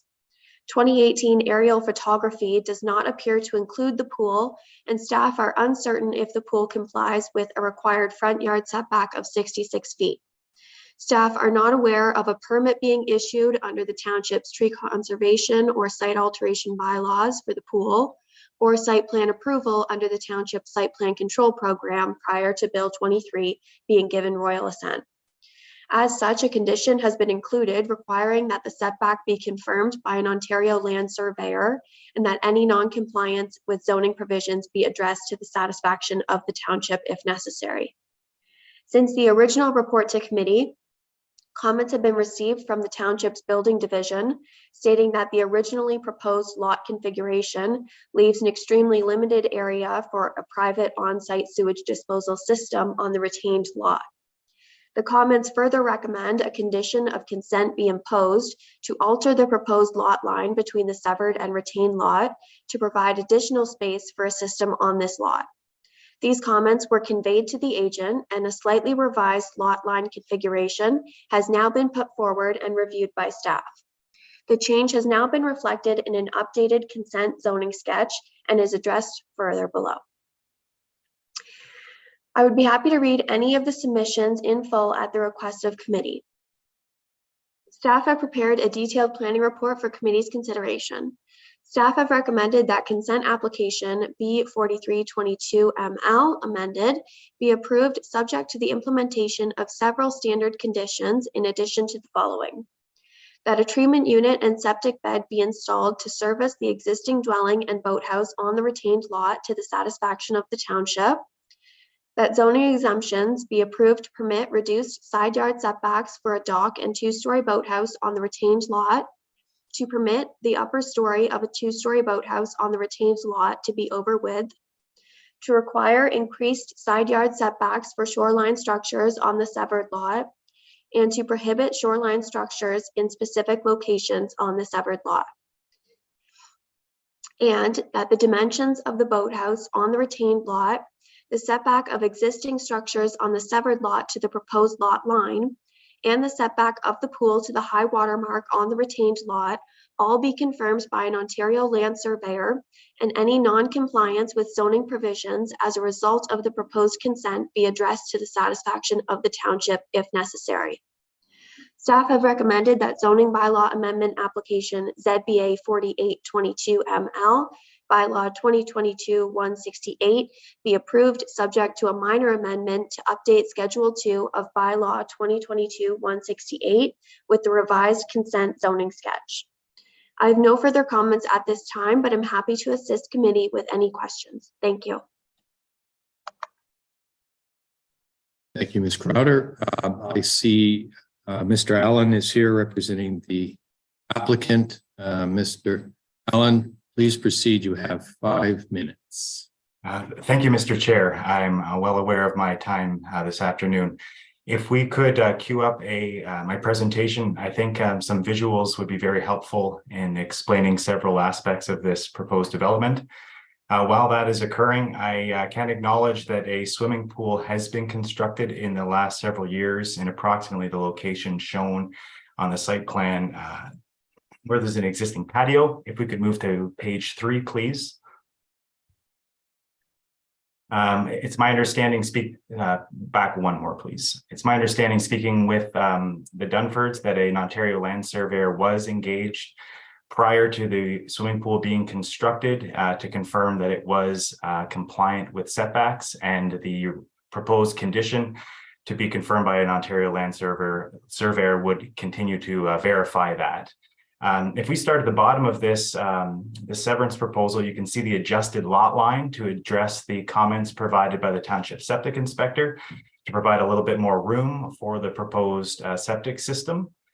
You can also see, working our way up to the right side of this, this image, location for a future dwelling is noted in a dashed outline, and the location for future dock and boathouse, which is well separated from the existing dock and boathouse that will be located on the retained lot. There is a typo on this drawing. The existing dwelling was constructed 100 years ago, not 20 years ago. And no enlargements or changes have occurred to that dwelling since, except for some refreshments. There's an existing two-story boathouse that was constructed 20 years ago.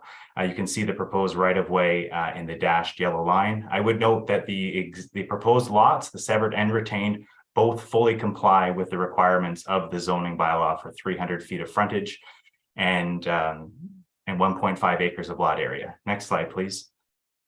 This is an enlargement of the shoreline adjacent to the existing boathouse that will be located on the retained lot. In order to achieve 300 feet of straight line frontage, the proposed new lot line is very close to the existing boathouse. In a perfect world, the boathouse would have been built slightly farther to the north. However, the boathouse is in the current location where it is today. So to accommodate the requirements for separation of shoreline structures along the shoreline and meet the general purpose and intent of the official plan, increased setbacks have been proposed on the new severed lot to compensate for the reduced setbacks on the retained lot. And effectively, the increased setbacks will exceed the minimum requirements of the zoning bylaw. For a two-story boathouse, where 90 feet is required, we're proposing 99 feet. And if you take the straight line separation from the existing boathouse, we're achieving more than 110 feet of separation for a boathouse and 76 feet of separation for a dock. Next slide, please. We did not have the opportunity to discuss the concerns with the neighbors following the January 20 meeting. I sent multiple requests following the public meeting on January 23rd, January 26th, January 31st to offer opportunities to discuss, but no meeting date or opportunity to discuss was offered.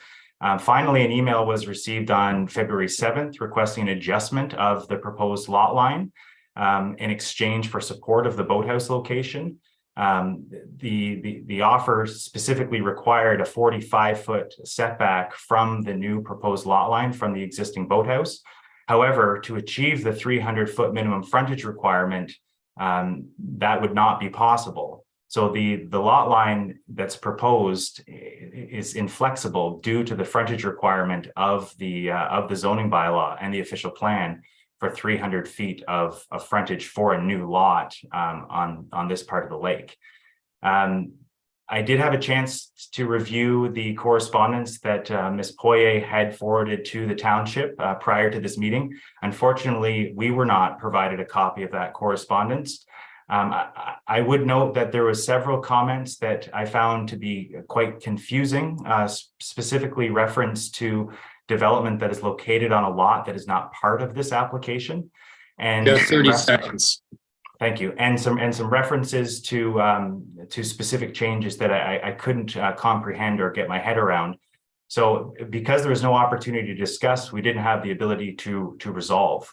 I'd be happy to answer any questions you have. I would hope that the committee could support this application as recommended by staff. The only additional comment I could provide would be some flexibility to not specifically require a requirement for a treatment unit, but a treatment unit or equivalent system would be helpful in case a different technology could be chosen. Thank you. Thank you very much. Questions from committee?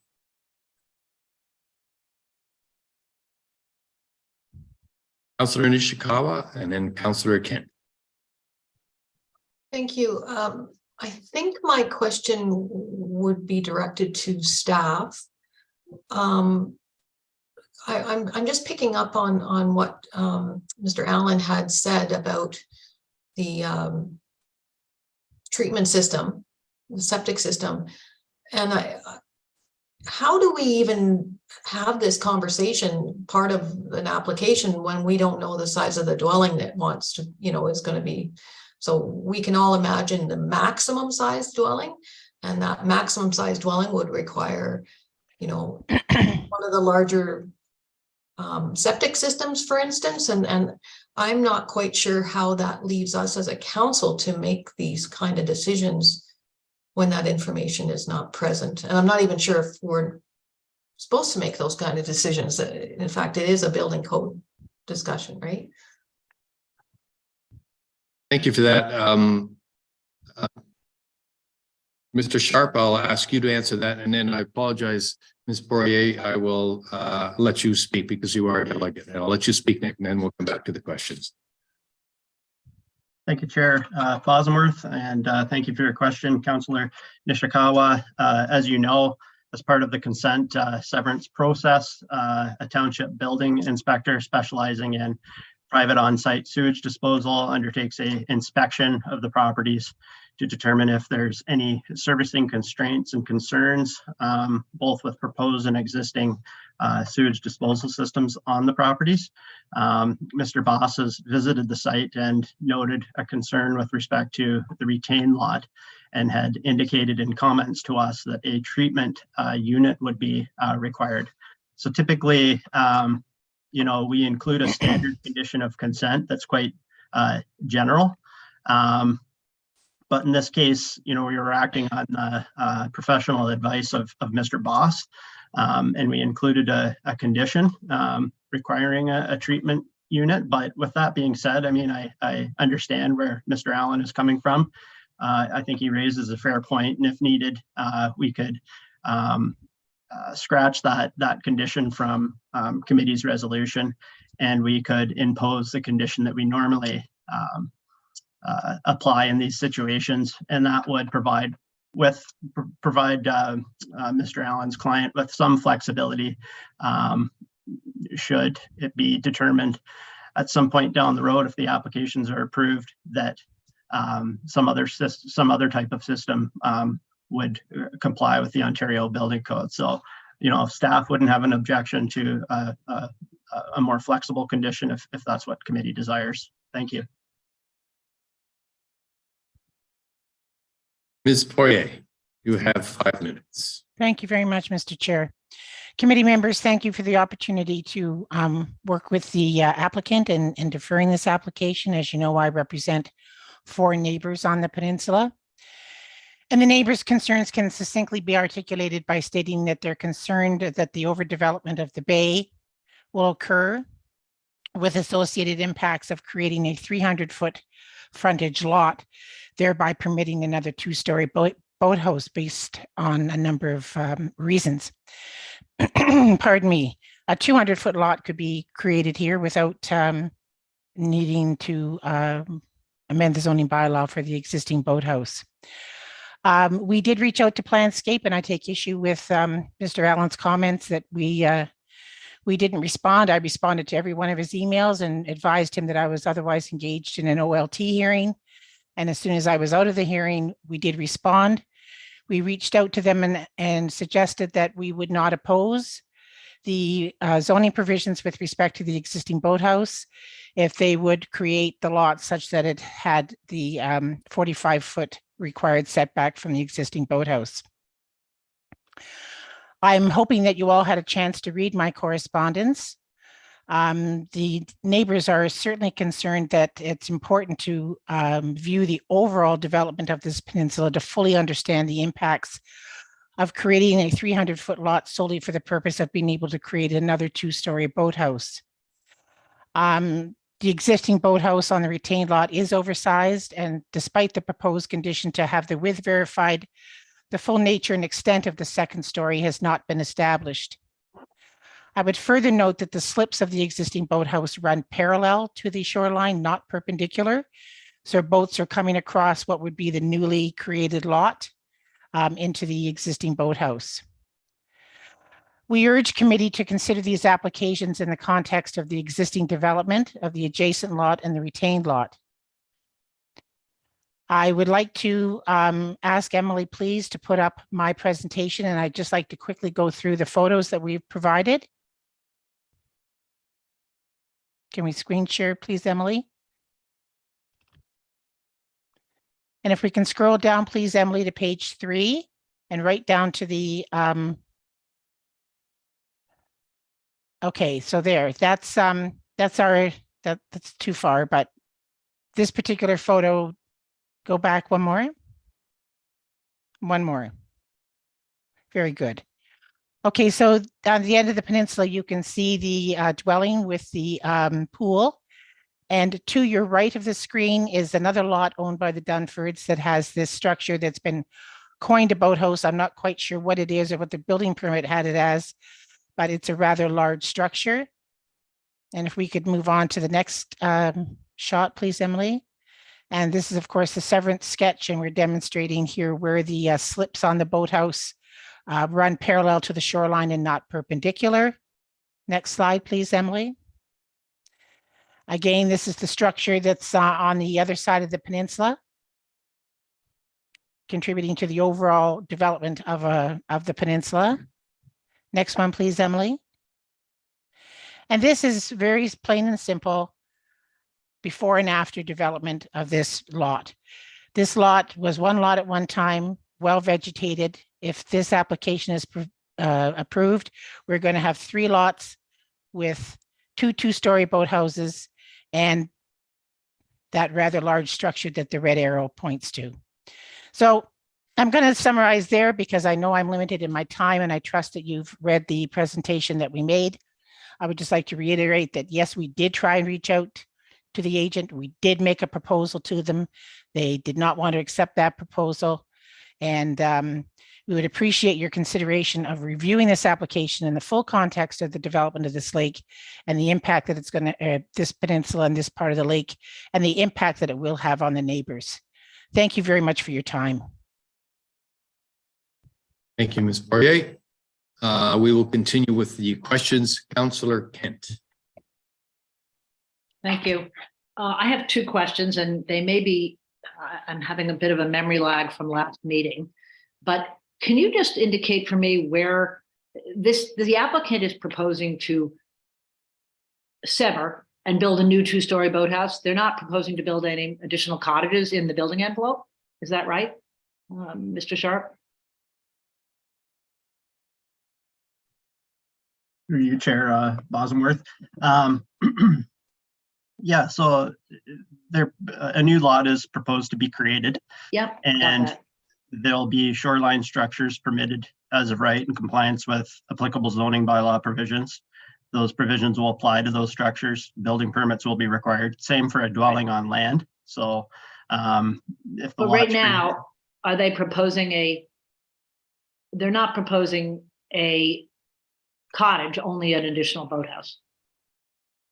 Well, when an application for consent is applied for, I think it's the details with respect to what exactly the applicants are going to construct typically aren't provided. It's just largely the lot creation. We look at the development rights that would be permitted. So in this case, the severed lot would be permitted a two-story boathouse, a dock. They'd be permitted accessory buildings, a dwelling on land, what have you. Right. I have two other little follow-ups. I cannot, from this drawing, have they, since the prior meeting where the boathouse is literally touching the corner of the big boathouse that was originally there, has that location been moved? No. It's still, no, it is not. No, it's still within like a foot or whatever it is of the lot line. The boathouse, the future boathouse that's proposed to be on here. Okay, So the second question. Ms. Crowder. Sorry, Councillor Kent, through you, Councillor Bosenworth, I think I can provide some clarity. The boathouse that is within the 1 foot from the proposed lot line is an existing boathouse. That is the boathouse that is to remain on the retained lot. The proposed or future boathouse is not currently configured yet. There is no currently proposed dwelling or boathouse included in the plans, but they would be permitted as future development if provided they complied with the zoning provisions. Okay, and then by my read of it, am I wrong that and I was confused on the septic issue. Wouldn't a severed lot have to have its own septic system? I keep hearing language about a shared septic unit or a shared treatment unit. Wouldn't this have to have a separate system of its own? And I don't know where on this site plan you'd be able to put a separate septic system. Through you, Chair Bosenworth. Yes, each lot would need to have its own individual on-site sewage systems. The existing septic would be servicing the proposed severed lot, meaning that a new system would be required for the retained lot. And that is where Mr. Boss's comments have come in. Okay, I got it, because they're not putting a septic on the filled area. Councillor Nishikawa. Any questions? I just wanted to follow up and confirm with staff again that information that Sally had brought forward, that in fact there would be, or no, I have to refigure this question, but when the existing boathouse remains, like in generally, you would not be able to have a boathouse without a residence first. That's correct still, right? And therefore, I guess my concern is what happens if this was to be approved, people start using that boathouse, but there's no residence on the lot. Do they get to continue, let's just say even camping out kind of thing, because there's a boathouse there? I just wanted to confirm where our bylaws fit in. Mr. Sharp. Thank you, Chair Bosenworth.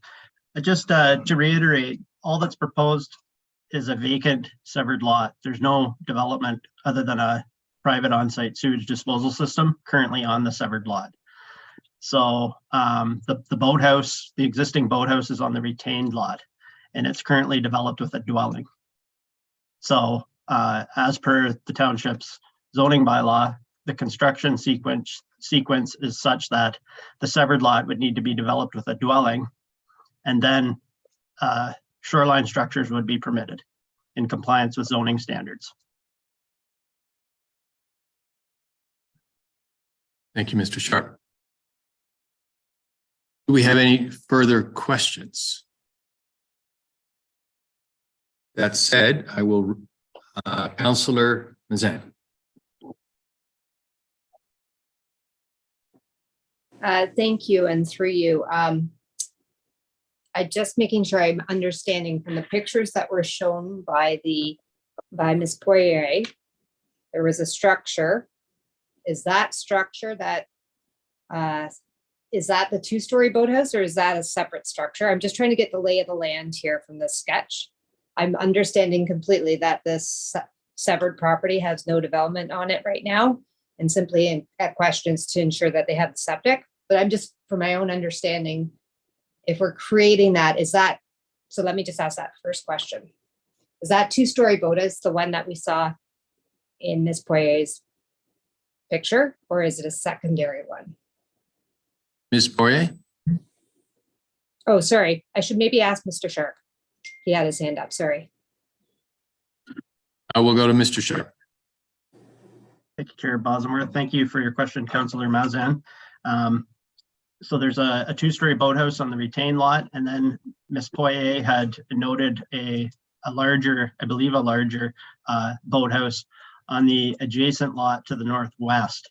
And I understand that lot is also owned by the applicant. That's a completely separate property that's unrelated to the subject lands. Okay, so just a quick supplemental then.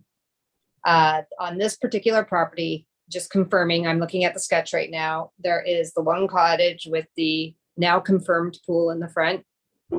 Off to the right is this two-story boathouse, and it looks like a finger dock.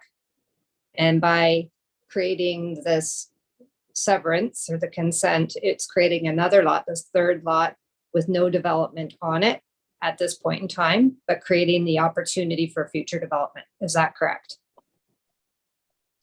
That is correct. The new vacant lot is outlined in red on the sketch.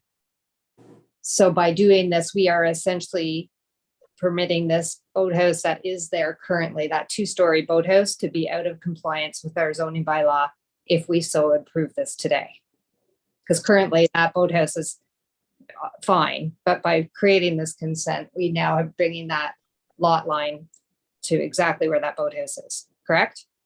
So in this case, there's a need to recognize the two-story boathouse and dock aspects of it that don't comply because of the severance. So there's a new lot line that's being drawn and proposed, and there's a requirement to comply with what the required setbacks would be from that resultant lot line. So those don't comply. As well, the frontage of the lot is being reduced by way of the severance. And because shoreline structure widths are calculated by way of the extent of frontage that a property has, the boathouse is now over width. So there's an exemption required for the boathouse in that regard as well. So that explains the exemptions that are in front of you today. Thank you. Sorry, Councillor Mazan, were your questions answered then? They were, with your permission, I may have a future, but I'd like to hear from other councils first. Thank you. Councillor Burry, questions? Thank you, Chair Bosworth. I'm a little concerned about the pool, and I'd like to ask Mr. Allen why he did not put it on his original sketch. Go ahead, Mr. Allen. Excuse me. Thank you, through you, Mr. Chair. It was an oversight on our part, admittedly. There is a large patio that is shown out front. A portion of that patio was removed and replaced with the swimming pool. The condition that is recommended by staff will ensure that an Ontario land surveyor visits the property, adequately surveys the swimming pool, confirms setbacks and locations, and we can provide a revised plan that includes those specific details. I did mention speaking with the Dunfords prior to this meeting, they had an Ontario land surveyor attend the property prior to construction of the pool to make sure that they did not run into compliance issues. I would note that the existing patio is set back approximately 90 feet from the shoreline. Thank you, Mr. Allen. I guess an observation for committee. The septic tank that I hope the pool is backwashed into, if we do this severance, will be on a different property, and there's no restrictions on that property being sold. So I think we might want to consider having the new septic tank put on the retained lot prior to entertaining a severance, so that we can ensure that the pool is actually being backwashed appropriately to a tile bed or some kind of a system, as opposed to the lake. Pools contain chemicals, they contain a lot of water, and I think we probably need to get some more engineering here. If I'd seen the pool in the original sketch, which is why I went down that path, and I will take Planscape at face value that it was missed. I have a tough time figuring out how you miss a pool. But Mr. Chair, I think we need some more engineering here. And I think maybe we want to have the septic on the retained lot constructed before any severance is done. Thank you for that, Mr. Burry. Although it was not a question, we will consider it when we get to Dell. I can raise my voice at the end. No. Rose by any other name is still a rose. Director Pink would like to make a comment. Thank you. Just for edification of committee, unlike zoning amendments that are typically in front of you, this is a consent. You have an ability to impose conditions. One of the conditions is to construct said septic system on the retained lot. So to Councillor Burry's concern, the severance would not be able to be fulfilled and finalized until that work is actually done. I'm not a septic engineer. I'm not sure if the pool is supposed to backwash into septic. We'll leave that. That's a separate issue. But I did want committee to be aware that the severance wouldn't be able to be finalized, the other lots sold until the septic system. That's one of the conditions that the chair would read if you do consider approval. Is my echoing stopped? Better.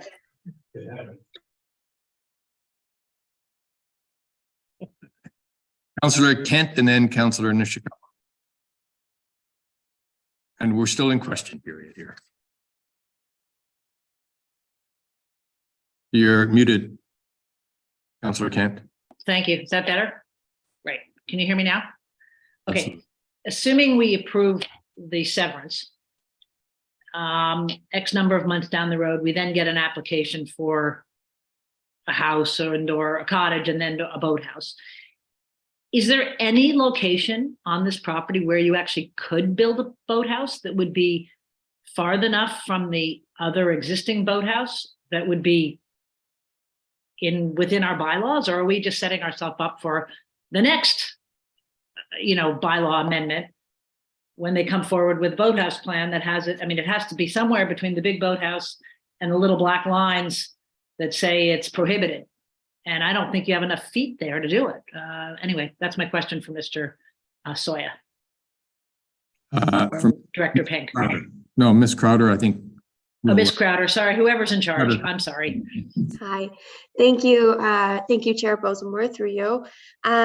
You can see on the consent sketch that there is an area that is shown with not being restricted for shoreline structures. That would be the area where shoreline development could be permitted and where it would be compliant with the zoning provisions.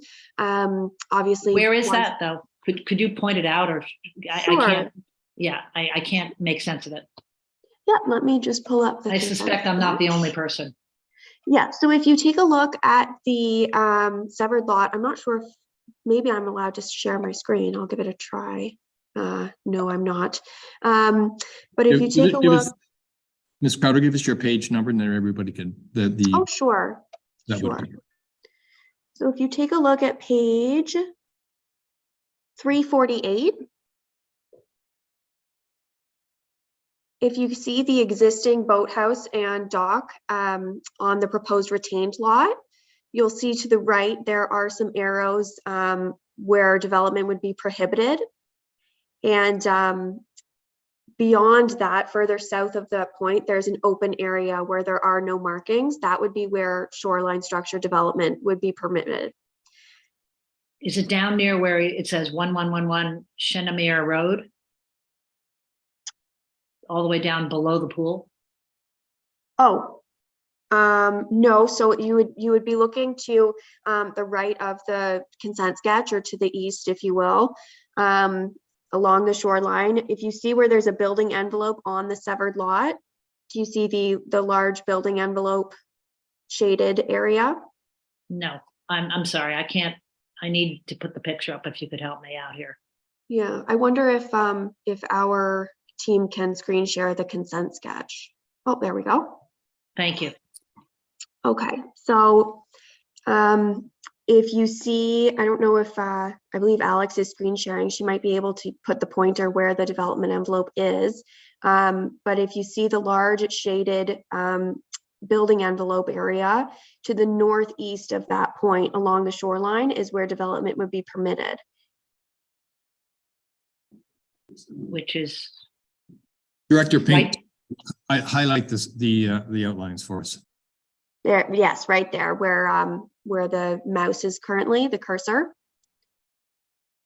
Which is how many feet from the lot line coming from north to south? So if I zoom in here, it is Approximately. I'm just trying to get a comfort for that.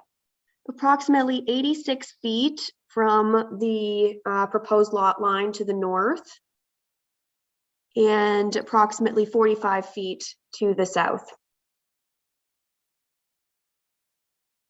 Including all that 45 feet includes the pool and the restricted areas. And, okay.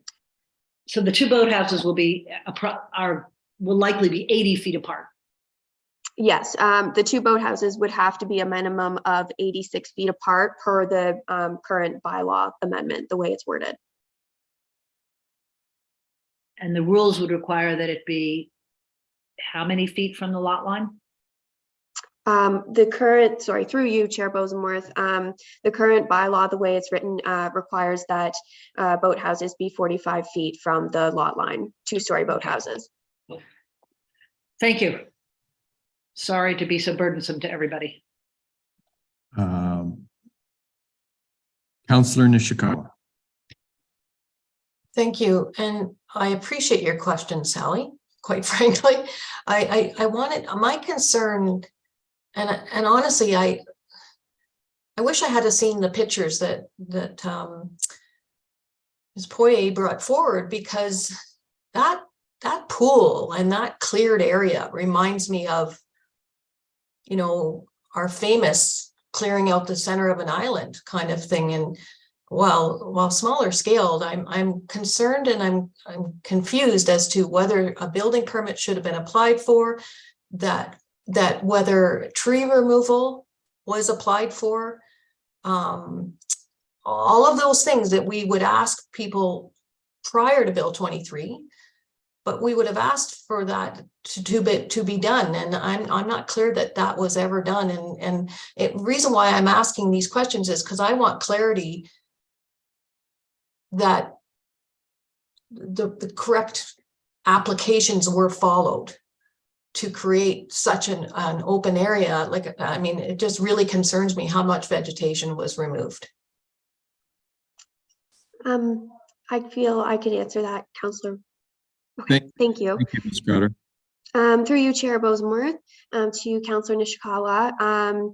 Yeah, that's a great question and point. Under our normal process, the pool would have needed to obtain either site plan control prior to royal assent of Bill 23, or it would have needed site alteration permits. my understanding is that neither had been issued, hence our recommendation to impose the condition to confirm the setback of the structure, and then for any non-compliances to be addressed. So I see Mr. Kennedy's jumped on, and I know that he is aware of the situation now. So if there are any non-compliances, then that will be an enforcement matter. Mr. Kennedy, Chief Kennedy, would you like to comment? Through the chair, the only thing I was going to jump on and say is just to confirm that the bylaw division has not received any, sorry, can anybody hear me? Yes, but you have an echo, so if you know how to stop that. How about now? Good? Yeah, that's fine. Okay. I was just going to come on and confirm that the bylaw division has not received any type. Sorry, you're still echoing. You need to put your laptop on mute.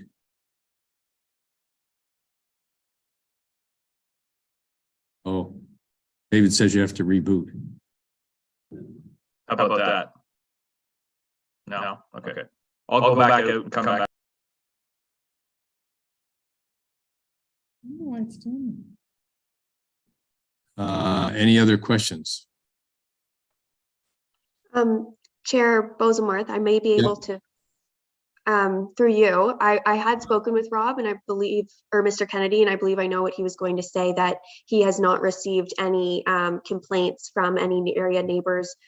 So he was not aware of this work being done prior to this application and the photos being brought forward. Councillor Edwards. Yes, thank you, through the chair. Ms. Poirier brought up a very good point. When you look at page 348, and they're exiting that boathouse across the new property line now, so they're basically trespassing as they go out of that. And I think the only reason we jigged that line is so they could get a two-story boathouse. If it had went straight over in that in 45 feet, they could have had a one-story in that boathouse, and everything could have complied. So is that not right? And that on that, in other words, are they exiting and crossing that property line at this new property line? Thank you. Mr. Sharp. Thank you. Pardon me. Thank you, Chair Bosenworth. I believe I understand what Councillor Edwards is getting at. I think essentially the boathouse is situated so close to the lot line because of the necessity of complying with the minimum lot frontage requirement of 300 feet. The boathouse could be further away from the newly created lot line. However, that would necessitate a reduction in the overall lot frontage amount. It just so happens that 300 feet of lot frontage is the zone standard, and it just so happens that that's the minimum amount required for a two-story boathouse.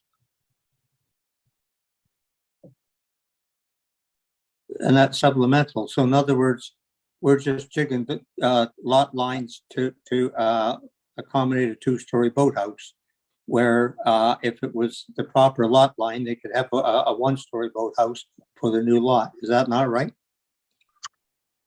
So they could have a reduced lot frontage amount. However, they would require an exemption in order to recognize that reduced lot frontage. The zone standard for lot frontage is 300 feet. That's the minimum requirement for a two-story boathouse on this lake. Mr. Allen and his client opted to apply for a compliant lot and a reduced setback for a two-story boathouse and other considerations related to the boathouse on the retained lot. Okay, one supplemental. So if that was a 250-foot lot, it wouldn't be allowed, or they could have a 250-foot lot at a one-story boathouse? Well, a 250-foot lot is something I suppose that Planning Committee and Council could contemplate.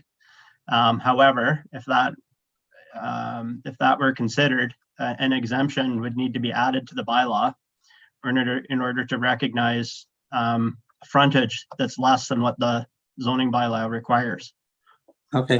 And in doing so, with a 250-foot lot, a two-story boathouse would no longer be permitted. So you are right in that regard. Okay, thank you. Thank you, Mr. Sharp. Councillor Mazin. Thank you. I think my questions are following along, and I still think I want clarity.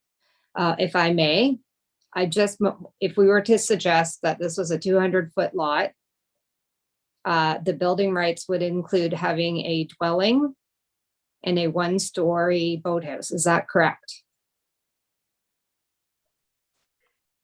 Mr. Sharp. I can't hear you, Mr. Sharp. I'm Sorry. sorry, Ms. Crowder is offered to answer that question. Okay, Sorry, thank you. if I may, Chair Bosworth. All right. So yeah, if a 250 a lot with 250 feet of lot frontage was proposed, a two-story boathouse wouldn't be permitted. You know, another option that committee could consider is if a two-story boathouse is the ultimate concern on the lot, a restriction could be put on of a single-story boathouse only. Staff haven't evaluated a reduced frontage, so I can't really speak to that. That's not what's proposed. It's a 300-foot lot that's proposed. I thank you. Would I be able to just a quick supplemental? Just Yes, so of course. I just want to make sure that I'm suggesting what would be possible. I just want to make sure we're all having the same understanding that if direction was to be given that a 200-foot lot was appropriate, the applicant or the future applicant could come forward with a dwelling and a one-story boathouse on a 200-foot lot. Is that correct? That is correct, yes. Okay, thank you very much for that clarification. Not sure. All right, I think we've asked all the questions that we need to ask here. I'm going to read the resolution, then we can debate what we're going to do with this application.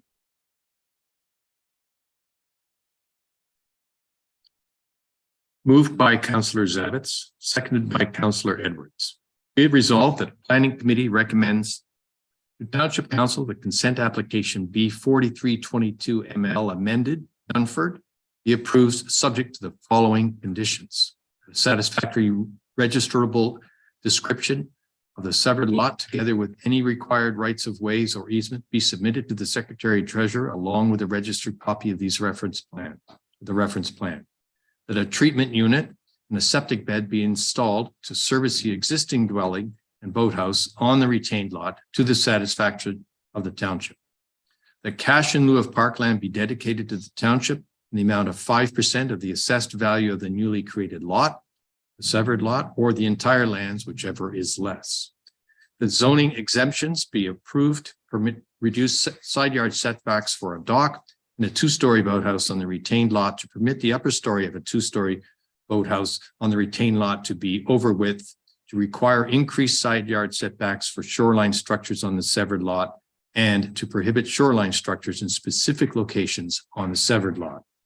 That the dimensions of the boathouse on the retained lot, the setback of the existing structures on the severed lot to the proposed lot line, and the setback to the pool of the high water mark on the retained lot, all be confirmed by Ontario Land Surveyor, and any non-compliance with zoning provisions as a result of the proposed consent be addressed to the satisfaction of the township if necessary. Comments, discussion, debate.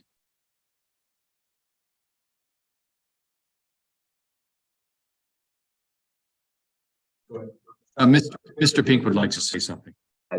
Sorry, thank you. Just quickly, if committee is considering approval of that resolution, you may recall the applicant's agent's request to change the servicing conditions, so we can change that. If I think the wording is still that a treatment unit be installed. Essentially, what the applicant's agent has said is provide some flexibility. They'll be required to comply with the building code, whatever system that happens to be. But this ties their hand that it has to be a treatment unit. So I'm happy to make that change if committee is considering approval. Just want to remind before we quickly move forward to that. Thank you for that. Mr. Pink. Councillor Kent. Thank you, Councillor Bosenworth. Chair Bosenworth. I didn't like this application a month ago, and I'm not particularly in favor of it now. And I used the term creeping takeover now twice to describe this property. It's my opinion that the people who, the developer who's building this monstrous property, the one in the north, the one in the middle, and now the one he's going to put on the south, should have anticipated the severance that he was planning when they built the original boathouse. And he's now fudging with lot lines and, reducing provisional requirements for distance between the lot line and the boathouse in order to get things that are not approved per the bylaws. It's my opinion that we should not be approving this. It's because the next thing I anticipate is he'll be back, a year from now, wanting exceptions on where he can put that boathouse, or the septic tanks issues.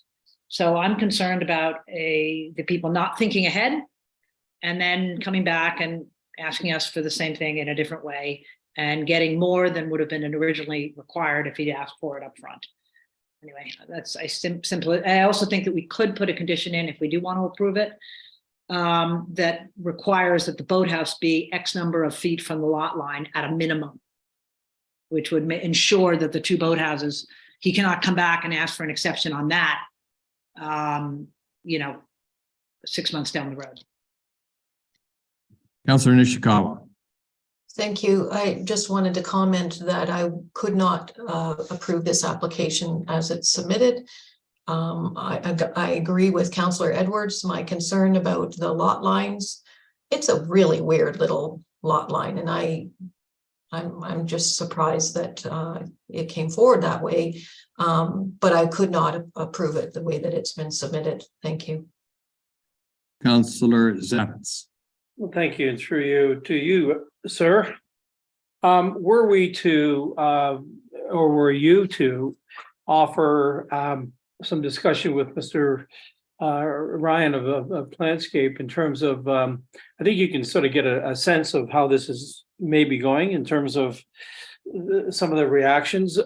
Could you ask Mr. Ryan if he would want us to defer this and go back and speak with his client and perhaps come back with a more fulsome, a plan based on a lot of the comments today instead of us just voting no or yes? I mean, I have no way of not understanding how the vote might go, but you gave our previous case that opportunity. Thank you. Here's what I'm going to suggest. I'm going to suggest we take a straw poll and find out where we are sitting on this. We've had a lot of questions.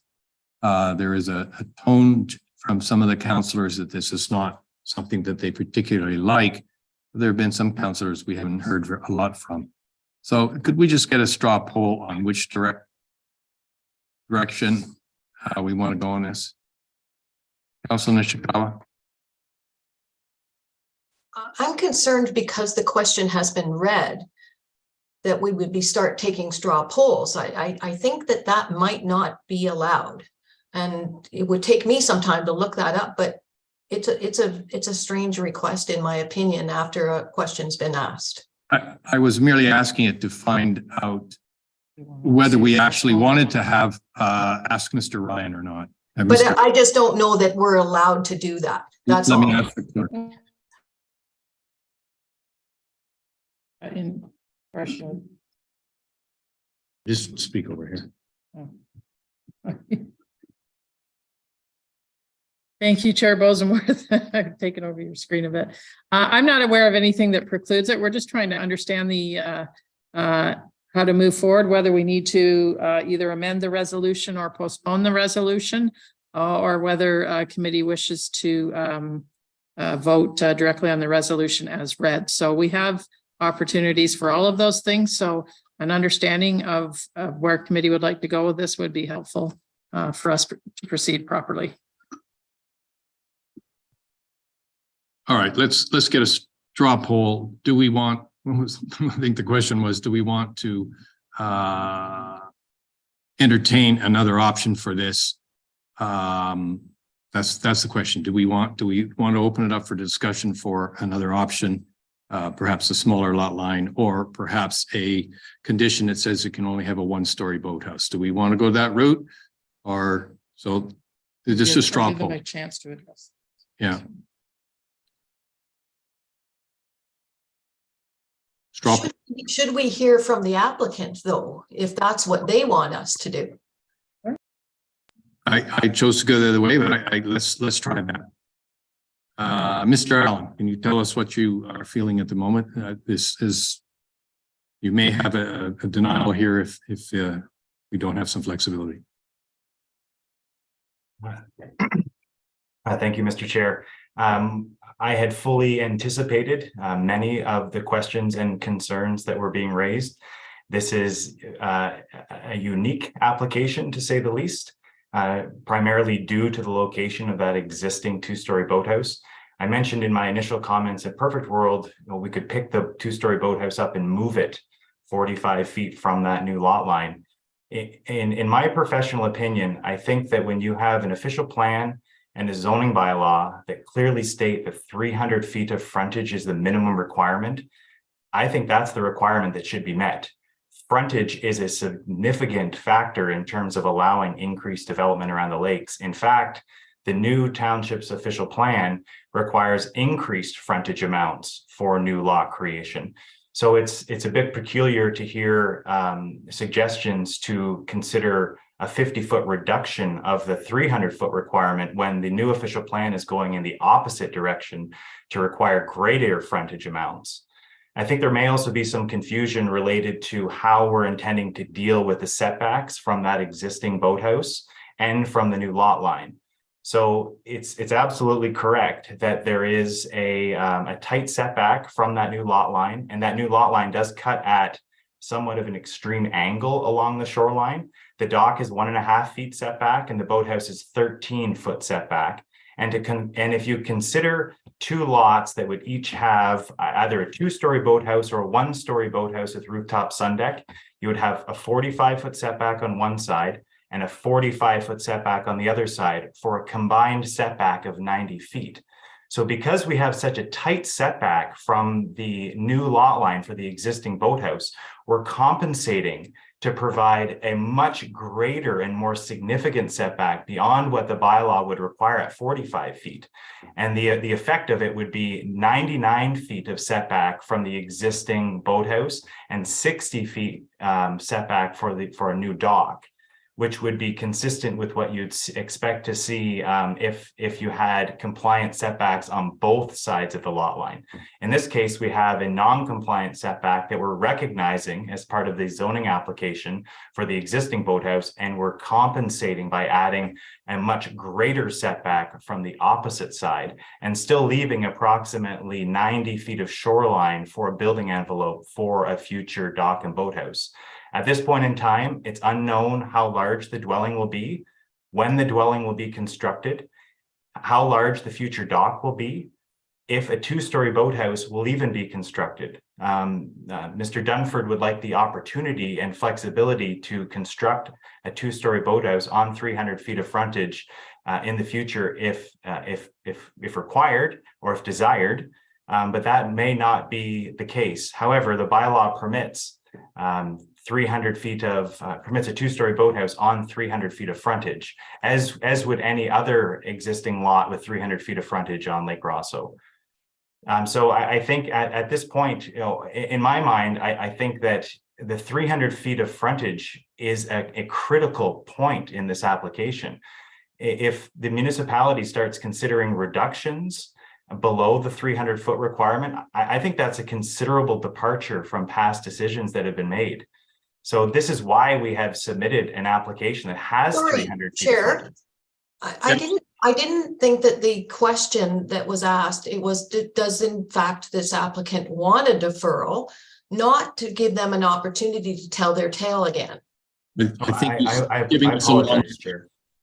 he's giving us a long answer, and we'll stop there. So thank you. if I could actually directly answer the question, we would prefer a decision today based on the application that has been submitted. That's the way I read the comments.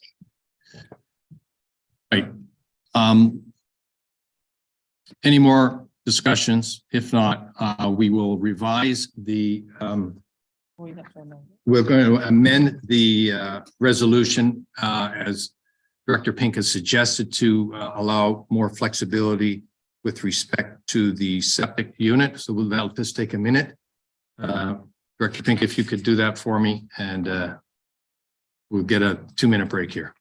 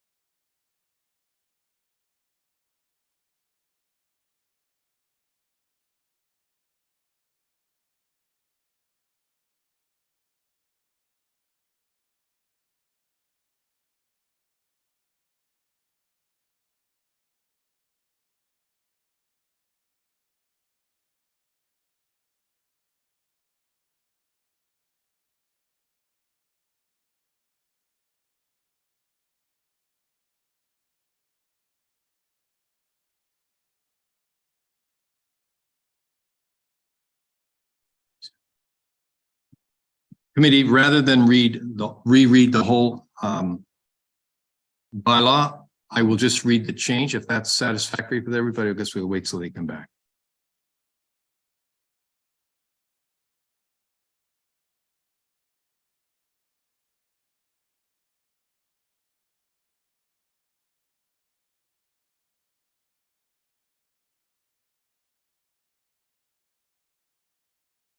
Just waiting on Councillor Nishikawa and Councillor Kent and Councillor Burry.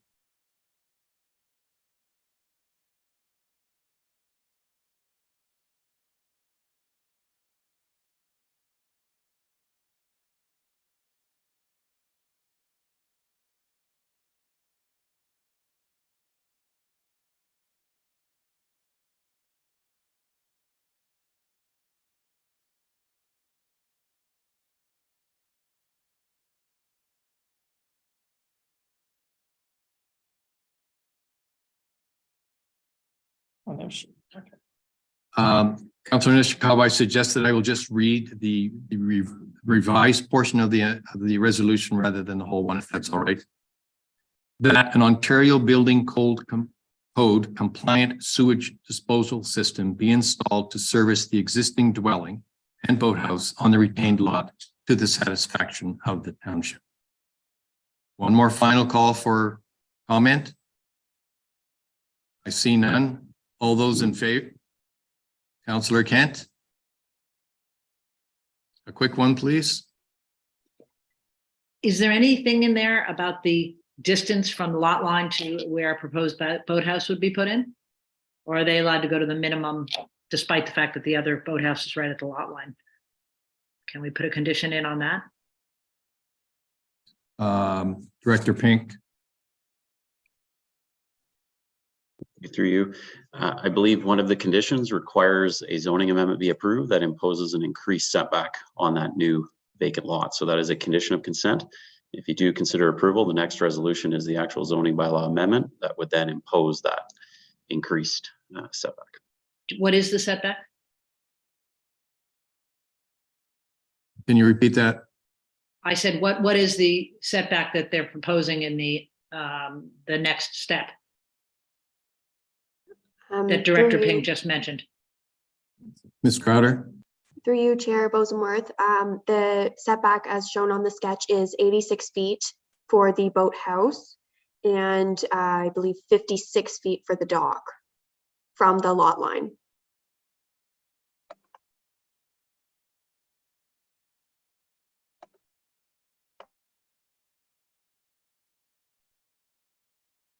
Councillor Edwards, this is the last one. Thank you. I think it should be basically 90 feet from each dock. In other words, so make up the extra on that lot so they can get a boat in there, because that's going in that side of that lot. It should be as much as possible. Thank you. Right, I have read the resolution and I'm going to call the vote. All those in favor?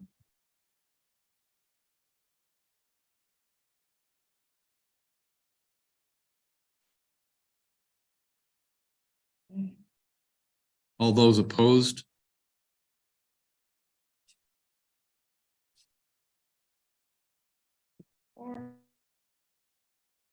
Defeated?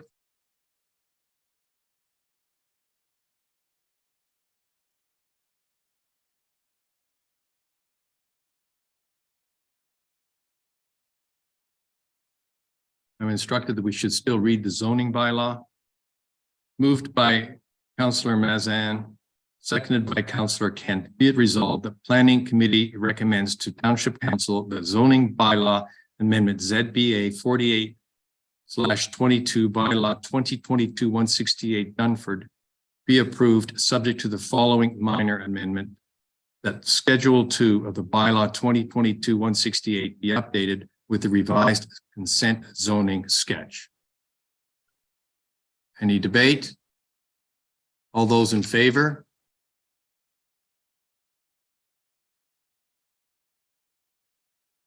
All those opposed?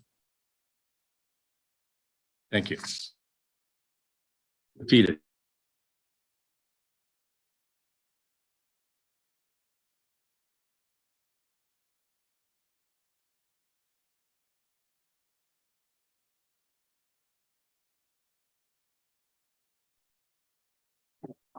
Right. Next item on the agenda, do we, what's the time did we start? 1 to 2:30. I think we probably need a 10-minute break here. We've been at it for an hour and a half. Does that work? So we'll come back at, let's make it 20:22. That's a little over 10 minutes. All right.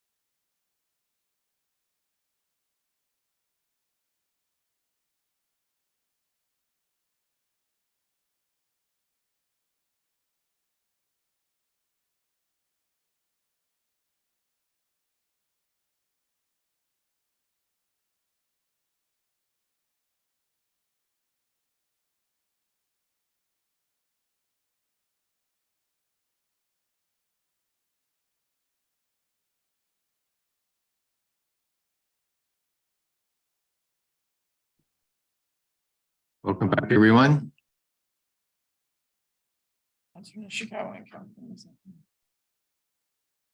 Just waiting for two councillors. Next item up is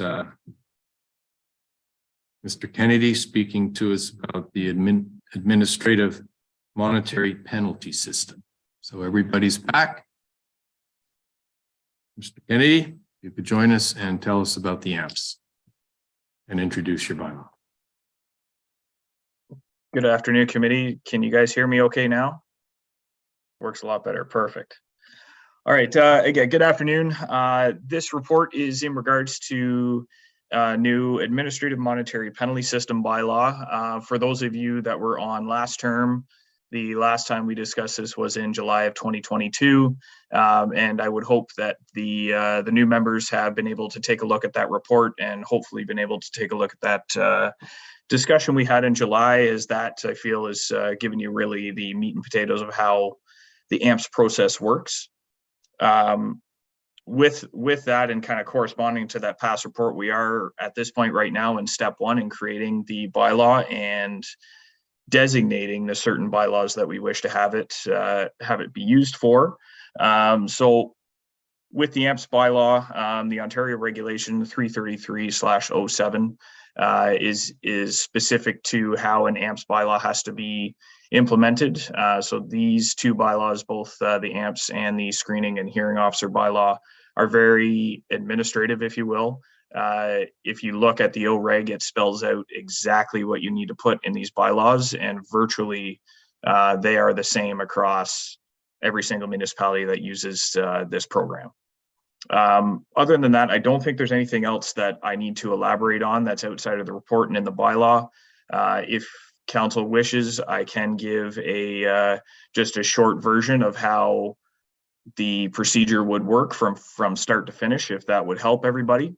Other than that, yeah, there's nothing else that I need to say, and I'm open for any questions. Thank you. Mayor Kelly.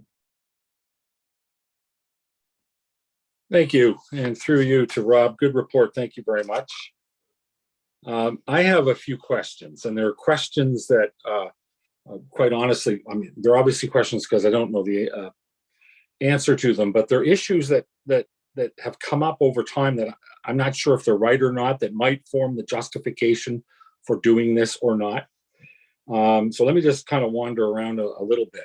Number one, I don't even know where to start. We're essentially creating what, is it fair to say that we're essentially creating kind of our own municipal court system? This is completely outside of the legal system as we right now know it. And we're setting up our own kind of captive system for adjudicating these kinds of decisions after the AMP charge or the I forget what it's called, the notification has been given of an offense. Is that right? Through the chair, yes, that is essentially correct. We are creating our own court system in a way. Okay, just one quick stream down there. We have to retain or hire people to work. I'm going to assume, and I'll just give you a list of things and you can answer them all at once. The people we bring in are not officers of the court. They are not bound by precedent. They are not bound by any kind of judicial rules of engagement or interpretation. And I just want to make sure of this. Do we have to isolate them from the bylaw enforcement people? I mean, in the normal course, you wouldn't commingle that aspect of the process of the program with the people out writing tickets. I'm trying to figure out if that's important or not. And the last one is, to the extent that the initial, I'm sorry, I can't remember what the first person's called, our staff employee decides to convict, or however you want to do it, makes their decision. If there's an appeal, it goes to some third party outside agent that we've contracted with to kind of hear our appeals, if I'm understanding. Is that correct? Go ahead, Mr. Kennedy.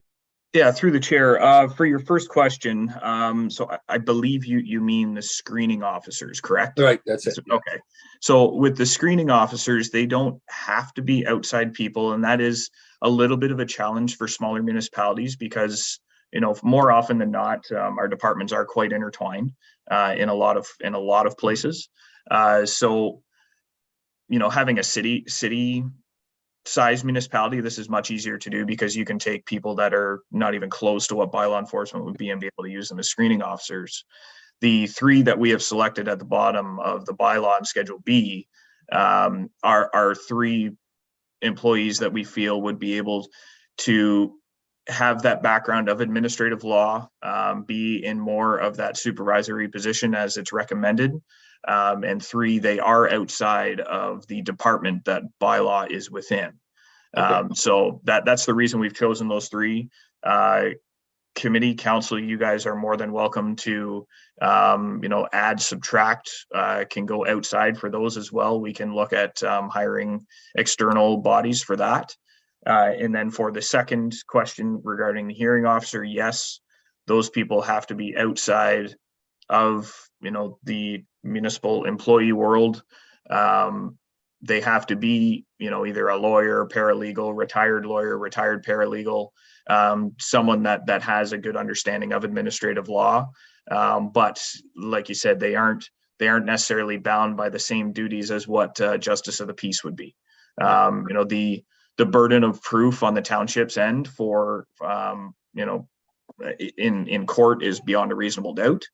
The burden of proof within this administrative monetary penalty system is just on a balance of probabilities. Did they do it or not? So the burden of proof is really low compared to a court system. And that, you know, to be honest with you, is a little bit of a plus for the municipality because it's just the balance of probabilities rather than, you know, we have to prove it beyond a reasonable doubt as we do in court. Okay, and with the indulgence of the chair, may I continue? I have a couple more.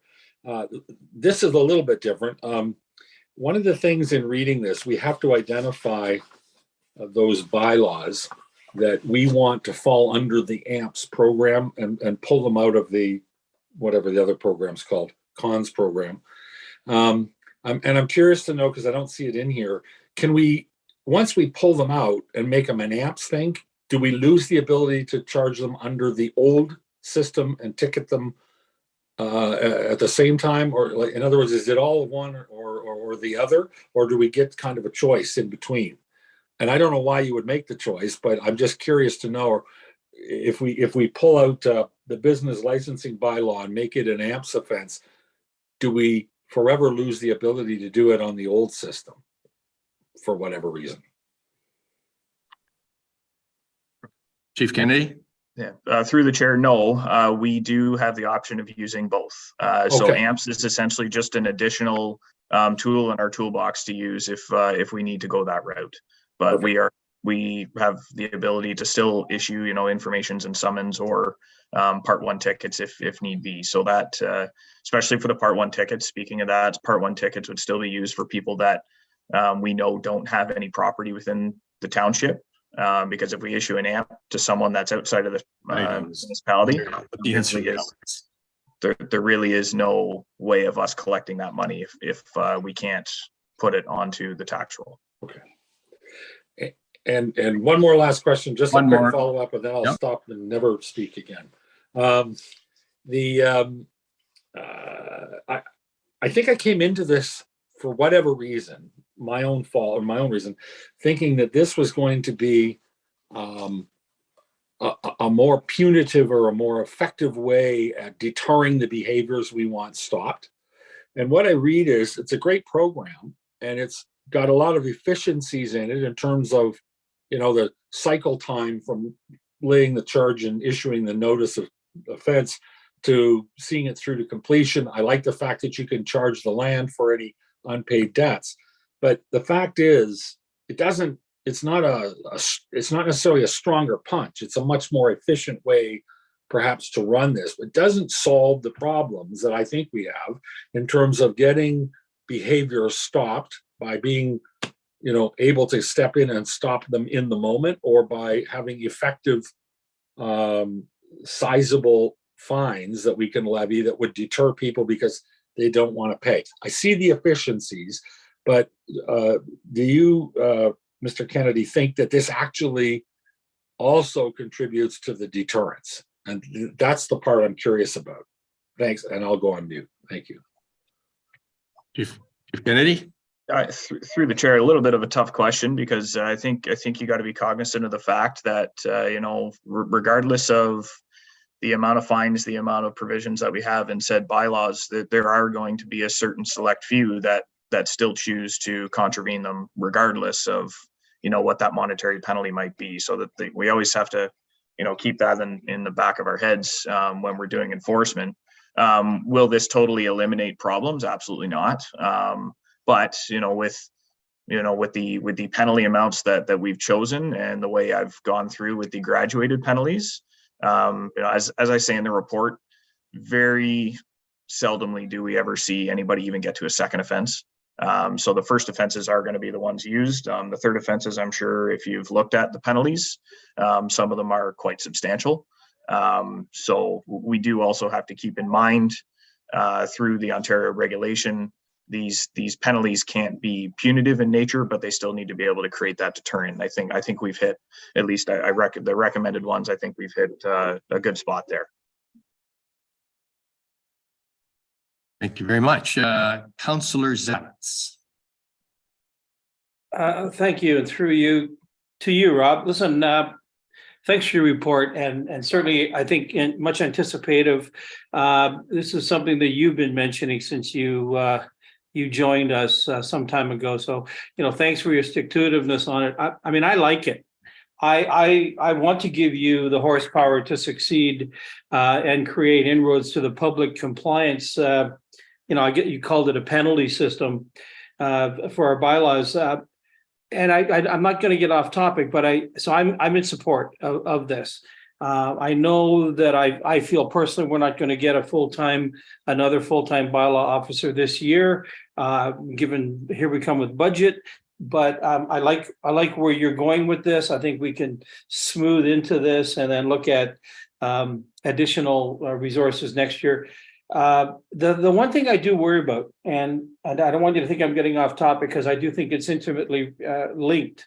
The one thing I worry about is the public complaint reporting system that we currently employ that I think needs to be rethought to go along with the AMPS for maximum effectiveness. And that is the point where I think you raised it earlier today, where you said, I haven't had anyone make a formal complaint. This whole notion of sending in an email and then looking at, following up on Monday if we can. I and I know some others here on this call have concerns about how we, orchestrate our bylaw engagement with the public, in that fireworks go off and you need to have an email, you need light. If somebody's got lights on all night, you need an email. I would ask this group, through the chair, I suppose, to consider some additional measures in that regard. Are you familiar with subtle nuances to that, where, I don't know, there's a 1-800 line, or there is actually with a phone call, it triggers you to be, all of a sudden we're proactive instead of reactive. So I think one's going to be linked to the other. And I worry that the effectiveness of AMPS, if in fact it's the same old, I didn't get an email from somebody with a complaint, so I don't know what I'm dealing with. I think we need to be more proactive. I'm going to leave it there. Maybe there's a question in there for you.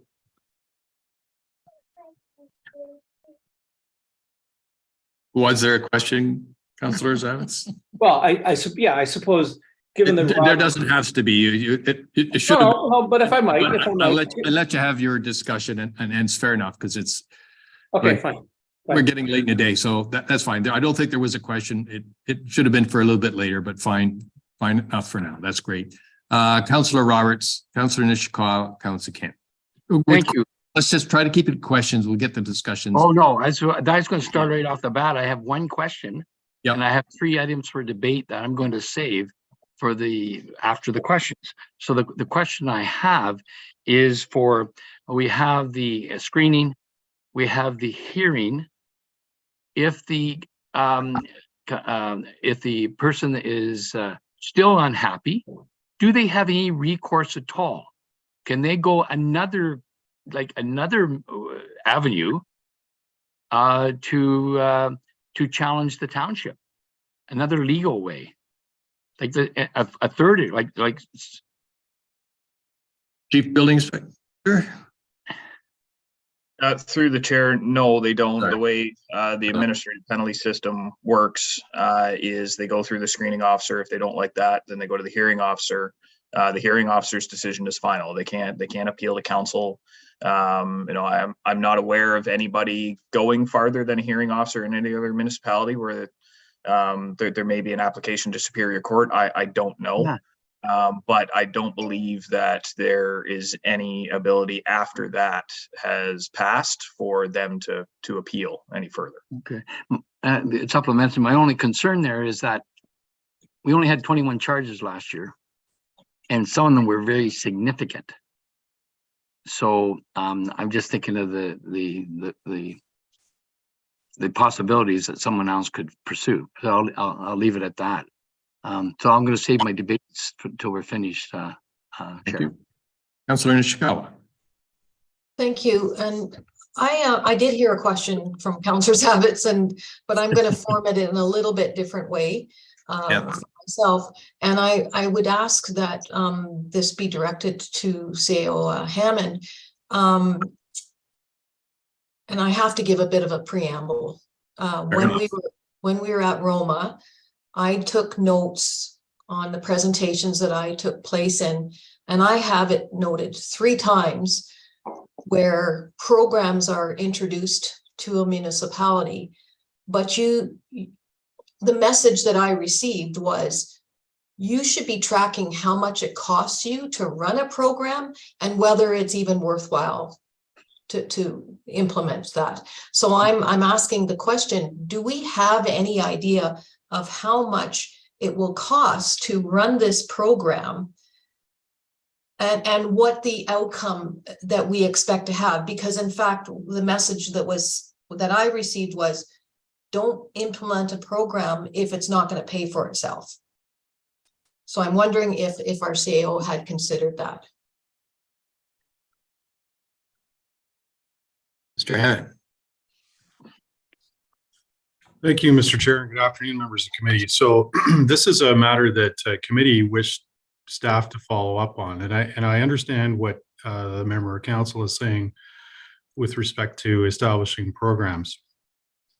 That said, I think there's given council's desire to have a more efficient and effective justice system, you got to look at it much in line with the way you look at your planning program.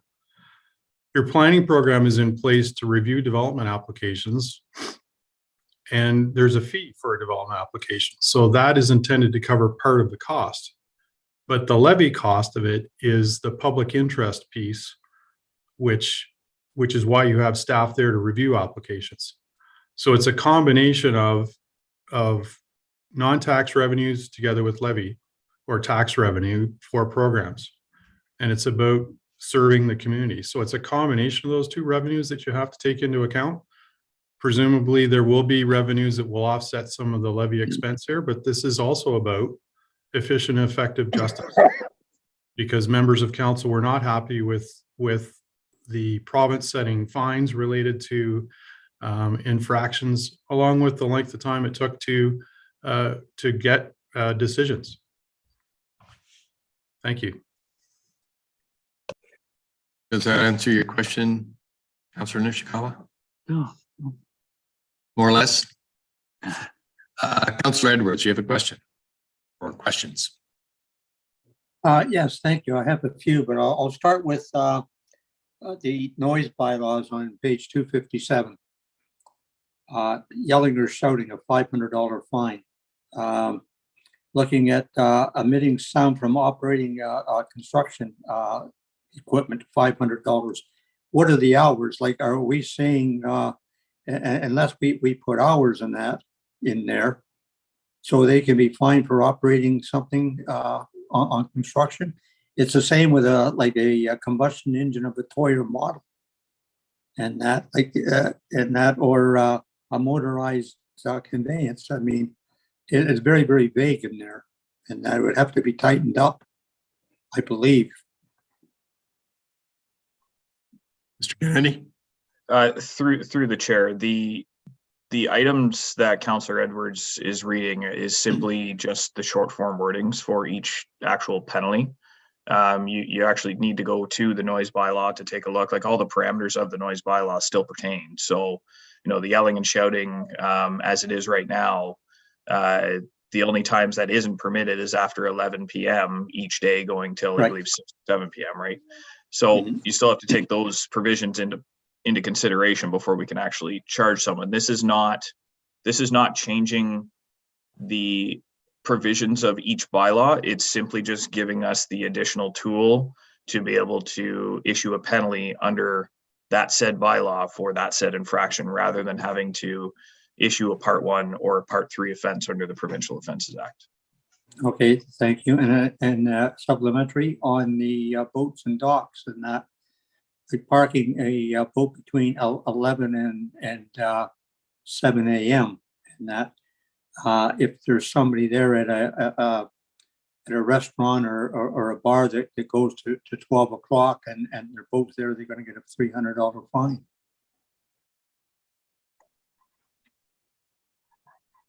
Mr. Kennedy?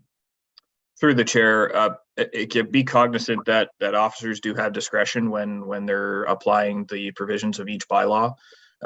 In that case, if we received a complaint for something like that, we're not going to be automatically fining every single person that does a single contravention. That's not how bylaw works. We are mainly looking for compliance.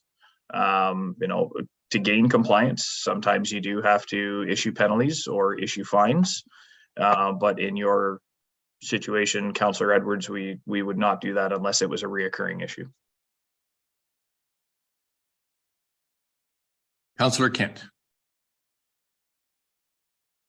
Thank you, Chair Bosworth. I thought that Councillor Zavitz was getting at something different, which was the fact that we, and this is a question, in order to make this program work properly, don't we need people at a 1-800 line and people out in boats and in cars when people are doing these offenses, rather than waiting for a email complaint and some photos? I mean, if they're making noise at a party, you need a bylaw officer there in a boat on the lake at 10 o'clock at night on a Saturday. You don't need a complaint, which is then followed up with 3 weeks later with no proof. I find that it's a bit of fear and a little bit of substance would go a long way in getting people to abide by the bylaw, rather than a long-term complaint system where you have to. The reason we got 25 complaints is nobody's going to do that. They want to see somebody there quickly to fix the problem. And I thought that's what you were getting at, Glenn. Councillor Zavitz, am I wrong? Okay, got it. So could we not do that? Has that been anticipated? Because without the resources, I don't think it works personally, or it's no better than what we have today. Director Pink has come on. I will let him comment. Thank you, Chair. I just thought it'd be helpful to clarify the last few series of questions. I think are respectfully conflating a few of the issues. What, as Mr. Kennedy pointed out to some earlier questions, what the AMP system is essentially establishing an in-house court system, so we don't have to wait through the Provincial Offences Act process and the lengthy and costly process that is, where we don't have ability to control the fine amounts.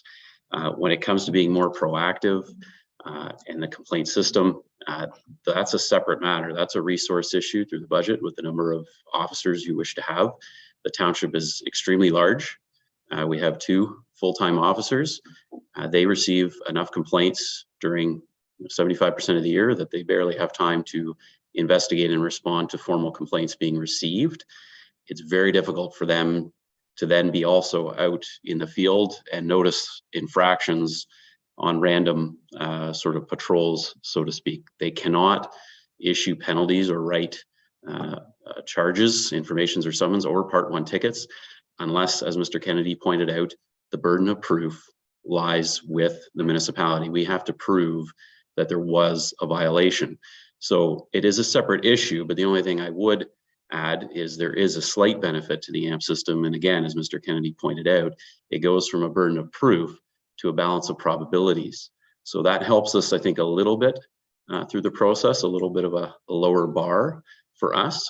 But the question is, if you want more proactive enforcement and boots on the ground all over the township, I think that's a budget question to do with resources. What this is a program to bring the court system.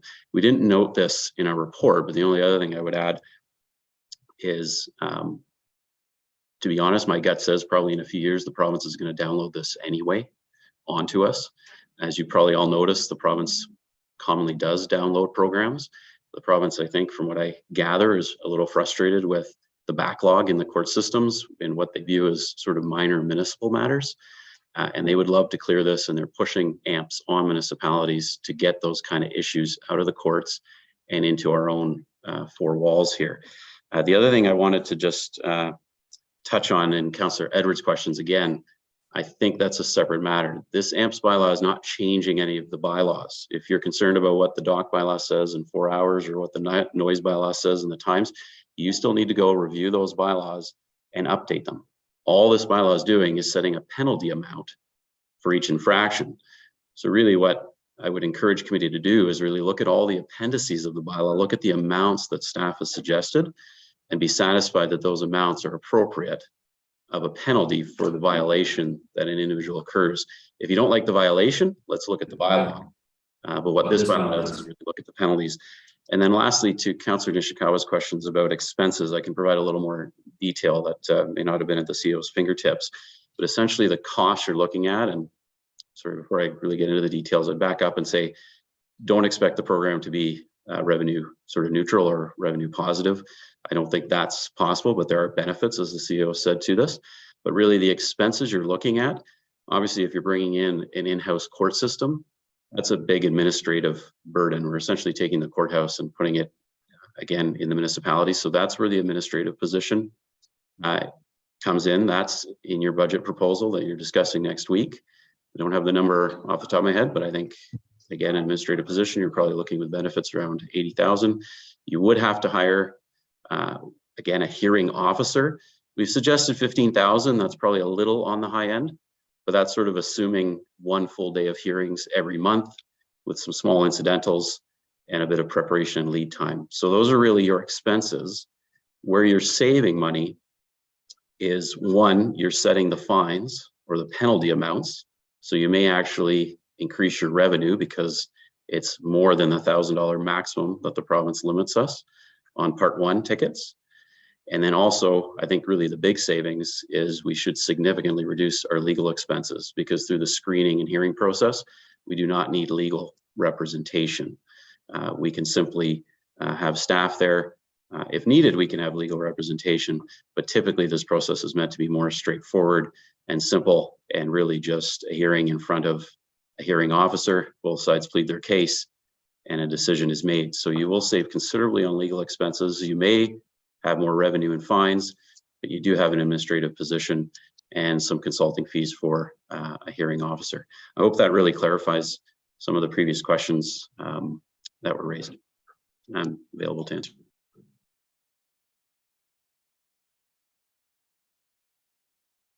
Thank you very much, Director Pink. Councillor Mazet.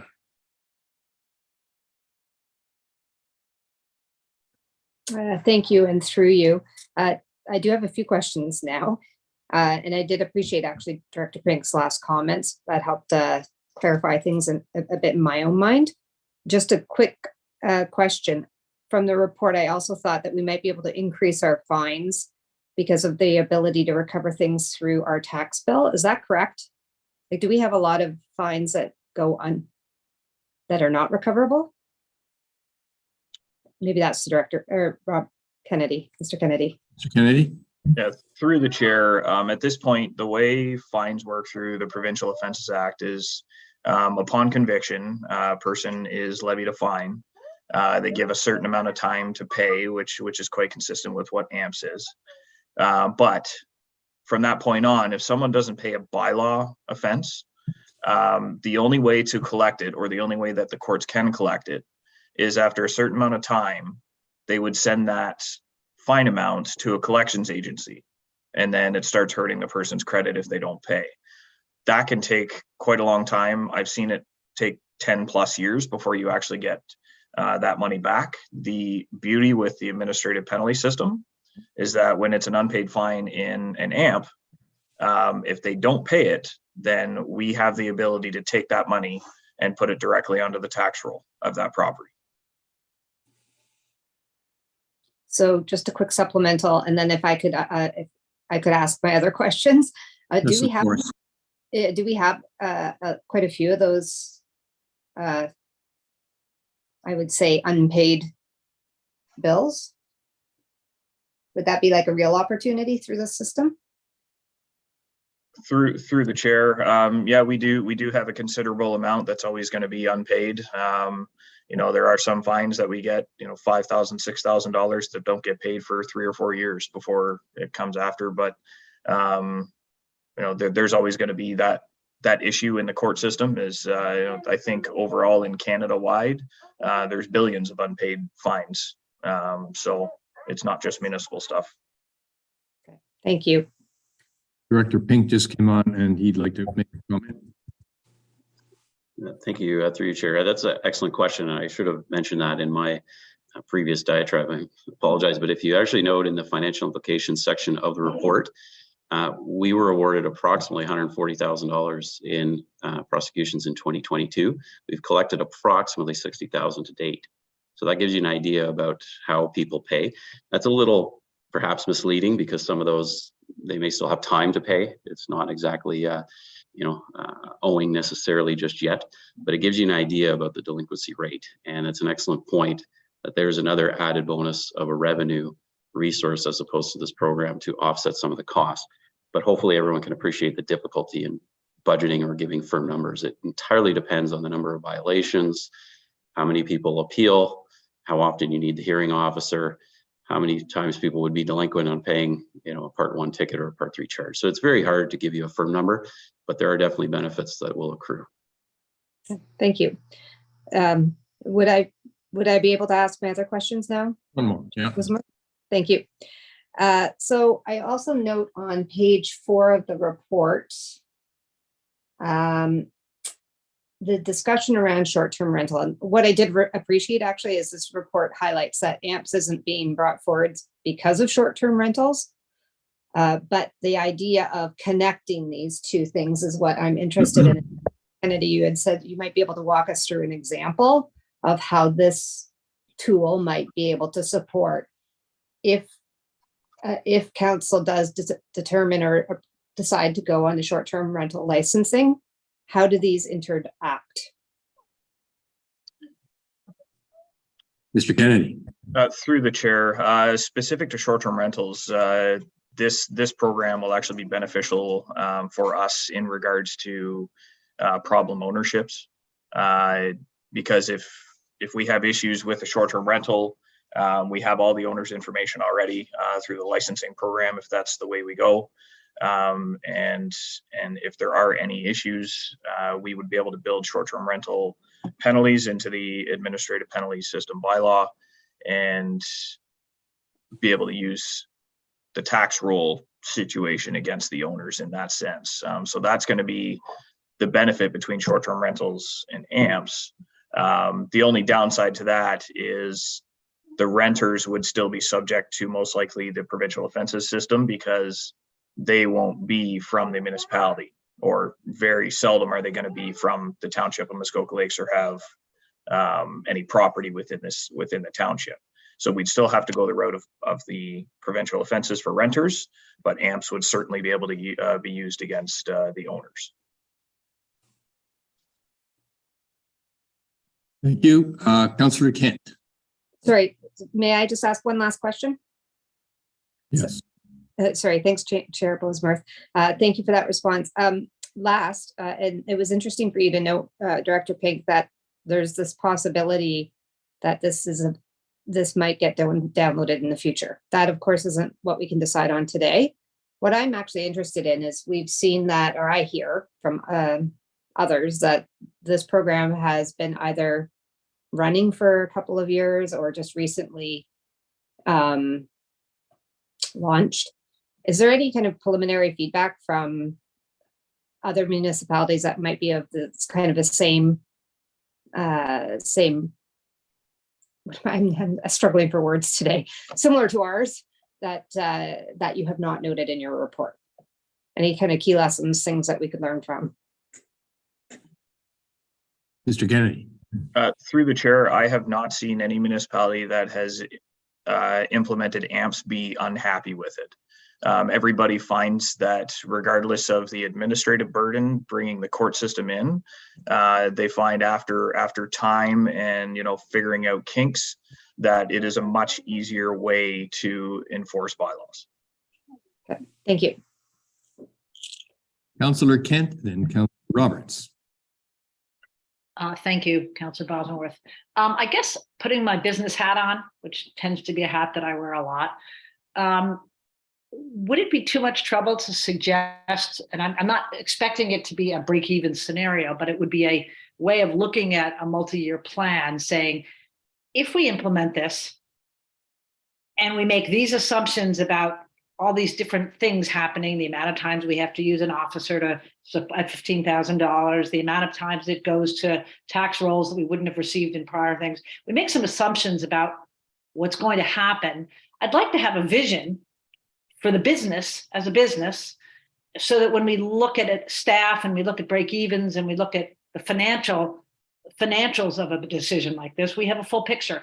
And I guess it would be, and I'm sort of, I think like that. I say, well, if we make this assumption and this assumption and this assumption, when are we going to get to a point where this starts to look like a business that's break even? How many years are we expecting this to be a problem? Our learning curve is going to show this. It's a simple 3-year model, but and maybe it's a 5-year model. That would be up to you to tell me what you think it is. But I'd like to see if it would be not too much to ask, a business model going out 3 years for this that just said, here's our assumptions. So we've talked about all these assumptions, but nobody's put it together into one financial picture. And maybe Mark would have to help you out with that. But anyway, that would be a request that I would like to see, Councillor Bosworth. Could I suggest that question be broadened to say, how do we measure the success of this program? Because I think there's more than monetary success. Right. I think that you layer it all in there and that's what you get. You're right. If I may ask that question to Mr. Kennedy, what would be the criteria for determining how successful this program was 3 years from now? How would we measure that and how would we be sure that we were happy with it? What criteria would that be? I think that's essentially the same, but in a broader context, not just looking at the financials. Through the chair, I think Mr. Pink has already mentioned that it's quite difficult to give you an outlook because it is entirely dependent on, one, how many contraventions do we have? How many contraventions do we issue a penalty for? And then you have to take into account how many people are actually going to appeal it, how many people are going to go to appeal it to a screening officer, how many people are going to appeal it to a hearing officer. So, and I think you also have to start with, take an extreme. We have a year where absolutely no one is in contravention of the bylaw and we don't lay any charges. Realistically, we don't have any need for the hearing officer. So there's no point for us to have the hearing officer attend. So there would be no cost there either. But yeah, it's a tough question to answer because there's so many dependents here. It's not that there's going to be a set amount of money each year. Councillor Bosworth, can I ask one more question? Yes. Yeah, I guess tacking on to what Councillor Bosworth said is all business plans are wrong. They're never right. That's the one thing They're a vision and a thinking piece for how the township approaches this. And I think it would be really helpful to see the full picture. you're going to be wrong right out of the gate, literally a month out of it. Whatever assumptions you're making are going to be wrong, but it's a vision for how we look at it, how we judge it over time, and how we make changes and evaluate costs and additions and additional resources. I think it's, and success, as Councillor Brosmer says, I would love to see that. I'm happy to work with somebody on that if needed. I suggest we park that idea. We will be having more discussions on this as we go forward. Councillor Roberts. Thank you. Yeah, I still have my other points I want to bring up during debate or whatever. But now that the cost has come in, I'd like to confirm with Mr. Kennedy. I had a good conversations or exchange of emails with Mr. Kennedy this week on costs, trying to understand the actual costs of this. I asked Mr. Kennedy, and I'll just get him to confirm it to me, confirm to the group. I asked what the role of the administrative assistant would be. And I'll talk about this further when we get into debate. But Mr. Kennedy, and he can confirm if I'm right or not, that the AMPS administrator is basically going to be used to record and schedule, record the offenses in a log, either going to be corresponding with the appellant, and they're going to schedule meetings. So the administrator position, I guess is the question is, just Mr. Kennedy, if you would answer that, then I'll save my other points until we do into debate. So basically that would be the role of the administrator assistant. Mr. Kennedy, can you confirm that would be the role of the administrative assistant? For the administrative penalty system, yes, that would be part of their role. That's what we already talked about, yeah. Yeah. Thank you. Thank you. I think it might be also helpful because I get the sense that committee might view the administrative assistant position as solely doing to the AMP system. And yes, I can see how you come to that conclusion, perhaps, that it's being portrayed that way through the budget and how the two processes are lining up. But I think what should be noted, you had earlier comments from committee members concerned about being more proactive and the resources. Keep in mind that our bylaw division currently doesn't have any administrative support. So if you want more boots on the ground and to be a little more proactive, a lot of Mr. Kennedy's and Mr. Miner's duties are back in the office, writing letters, sending letters, answering phones, voicemails, basic administrative duties like that, that with an administrative position will free up their time.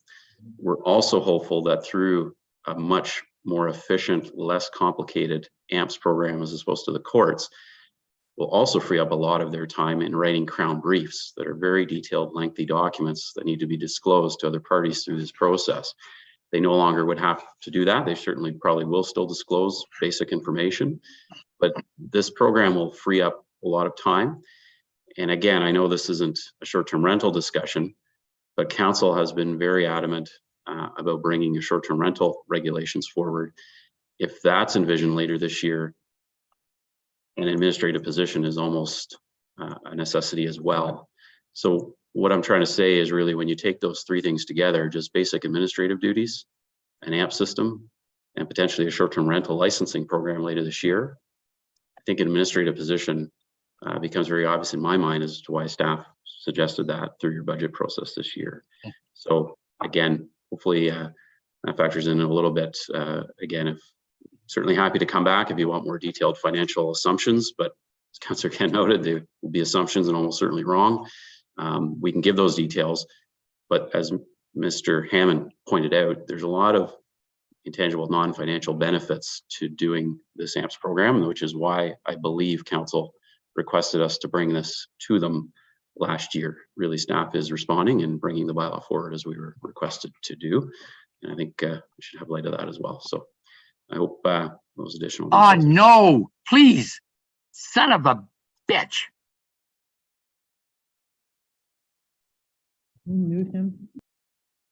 Board, Councillor Well, Roberts. you're not muted. Please be careful in a public meeting.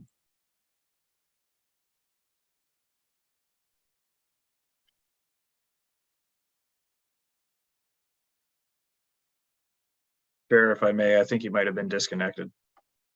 All right, we'll try to get back some order here. Mayor Kelly, and I think Councillor Mazin should be thanking this committee for going through a lot of the work that's going to come up when we discuss the business case for that person. So this is useful information, but not necessarily related 100% to the AMPS, but it's a very good discussion. I will let it continue for a little bit longer. Mayor Kelly. Thank you, through you, and I'm afraid I'm going back to several speakers to the issue of success or measuring success.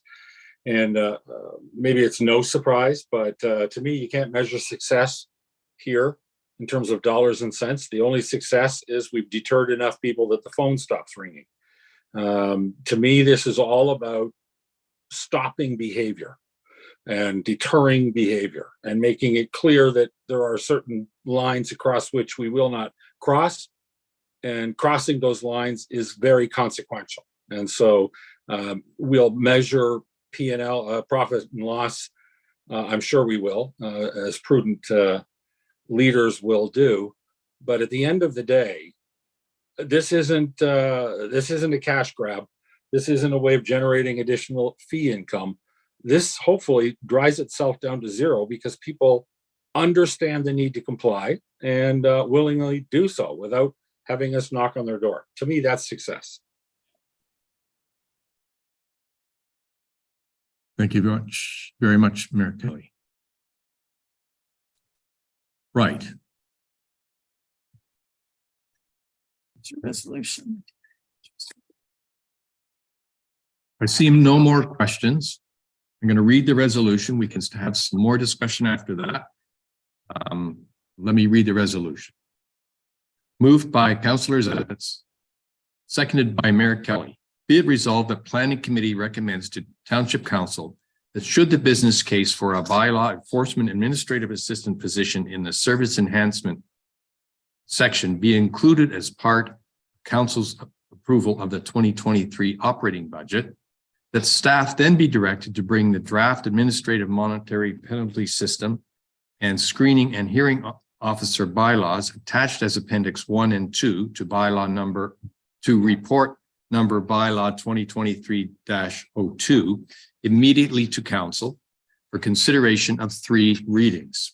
And finally, that once the requisite bylaws have been given 3 readings, staff are directed to commence implementation of the AMP system, including but not limited to recruitment of the appropriate personnel, creation of necessary documents and procedures, as well as the necessary updates to existing bylaws that will be subject to the AMPSs.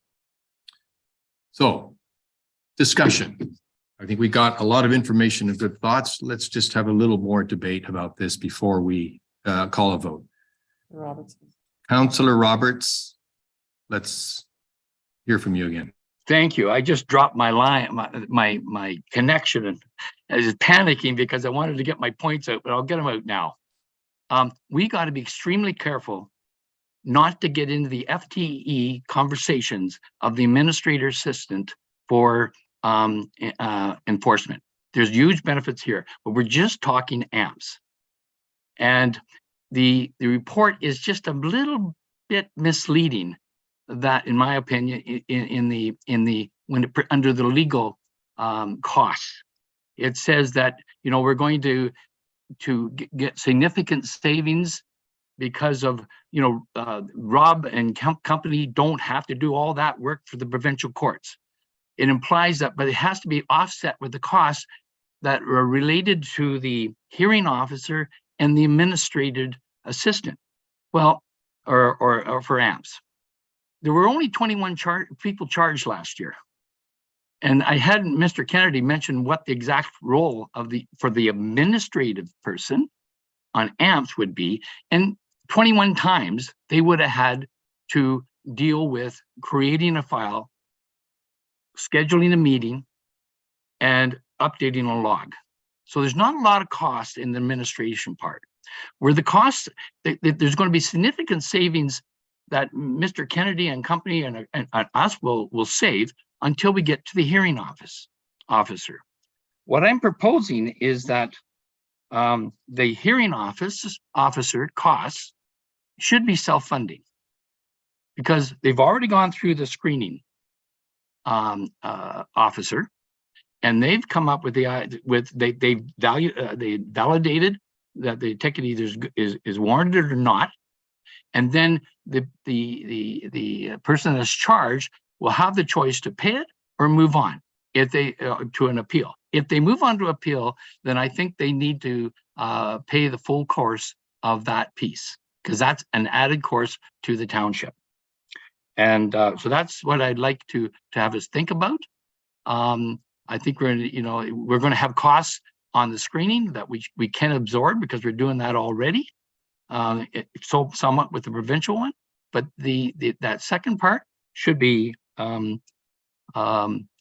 considered by committee. And then I have another idea once we debate that. Thank you. Mr. Kennedy, and the rest of committee, perhaps we can park that that idea as well. It is a consideration. We will be having more discussions about this during budget time, and if we bring this bylaw back to council, we can have another opportunity at that point. So there's a fairly long road on this. That's a good point, Councillor Robertson, and I think we can do this for quite a long time. But I think I'm confused then. Are we not approving the AMPS policies here in implementation? If we are, then we should be approving, because I have another concern with the screening. We haven't approved. We don't even know if we're going to be doing this yet, because we have not approved the staff, because that comes up in budget. And this bylaw just says that if we approve that in budget, then we will bring this forward to council for review in council. Okay. All right. And frankly, if we thought that was rushing it too much, we could change this bylaw to say, if it gets approved, we could bring it back to this committee if we felt we weren't, ready to push it to council. So that's the procedure we're going through right now. But right now it's recommended that assuming we get those positions passed in budgets, then this bylaw will come towards council for final approval in 3 readings. Thank you. I'll modify that a little bit, and that's why I'll introduce my second point. Yeah, Mike, go ahead. All right, and the second point is the screening officer. I think that I propose that we put in the parking lot, that this be set up the same as the Committee of Adjustments. That we have a small committee rather than directors in the corporation that make the decision. That it's set up similar to the Committee of Adjustments, where we have it once a month. So that's what I'd like to put in parking lot. Thank you. Councillor Nishikawa. Thank you. Kind of along the same line that Councillor Roberts had, I think the direction he was going. I'm a little bit confused. I'm actually confused about what gets passed first. So this particular bylaw confuses me in the way that it was read. And I'm gonna keep remembering if therefore I really feel that we're premature, because I would like a more fulsome discussion at budget time. And it just feels personally for me that some of that language in there, it's cloudy. I'll just say that. And I actually can't see moving this particular bylaw forward today. And I get it because we want to bring it forward through to council. Councillor Roberts, you got to mute yourself. Just saying. Thank you. But mostly, I have concerns about the timing of this, and if we should be actually having our bigger discussion at budget time. Councillor Nishikawa, excellent point.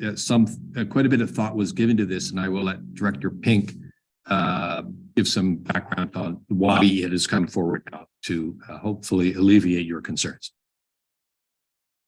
Thank you, Chair. Through you. I appreciate it's a little unorthodox, and there was certainly no intention to preempt budget discussions. But I think, as we've seen, there's been a lot of questions, some confusion, because there's certainly some new councillors that have not been introduced to AMPS. And we felt it was beneficial to have this discussion in front of Planning Committee. It's a bylaw enforcement matter, and AMPS, and to get this better understanding of AMPS sort of concurrently with the budget process, as opposed to having this discussion we just had and all these questions on AMPS in a lengthy budget meeting. If you notice, the resolution that was read and the recommendation in the report is very importantly and purposefully done conditional on any approval of the administrative positions. So the ultimate decision lies with council and the budget. If council or committee has more comfort in now, again, I hope you have a better understanding of AMPS and the AMPS bylaw, etc. If you wish to defer and stand down for the budget process, that's certainly fine. Staff can bring this bylaw back after that budget process, depending on the decision of council, and then we can further debate. But again, we sense there was a lot of questions about AMPS, and rather than have those discussions in a budget meeting as to the program, we felt let's have that discussion here and sort of have both processes run concurrently. So I apologize if that resulted in any confusion, but again, it was an effort to be helpful, and happy to defer this decision at this point if that's council's wish, committee's wish. Councillor Boswick, may I have a follow-up? Before we go to Councillor Mazin, Mr. Kennedy. Oh, sorry, I just wanted to, my follow-up would have been to request that we actually do defer. Sorry, we didn't have the speaker on this length.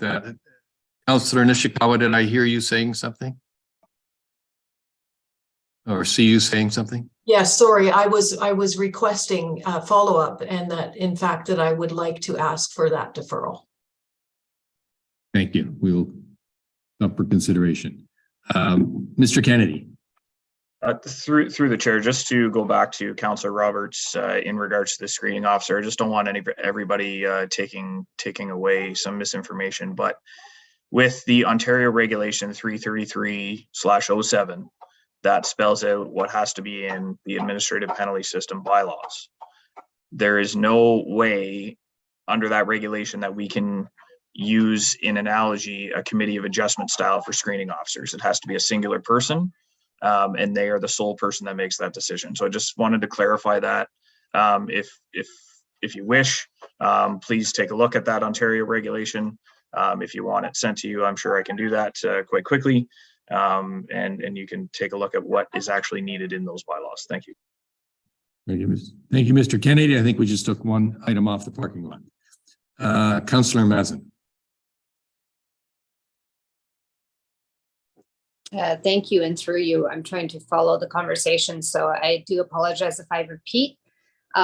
I'm just looking at this resolution, and as I was going through it today, I think the intention was to bring forward a concept that was new, not actually just to those who are new on council, but quite frankly to, even though we've seen this once as an introduction, whenever it was previous council, I think it's the opportunity to discuss today. And so I, now looking at the recommendation note, saying immediately to council for consideration, the second portion, I think it would be more appropriate for it to come back to planning committee so that we'd have, and maybe that was already recommended and I kind of missed that in the back and forth over the last couple of minutes, but I think versus going directly to council, coming back to committee just for one more chance, because I think I would need a little bit more time to go through and more specifically the appendices.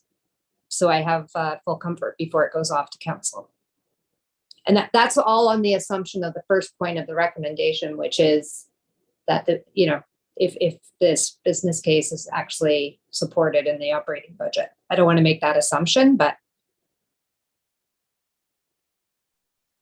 Let me do a straw poll and see who would like that to happen. And to address it to Councillor Nishikawa's point, that would essentially be a deferral or a deferral. We would just say that we would bring it back to this committee when we know more about the budget. And I think that's an appropriate. Give me a straw vote on that. Okay, I think that's, that said, it's only 20 to 4. Do we want to have any more discussion on this? Seeing none. Let me just pause for a bit of guidance here. Thank you. Councillor Zavitz. Sure. Contrary to your question, what happens if we if we don't defer? I mean, if I read the language, this is a rather obtuse perspective here. We seldom see an angle like this where, you know, if Part A happens in a few weeks, then it will immediately come to council for consideration, where we'll discuss it at length anyway. So, I mean, it's really sort of 6 of one, half dozen of another. We're ultimately going to get there, or we're not, and it'll be 6-4 or 7-3 or something like it. So I don't know. We spent a lot of time on the policy and getting to where we are, and the public now is seeing it as well again. So that's great. I would have no problem voting yes to this today for sure. So for what that's worth. Thank you to Councillor Zavitz. The straw poll suggested that we would take it back to committee. So So you want to postpone it till when or for why? Well, I think, David, perhaps we could just change the resolution that said, you know, and We have to amend the resolution. amend the resolution just to say coming back to committee instead of coming back to council. Would that be an appropriate way to do it? Just, all right. So Oh, so the suggestion is that we just defer it until the completion of the budget process, which would automatically bring it back to this committee. Is that correct? Very well. All right. So we just quickly going to write a resolution to that effect, and just give Cheryl a moment to do that.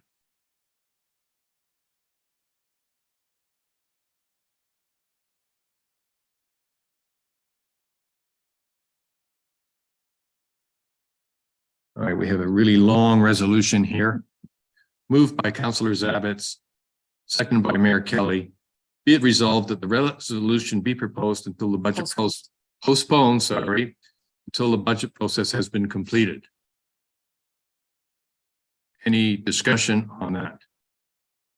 All those in favor? Any opposed? Thank you. Carried.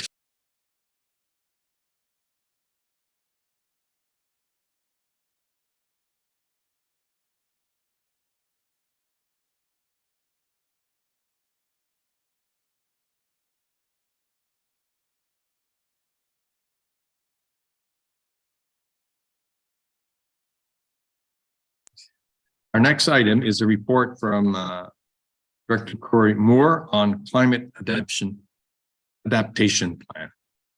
Mr. Moore. Thank you, Mr. Chair, and good afternoon, committee.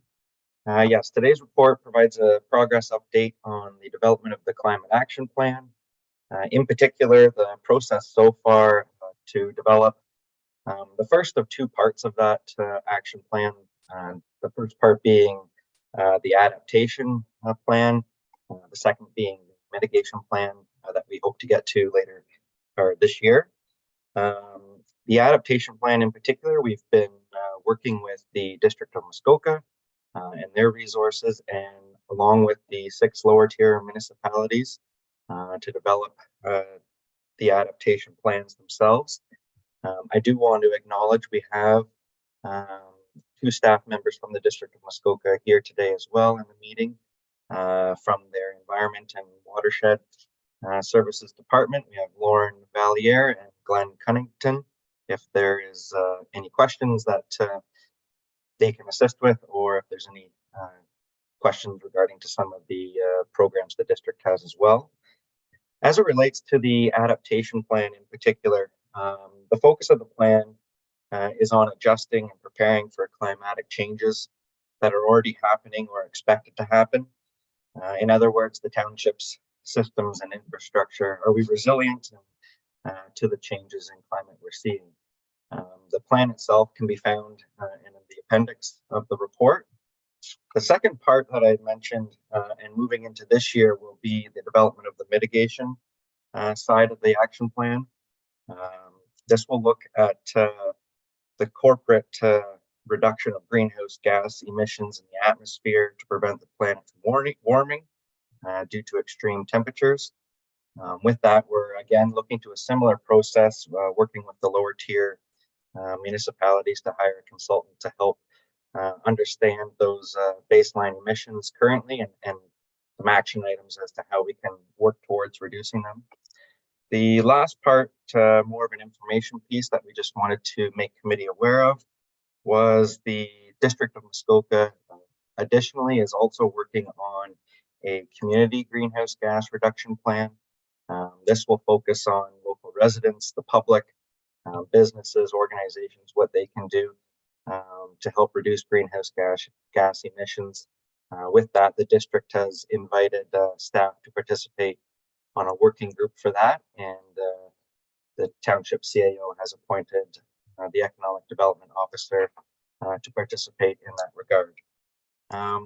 With that, Chair, I'm happy to answer any questions on the adaptation plan and progress moving forward with the mitigation plan. Thank you. Thank you very much, Mr. Moore. Questions from committee?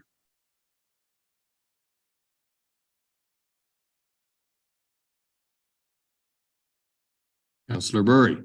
I'm just going to make an observation. Excellent, Corey. Thank you.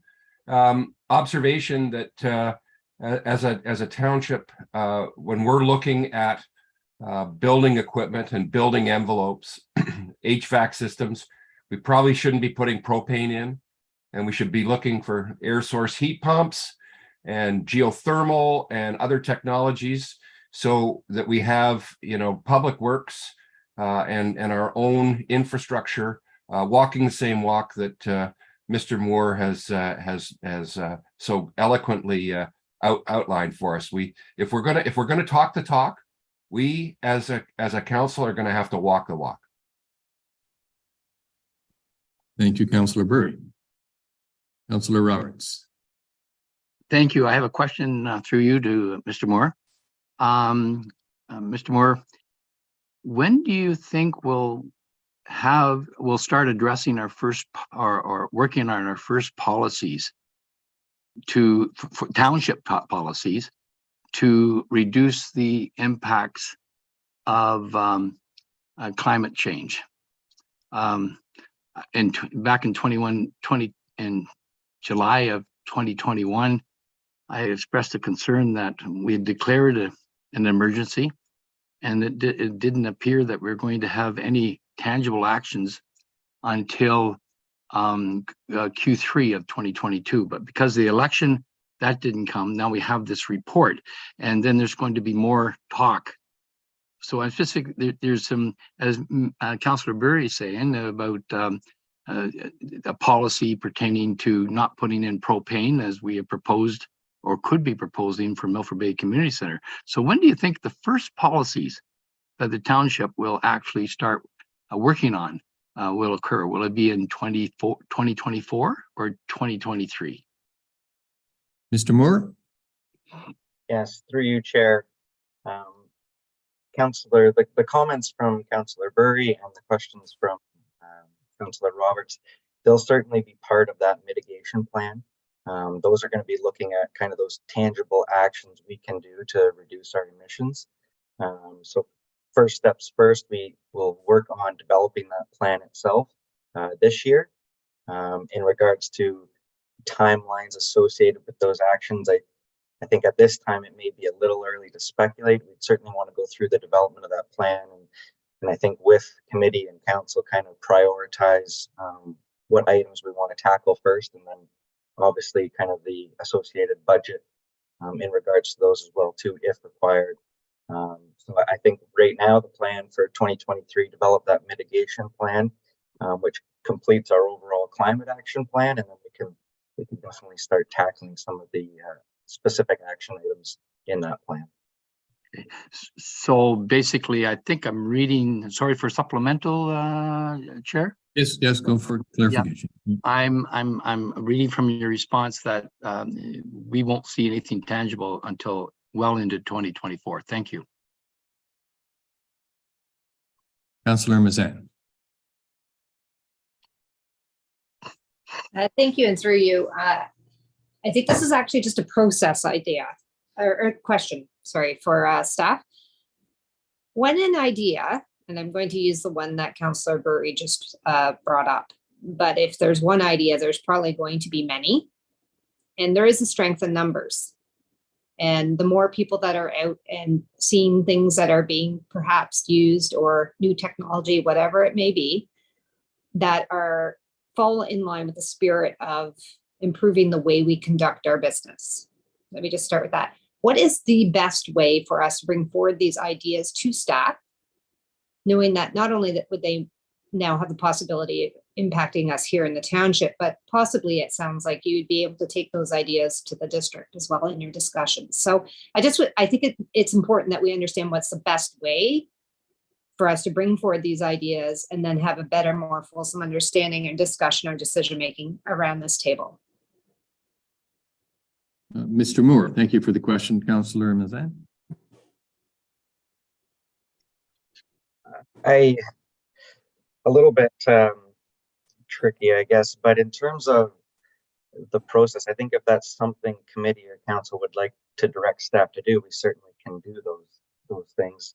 Some of them may be during the budget discussions themselves when we're debating those types of capital projects. I know we do have a few staff members here from the District of Muskoka.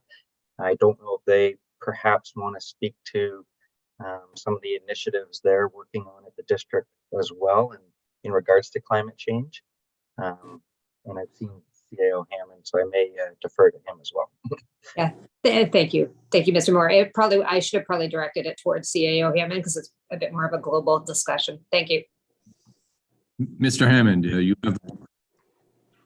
Thank you, Chair Bosenworth. If I understand the question correctly, I think what Councillor Mazan is getting at is if members of council have ideas like Councillor Burry, they can take them to Mr. Moore for consideration of inclusion in the plan. And that plan will come back to this committee for approval, thereby giving direction to staff, right? So as Mr. Moore mentioned, the entire group of you give direction to staff. If one member has an idea, you need to bring it to the table and ensure that your peers share that, and that would give direction to staff. And to go back to Councillor Roberts' point, I think a first step in understanding mitigation measures is really what we emit in terms of emissions. And so that's going to be the first step in developing the mitigation plan, to determine collectively through fleet, through buildings, through everything we do, how much we actually emit. So that's an important first step to be able to understand in order to respond. Thank you. Councillor Zavis. Thank you. Through you to Corey, great report. Thank you for your involvement. I guess my thought would be here and now that as I read your reco, that we obviously have a climate action reserve fund. I believe it's $25,000 we set aside last year.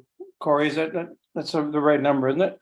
Good. So thank you. So given that, where I read that it says staff, so this is obviously township staff. This is the Township Muskoka Lake staff be authorized to issue an RFP for consulting services to develop a township climate mitigation plan jointly with the other. So could you explain to me how that interfaces? So does R25 go in with the other 5 groups to make it 150,000 for a consultant, or do we have a consultant first and then we go into the group, circle the wagons, and everybody shares their? I'm just wondering what are the dynamics of that process? Thank you. Mr. Moore. Yes, through you, Chair. Certainly, I think through the development of this adaptation plan, we felt, working collaboratively with the other 6 lower tier municipalities was beneficial. We have a lot of the same kind of issues and concerns, and effects from climate change. The purpose for going in on the consultant together just helps reduce those overall costs. If we go at it together as a group, reduces each municipality's cost to hire a consultant, given that some of the work will be very similar in nature versus us all doing possibly some of the same work separately. So. Thank you. Any further questions? Mr. Hammond, or do you have further comment? Thanks, Mr. Chairman, for indulging me. Just to further to Mr. Moore's comments in response to Councillor Zabit's question. So yes, it would be a joint RFP. There would be, depending on the cost, it would be shared by the lower tiers, and we would obviously use the funds from the reserve to the extent that we need. And that's not an unprecedented process. There's been various other points in time in the past where the lower tiers and the upper tier have collaborated on joint RFPs. Thank you.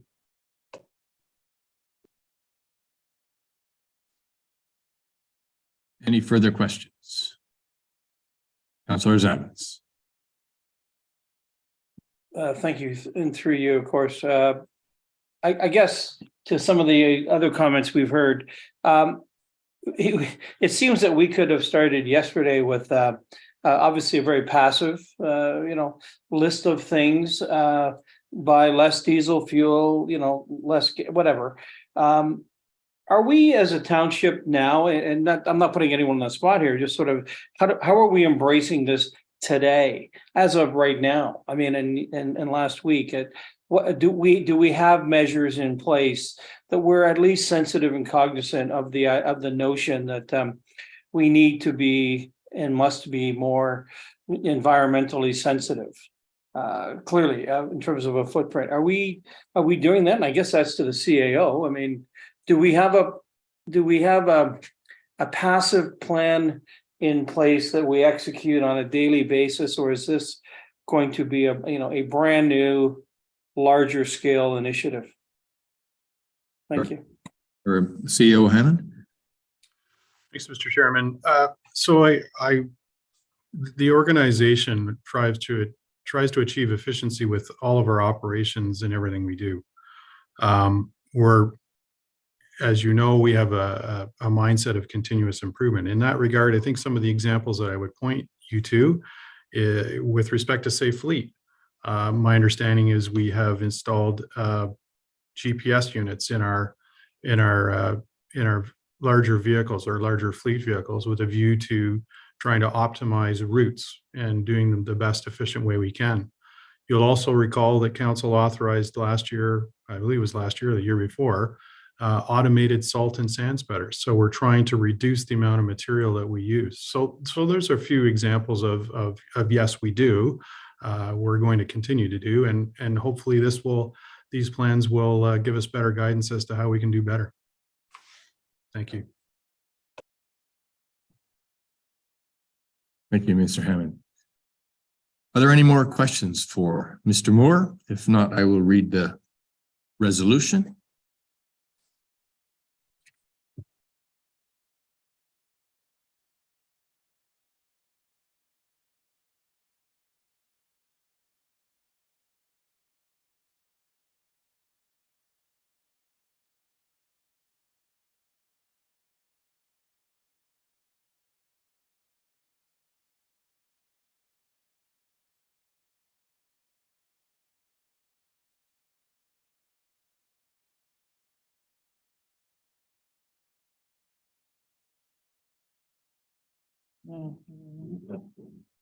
Corey, we understand there's somebody in the waiting room. Do we know their name?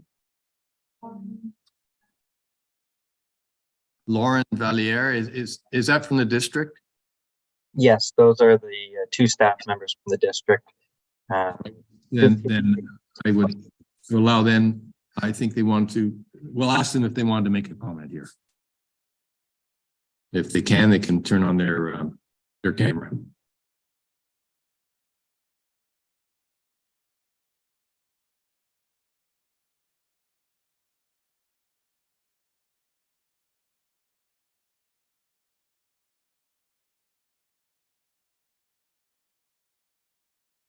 Ms. Valliere, are you, there we go.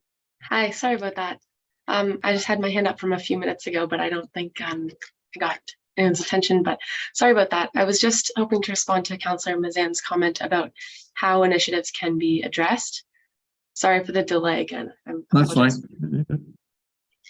So I just wanted to note that, of course, for any township initiatives, Corey would be the best to contact about that, or your CAO.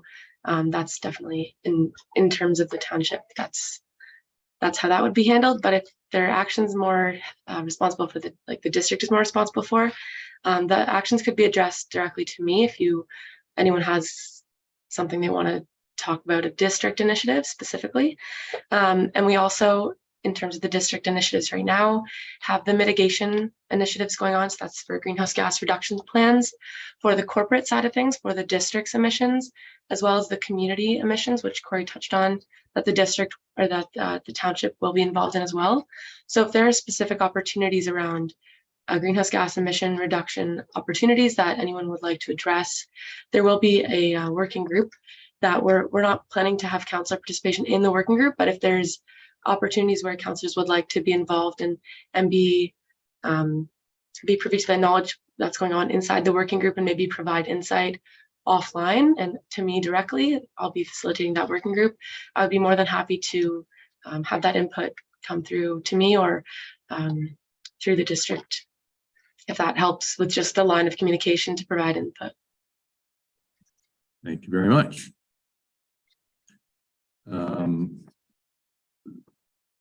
All right, I am going to read the resolution. Moved by Councillor Mazin, seconded by Councillor McIntyre. Be it resolved that Planning Committee recommends to Township Council that the draft Township Climate Adaptation Plan attached to staff report CED 2023-1 be approved, and that staff be authorized to issue a request for proposal for consulting services to develop a township climate mitigation plan jointly with the lower tier municipalities, and that the project be funded through the Climate Action Reserve Fund. All those in favor? Anybody opposed? That is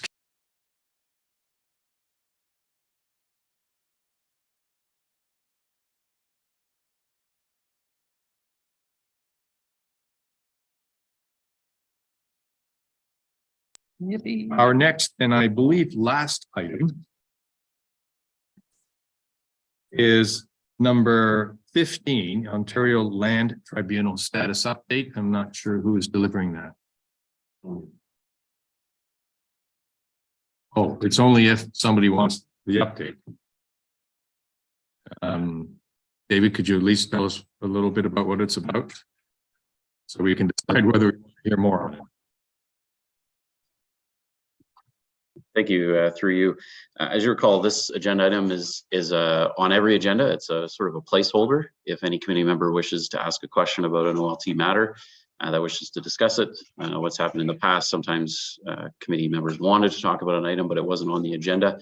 So we have this as a placeholder. Again, I think most members are probably pretty familiar with most of the matters through other channels, but if you have any questions on a matter or wish an update, this is your opportunity. Staff are here to answer. Councillor Nishikawa. Sorry, I want to, we sort of skipped 14 because I did have a question under that, but I don't have a question under the OLT. Yes, I don't have a question under that, but I did want to ask one quick short question under new business. Very well, please ask away. And I apologize if this is not appropriate, but I do want to ask, when is this committee going to meet in person again? Because I'll just say that this Zooming thing is starting to not work for me anymore. I will.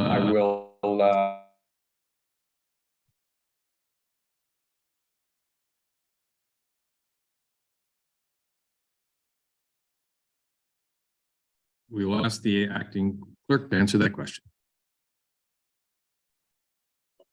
Thank you, Chair Rosenworth, through you to committee. I was going to send you an email tomorrow about this, but I'm happy to provide that on February 23rd. The last of the installation and programming of the hybrid council meeting system will be occurring, and staff will be trained on that day.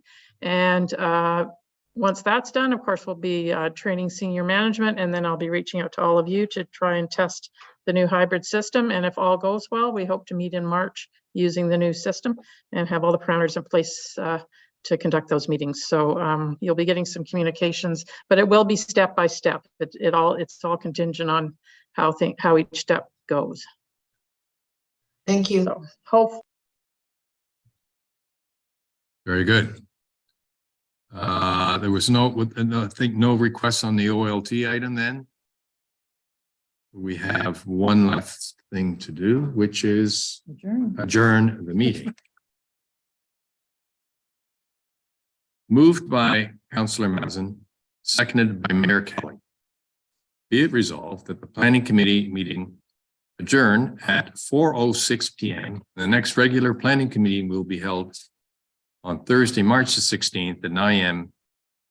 Electronically or possibly hybrid from the council chambers, municipal offices in Port Carling, and further be it resolved that the special planning committee meeting scheduled for Friday, February the 17th, i.e. tomorrow at 9 a.m. be canceled as it's no longer necessary. I presume there's no discussion. So all in favor? And I'm not going to ask because I already know. Carried. Thank you very much, everyone.